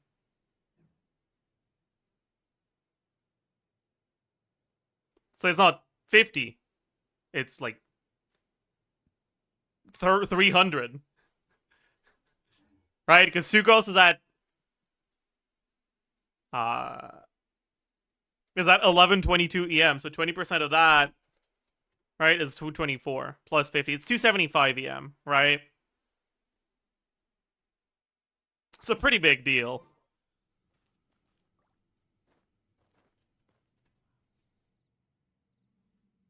Isn't the 20% just for the element infused and burst? That's 20% damage, not the 20% of her EM. When skill or burst hits an opponent, increase all party members' EM by 20% of Sucrose's EM. It says nothing about elements here.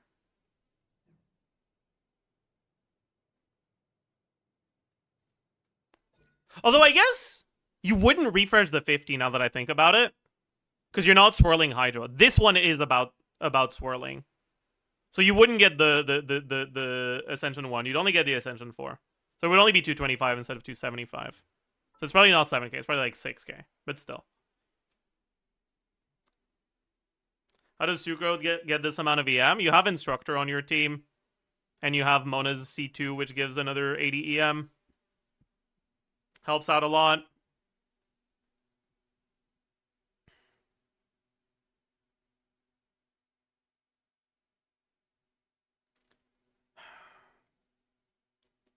The thing is, like, I feel like this should just be really easy to do. But maybe the Mona buffs also fall off. Let's go back to this. Right? Almond pops here, right, at like at about 7. So the buffs will expire at 20.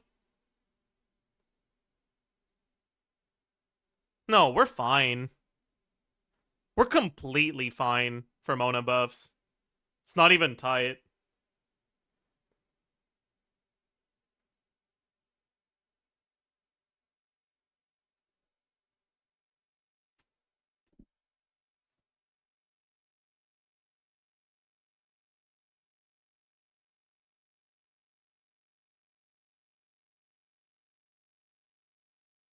Roman buff lasts that long. It's 5 plus 8, so it's 13.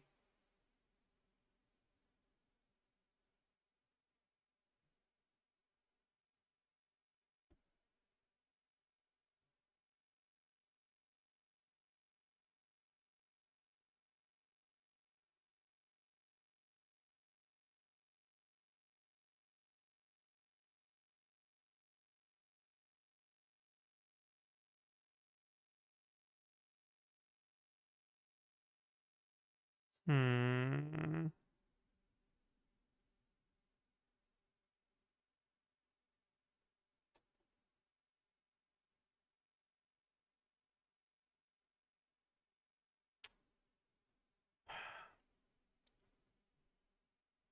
Am I doing Moika Burst every rotation or every other? I'm doing every rotation. I think that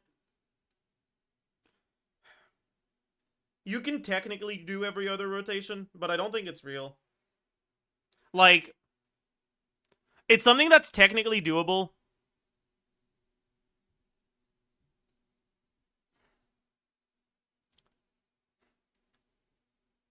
But the execution is really, really tight. And these rotations have a bit of wiggle room, which makes them a lot more comfortable to play, so I like them better.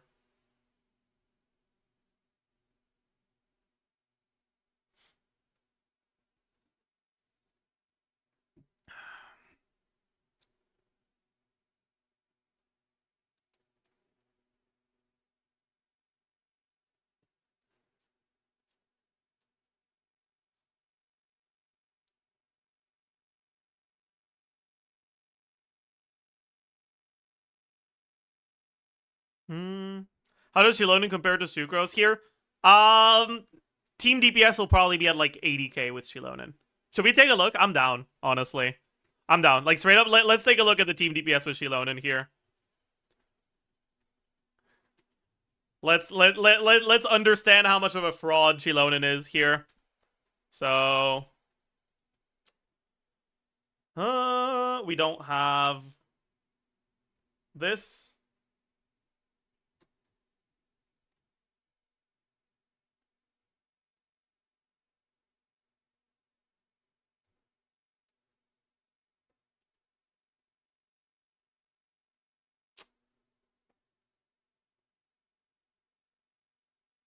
We're going Petro with bad uptime, I guess.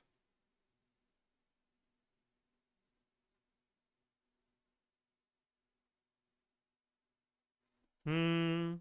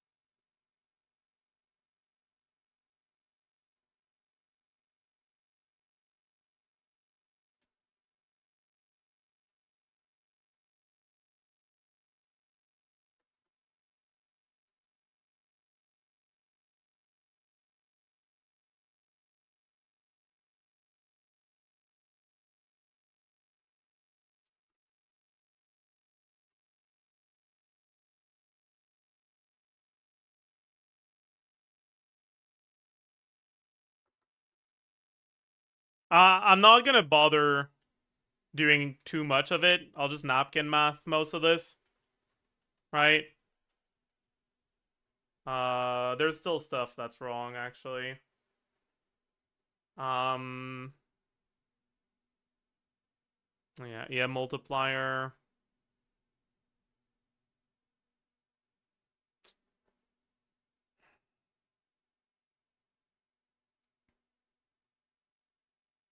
What else was there?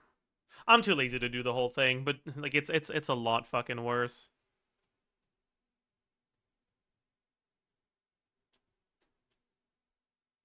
Because Shilonen doesn't give you the witch resonance. And that's a big problem.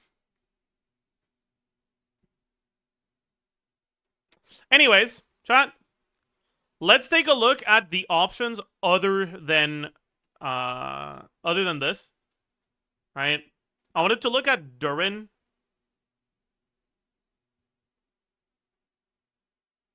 You could do Durin Shilonen, but that can't be right. We can take a look at Durin Shilonen Albedo, maybe. Right? So, Durin, Albedo, Shilonen. We lose Mawika, Mona, and Sucrose. So, HP, we lose Resonance. Damage percent, we lose Sucrose. We lose Mona. We lose Cinder City. We lose Mawika. Oh boy. Crit value, we lose Mona. EM multiplier and EM. So EM, we lose Sucrose. We lose Instructor. We lose Mona. EM multiplier, we lose Mona. We lose Sucrose.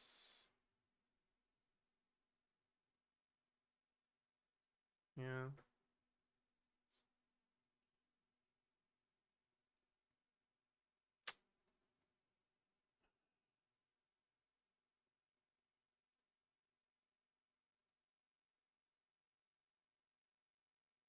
Okay. And now we add the buffs we've received. So, Albedo, 12 damage percent. We probably go Damage Goblet now. We get Cinder City. We get Geo Resonance.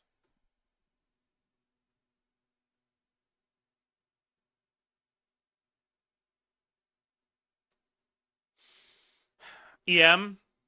We get Albedo buff.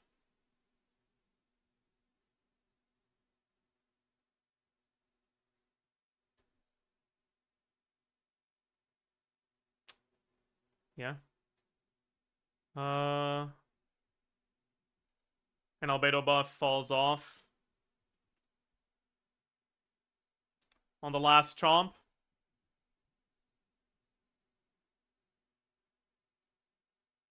Yeah. So our personal damage is a lot lower.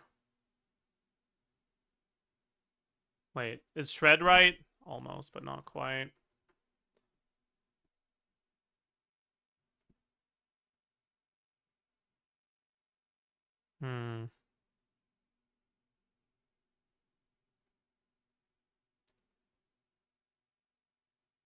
Isn't C4 Mona buff a little sus since you lower cap on crit rate? Not necessarily. Like, you can, sure. But, like, you're not on a crit rate weapon. You're not guaranteed to cap on crit rate.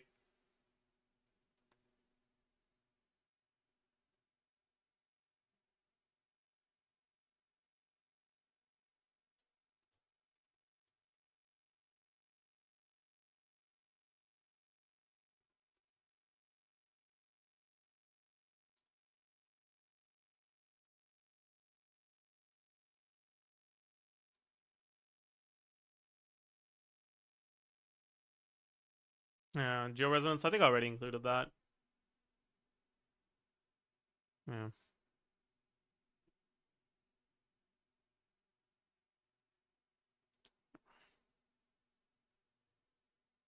We proc Instructor at 6.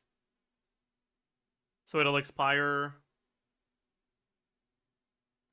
Yeah, we'll only get 1 bite with it. We won't get 2.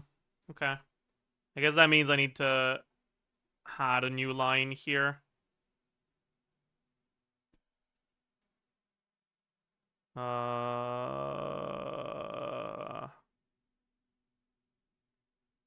Yeah.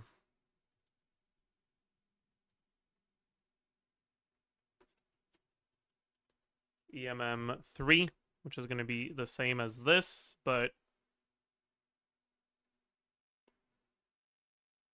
we have Sucrose buff, we just lose Instructor.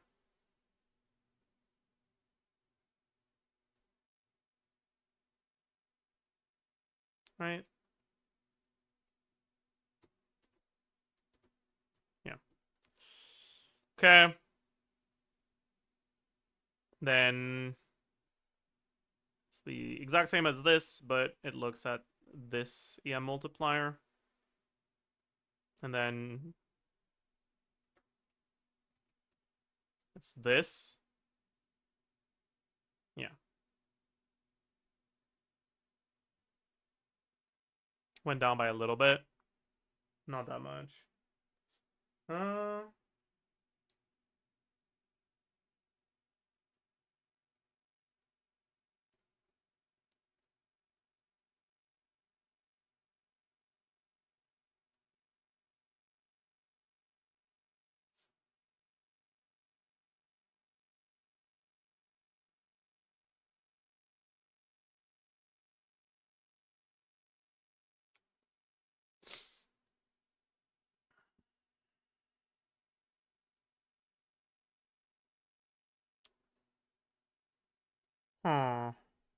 Huh.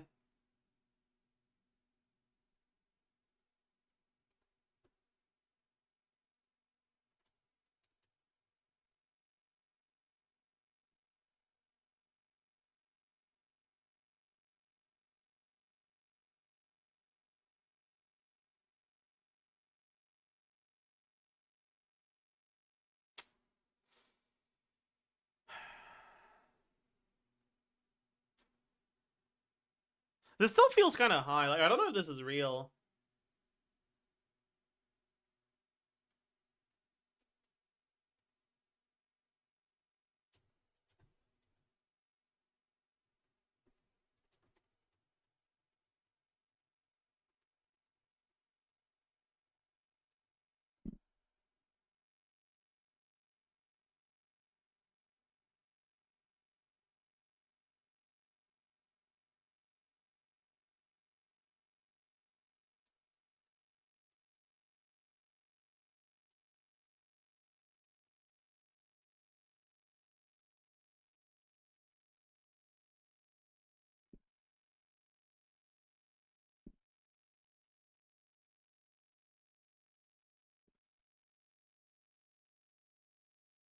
Hmm.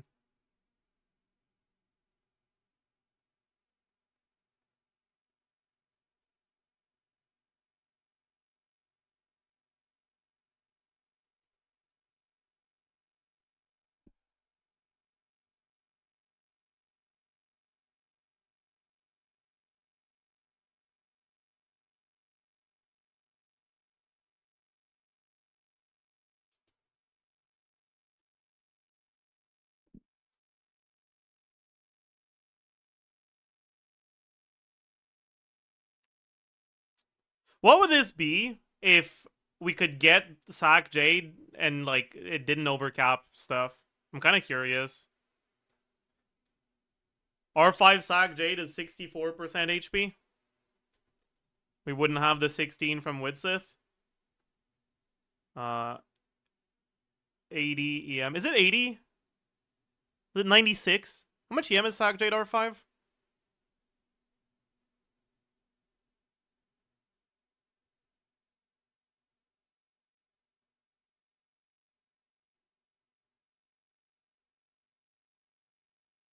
$80?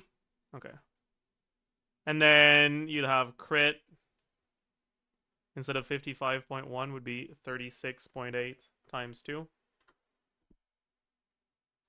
So if Sack Jade didn't make you overcap, if it was crit damage instead of crit rate.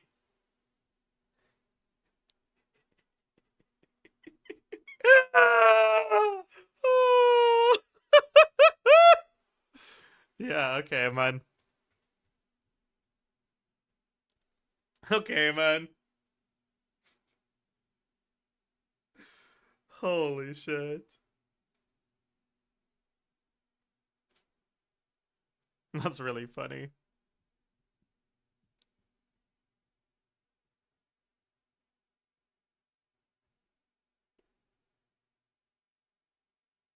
In that case, what about Sag Jade on Heart of Death? But it doesn't buff the burst. That's the problem. Is there a set that's actually good for her here? Not really, right?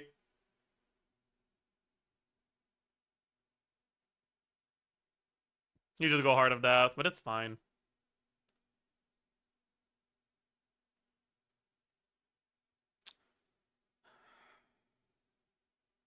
Is Molani Varessa tier now? I mean, kinda. Yeah. Maybe. But, like, it's still Molani, right? Like, as much as the numbers are good, it's still a Molani, right?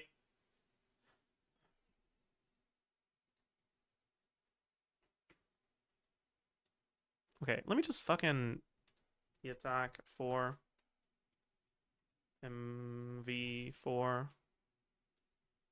Damage 4. There we go.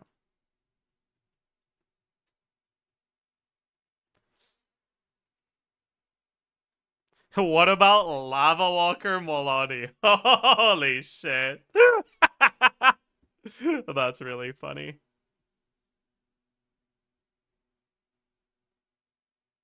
That's really funny, actually.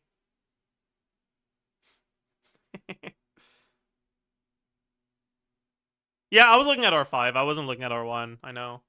Anyways, what about Mona C0? So minus 30 CV,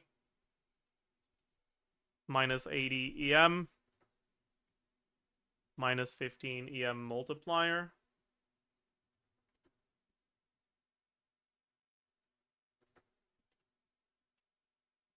Yeah. Yeah. Yeah. Yeah. This is a healerless Molani team. It's not. I feel like every time we look at this team, people are like, "Oh, but no healer." But like, you need to realize, all right, healing bonus Circlet Proto Amber Mona heals Molani for like 15k HP per rotation. You're not dying, man. You are not dying, man.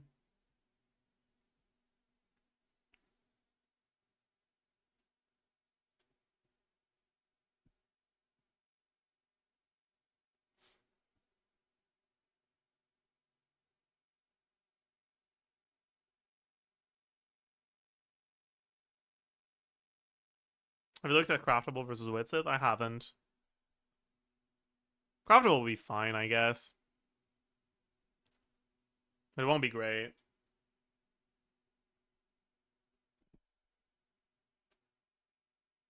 Yeah.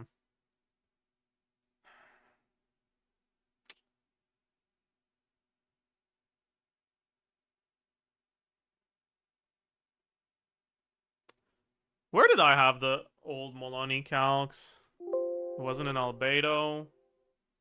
Was it in Durin? No. Where was it? Was it in Black Durin? No. Was it in Mona? Oh, it was. Okay.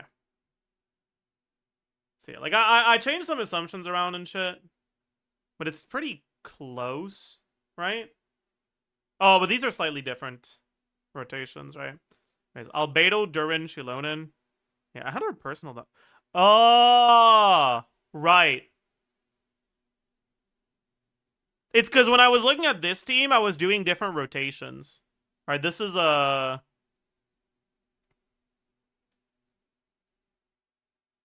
This is a 2-skill rotation, right?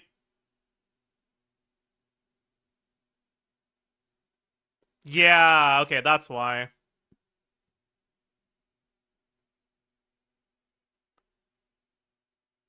This is a 2-skill Molani that bursts every rotation. Oh, my bad.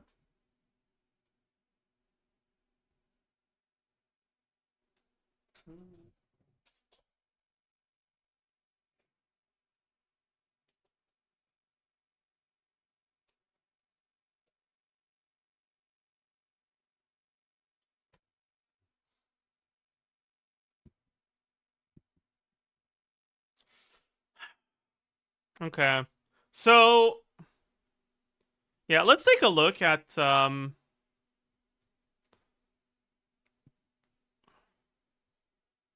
Maloney, Witsith, Codex. Alright, with, Durin, Albedo, Shilonen. On a 2-skill rotation, right? So it was 22 second. And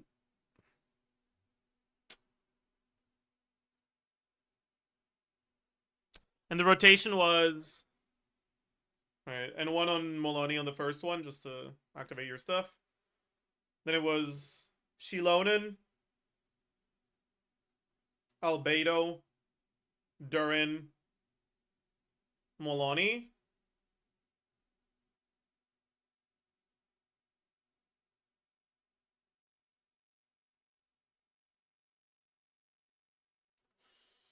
What is my best Varissa Durin team if Yonson and Chevy are only C1? Probably use Fischl instead of Yonson. Varissa, Fischl, Chavors, Durin. I guess. That's probably what I'd do. Anyways. So, we'd have one rotation, or one bite. Wait. Let me try to remember what I was doing for the rotations.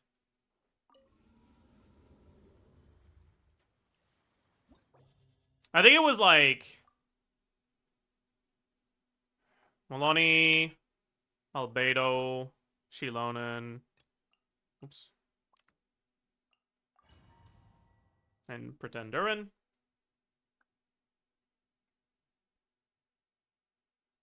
What was it again?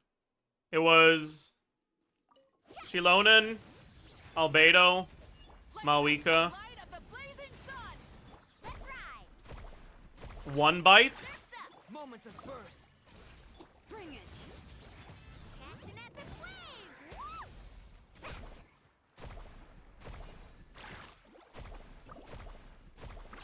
Amazing. Yeah, it was this.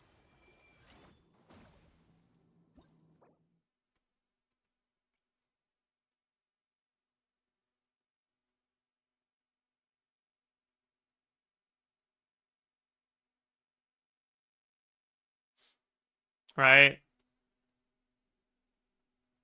So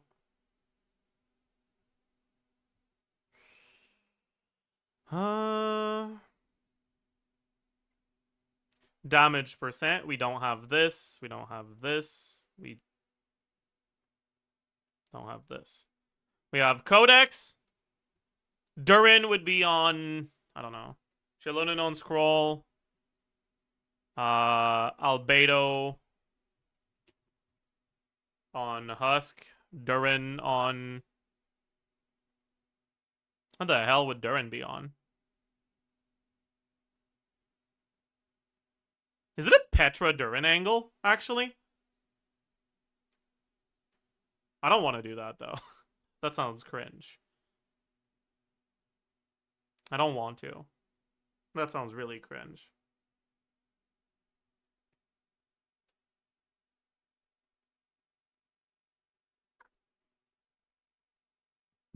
Fuck, I think it's Petra. No, let's just do two-piece, man. Whatever. Wolf Fang. Spindle. Fav.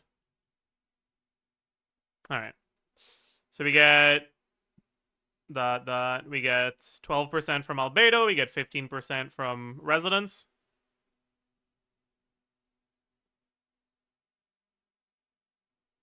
That's it. Right?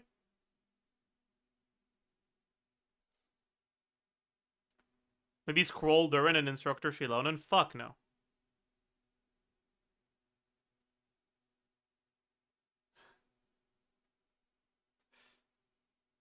Why would you want to get 12 instead of 28? That's a bad idea. It's an awful idea. Okay, that's for the first uptime. The second uptime is the same, right? Yeah. Then EM on the first uptime. No Instructor, no Sucrose, no Mona. No nothing. Yeah. But then EM on the second uptime.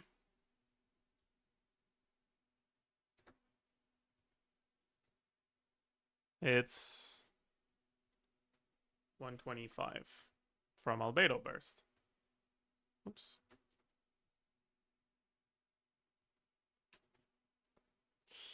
Okay. Then effective HP, yeah, okay. Motion value, we get 1 bite. Then we get times 2 bites and 1 burst. And none of this. Okay.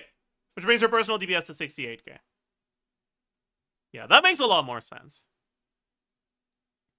Now, Durin, base attack, 347, 510, attack percent, probably double attack.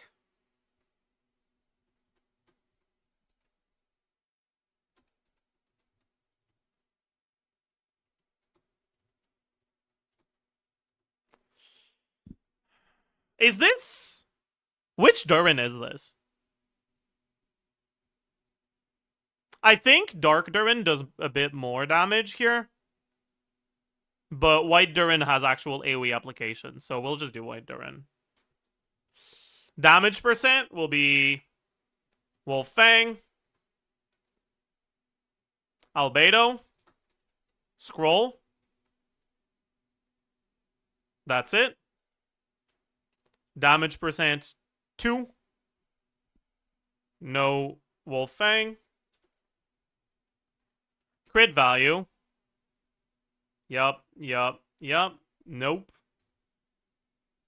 27.6 times 2. 16. Wait, no, we still have the plus 16 here. It's a crit that disappears. This squared divided by 8 plus 1 equal to 1 plus this divided by 4 times this. No, it was this divided by 2, sorry.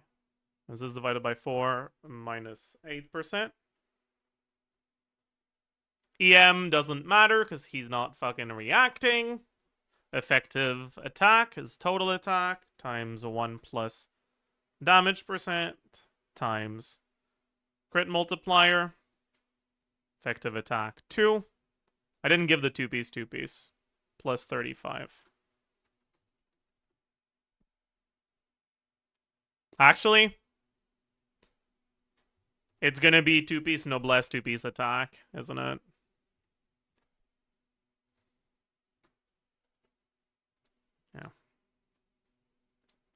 Yeah.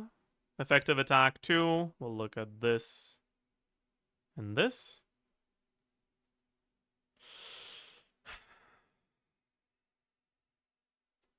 Motion value is gonna be characters Durin 179.5 202.2 163.9 190.1 160.9 times 10 times 1 plus minimum 75%, 3% of total attack divided by 100. Okay? And then we'll get another 10, 160.9 times 10 here.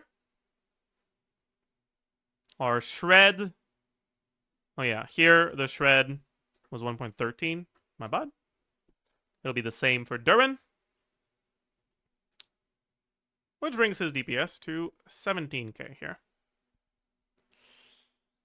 Then Albedo.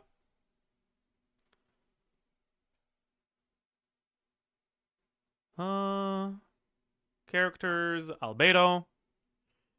251. 454. Fuck. 20. 350. Yep. 876.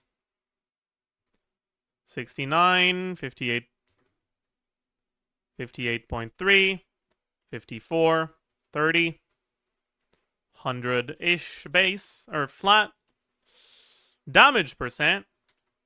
Don't have this. Do have this. Do have this. 24 instead. 46.6. 28.8. 12. Yeah. Crit value. 60. 62.2. Is Albedo best in slot still the Cinnabar Spindle? I go all the way back. Well, if you have Chiori's signature, it's a little bit better. But other than that, yeah, it's you can do Cinnabar Spindle, but if you don't have it, the Natlan Craftable is almost the same. It's really close. List 20 times 6.6. Effective attack. Then effective defense. Motion value attack. 222.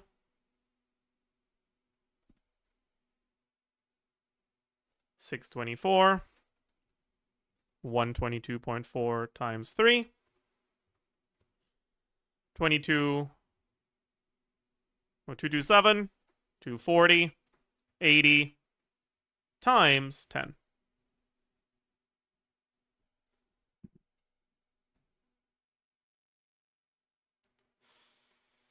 Yup. Damage. We have the Resonance Shred, which brings the DPS from Albedo to 24k. She alone is going to be at like 4k-ish. Too lazy to properly calc it. Yeah. So,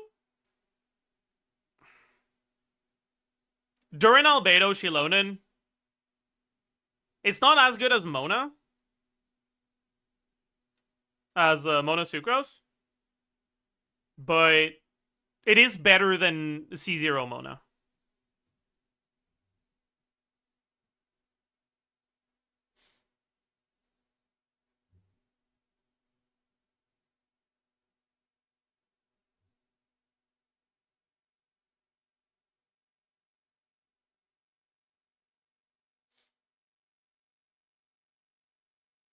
Doesn't seal Mawika either, which is nice. True. Although you can just put Durin instead of Mawika here, and it's almost the same. It's very similar. Is Mona very brain dead to play? It's not as bad as you might expect. In terms of difficulty. Like, she's fine. Like, it's okay. Hmm.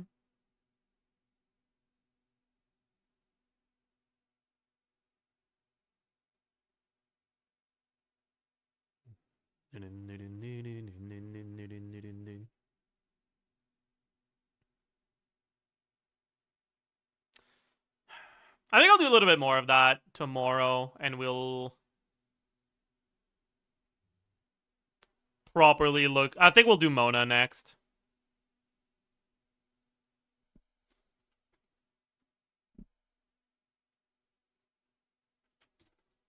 We stare.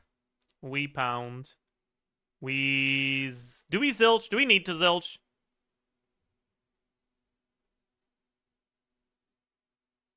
Yeah, let's zilch.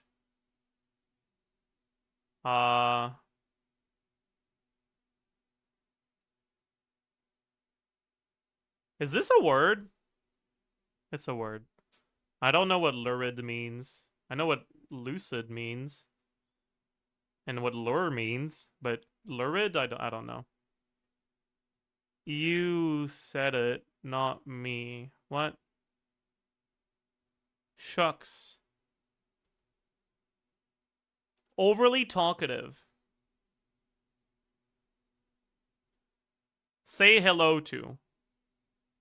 To. No. To.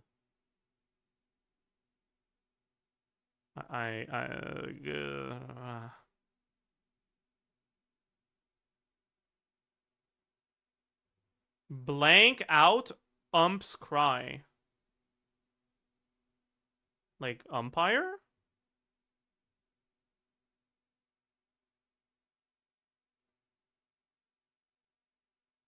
Huh? I don't know. In the know. Honey-colored resin. Amber. Civil War Prez. Wasn't that Lincoln?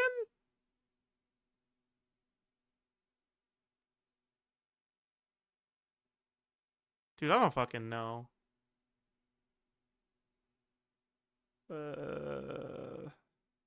I don't know. WSJ competitor. What the fuck is the WSJ?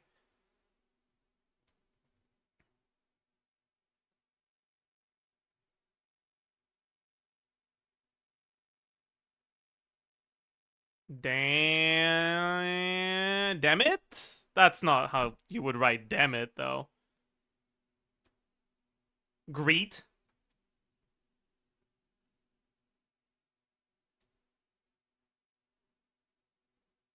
Overly loose. I don't think it's goose. Okay, consonants are supposed to be inverted.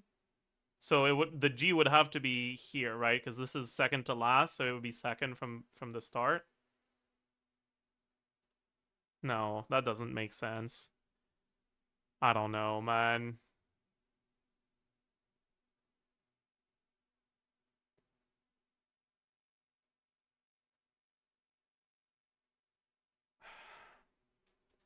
In the know. I don't know. Do people call Lincoln Abe? Maybe they do.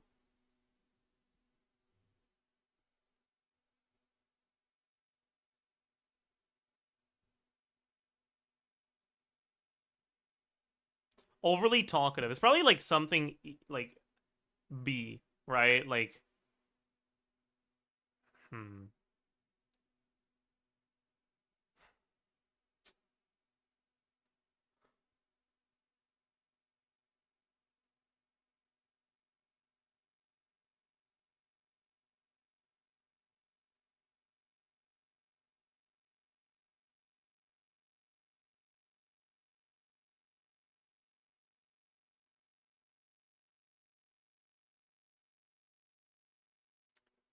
Is this all man? Chad, I think this might be all man. NYT. Oh! Wall Street Journal, New York Times. I think it's actually all man. That's fucking crazy.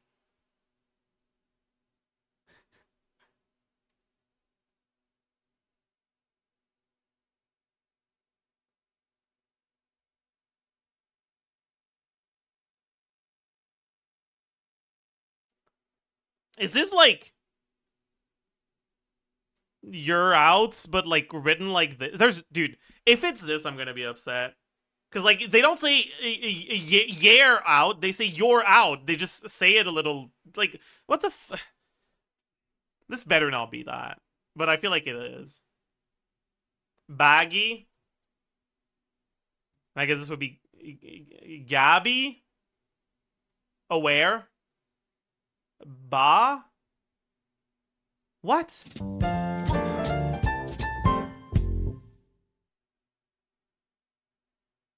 What? All right.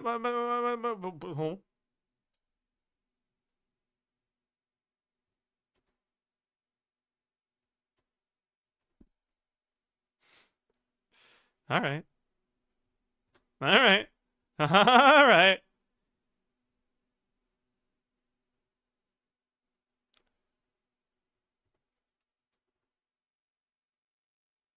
No clue. Looks old as hell. I don't know this. 2-letter that starts with M, so it's probably my something. Is it my BRIDE is AMERERMAID? I think so. My bride is a mermaid. Bet. Easy clap. Should I know this? Is this an isekai? I don't recognize this guy.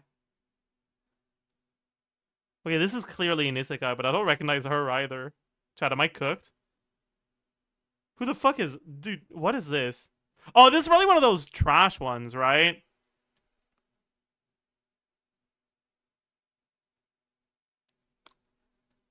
So, this is clearly an isekai. And this is definitely a Yusha party. But which one is it? Then it's 2 letters? Whoa.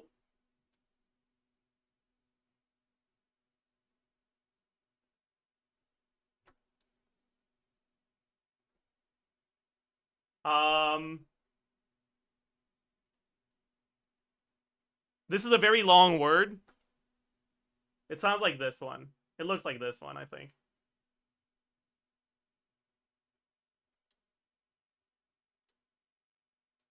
Yeah. Yeah. Scooped up by an S-rank adventurer. Easy clap. Easy clap. Yeah, I haven't watched this.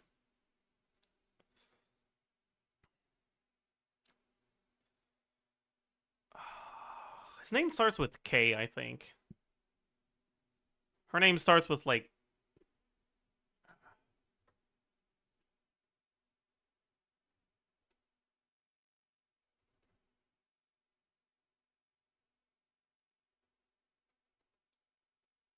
It's like something Irim, I think. But I don't... I think that's Gilgamesh.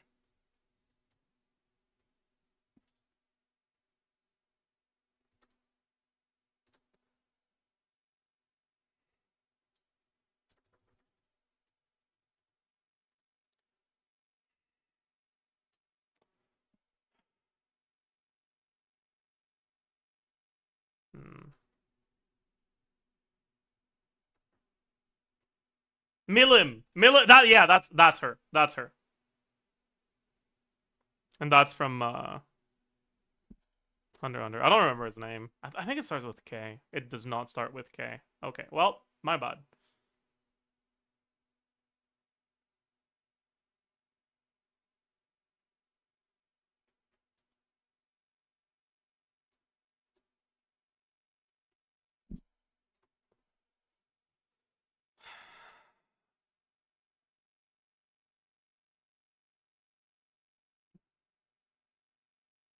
I don't know. Okay. Whatever, I guess. That's from Slime, I think. That's the like evil lady. I don't know what her name is. It might not be, but I think it is. I don't. Dude, it's such a generic character archetype, though. Fuck. Who the hell is this?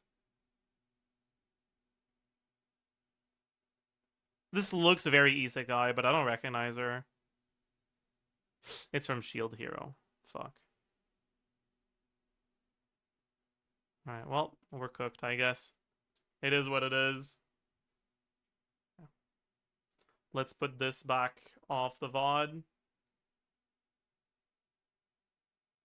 Oh, wait. I'm an idiot. We're not there yet. We Baki. It's not Baki. Saj. Okay, recent good. Chat, any ideas? Actually, I'll try Freerun. Okay, any ideas, chat? Between Baki and Freerun, both in time and in quality. Kaguya-sama. Sure. That's an acceptable guess. I think. School, but not comedy or romance. Ooh, interesting. Or drama. Blue Box? Is Blue Box really rated better than Bucky? Oh, Blue Box. I thought Blue Lock. Would Blue Box not be drama? No shot, right? Or romance or whatever?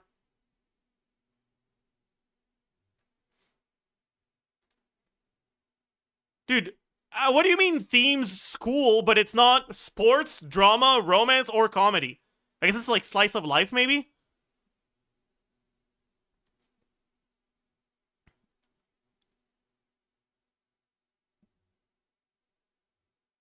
Like, it could be slice of life.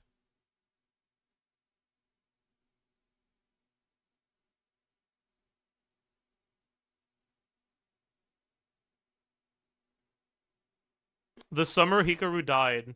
Isn't that very recent, though? Try the toilet one? Okay. It was the toilet one. That's crazy. Alright. Well. Yeah.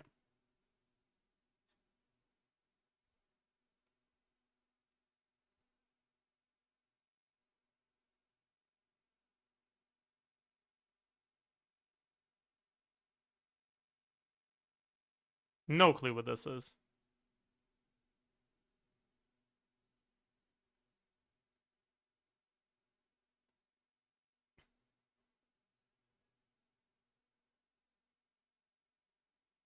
What the hell is this, bro?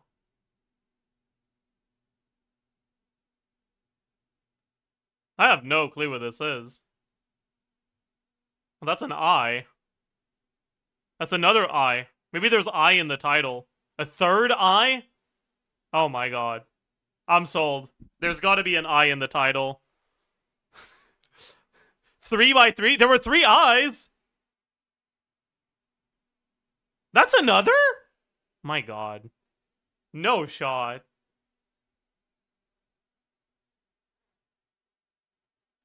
I don't know what this is either. We're cooked. Oh. I don't know any of these, man. Oh god.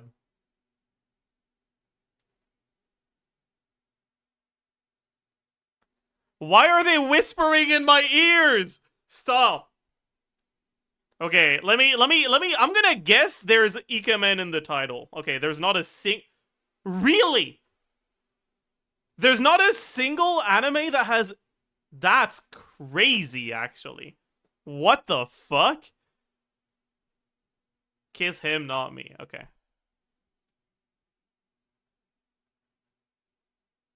How is that possible, by the way? That's crazy. Don't know what this is.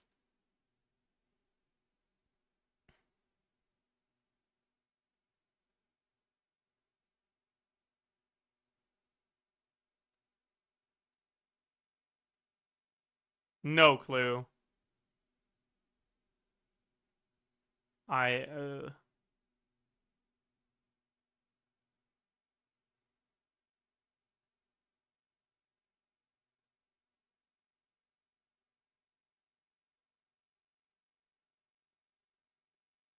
Well, it's some sort of mecha show.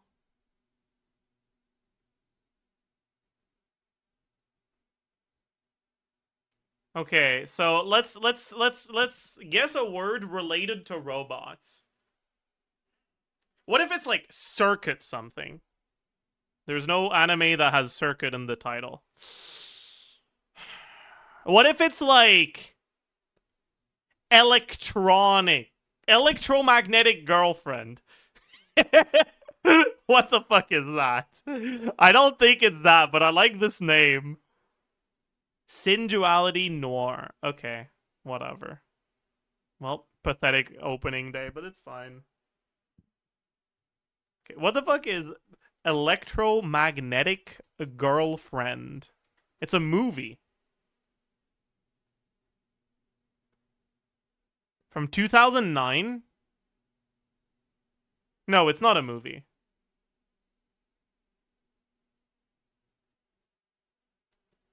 I don't really get what this is.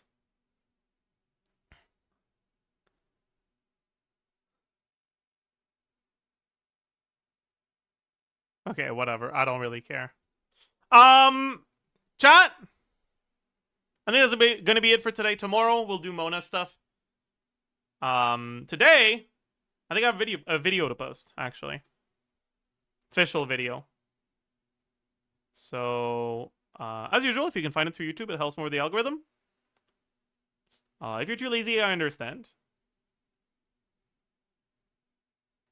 I'll post the link in chat.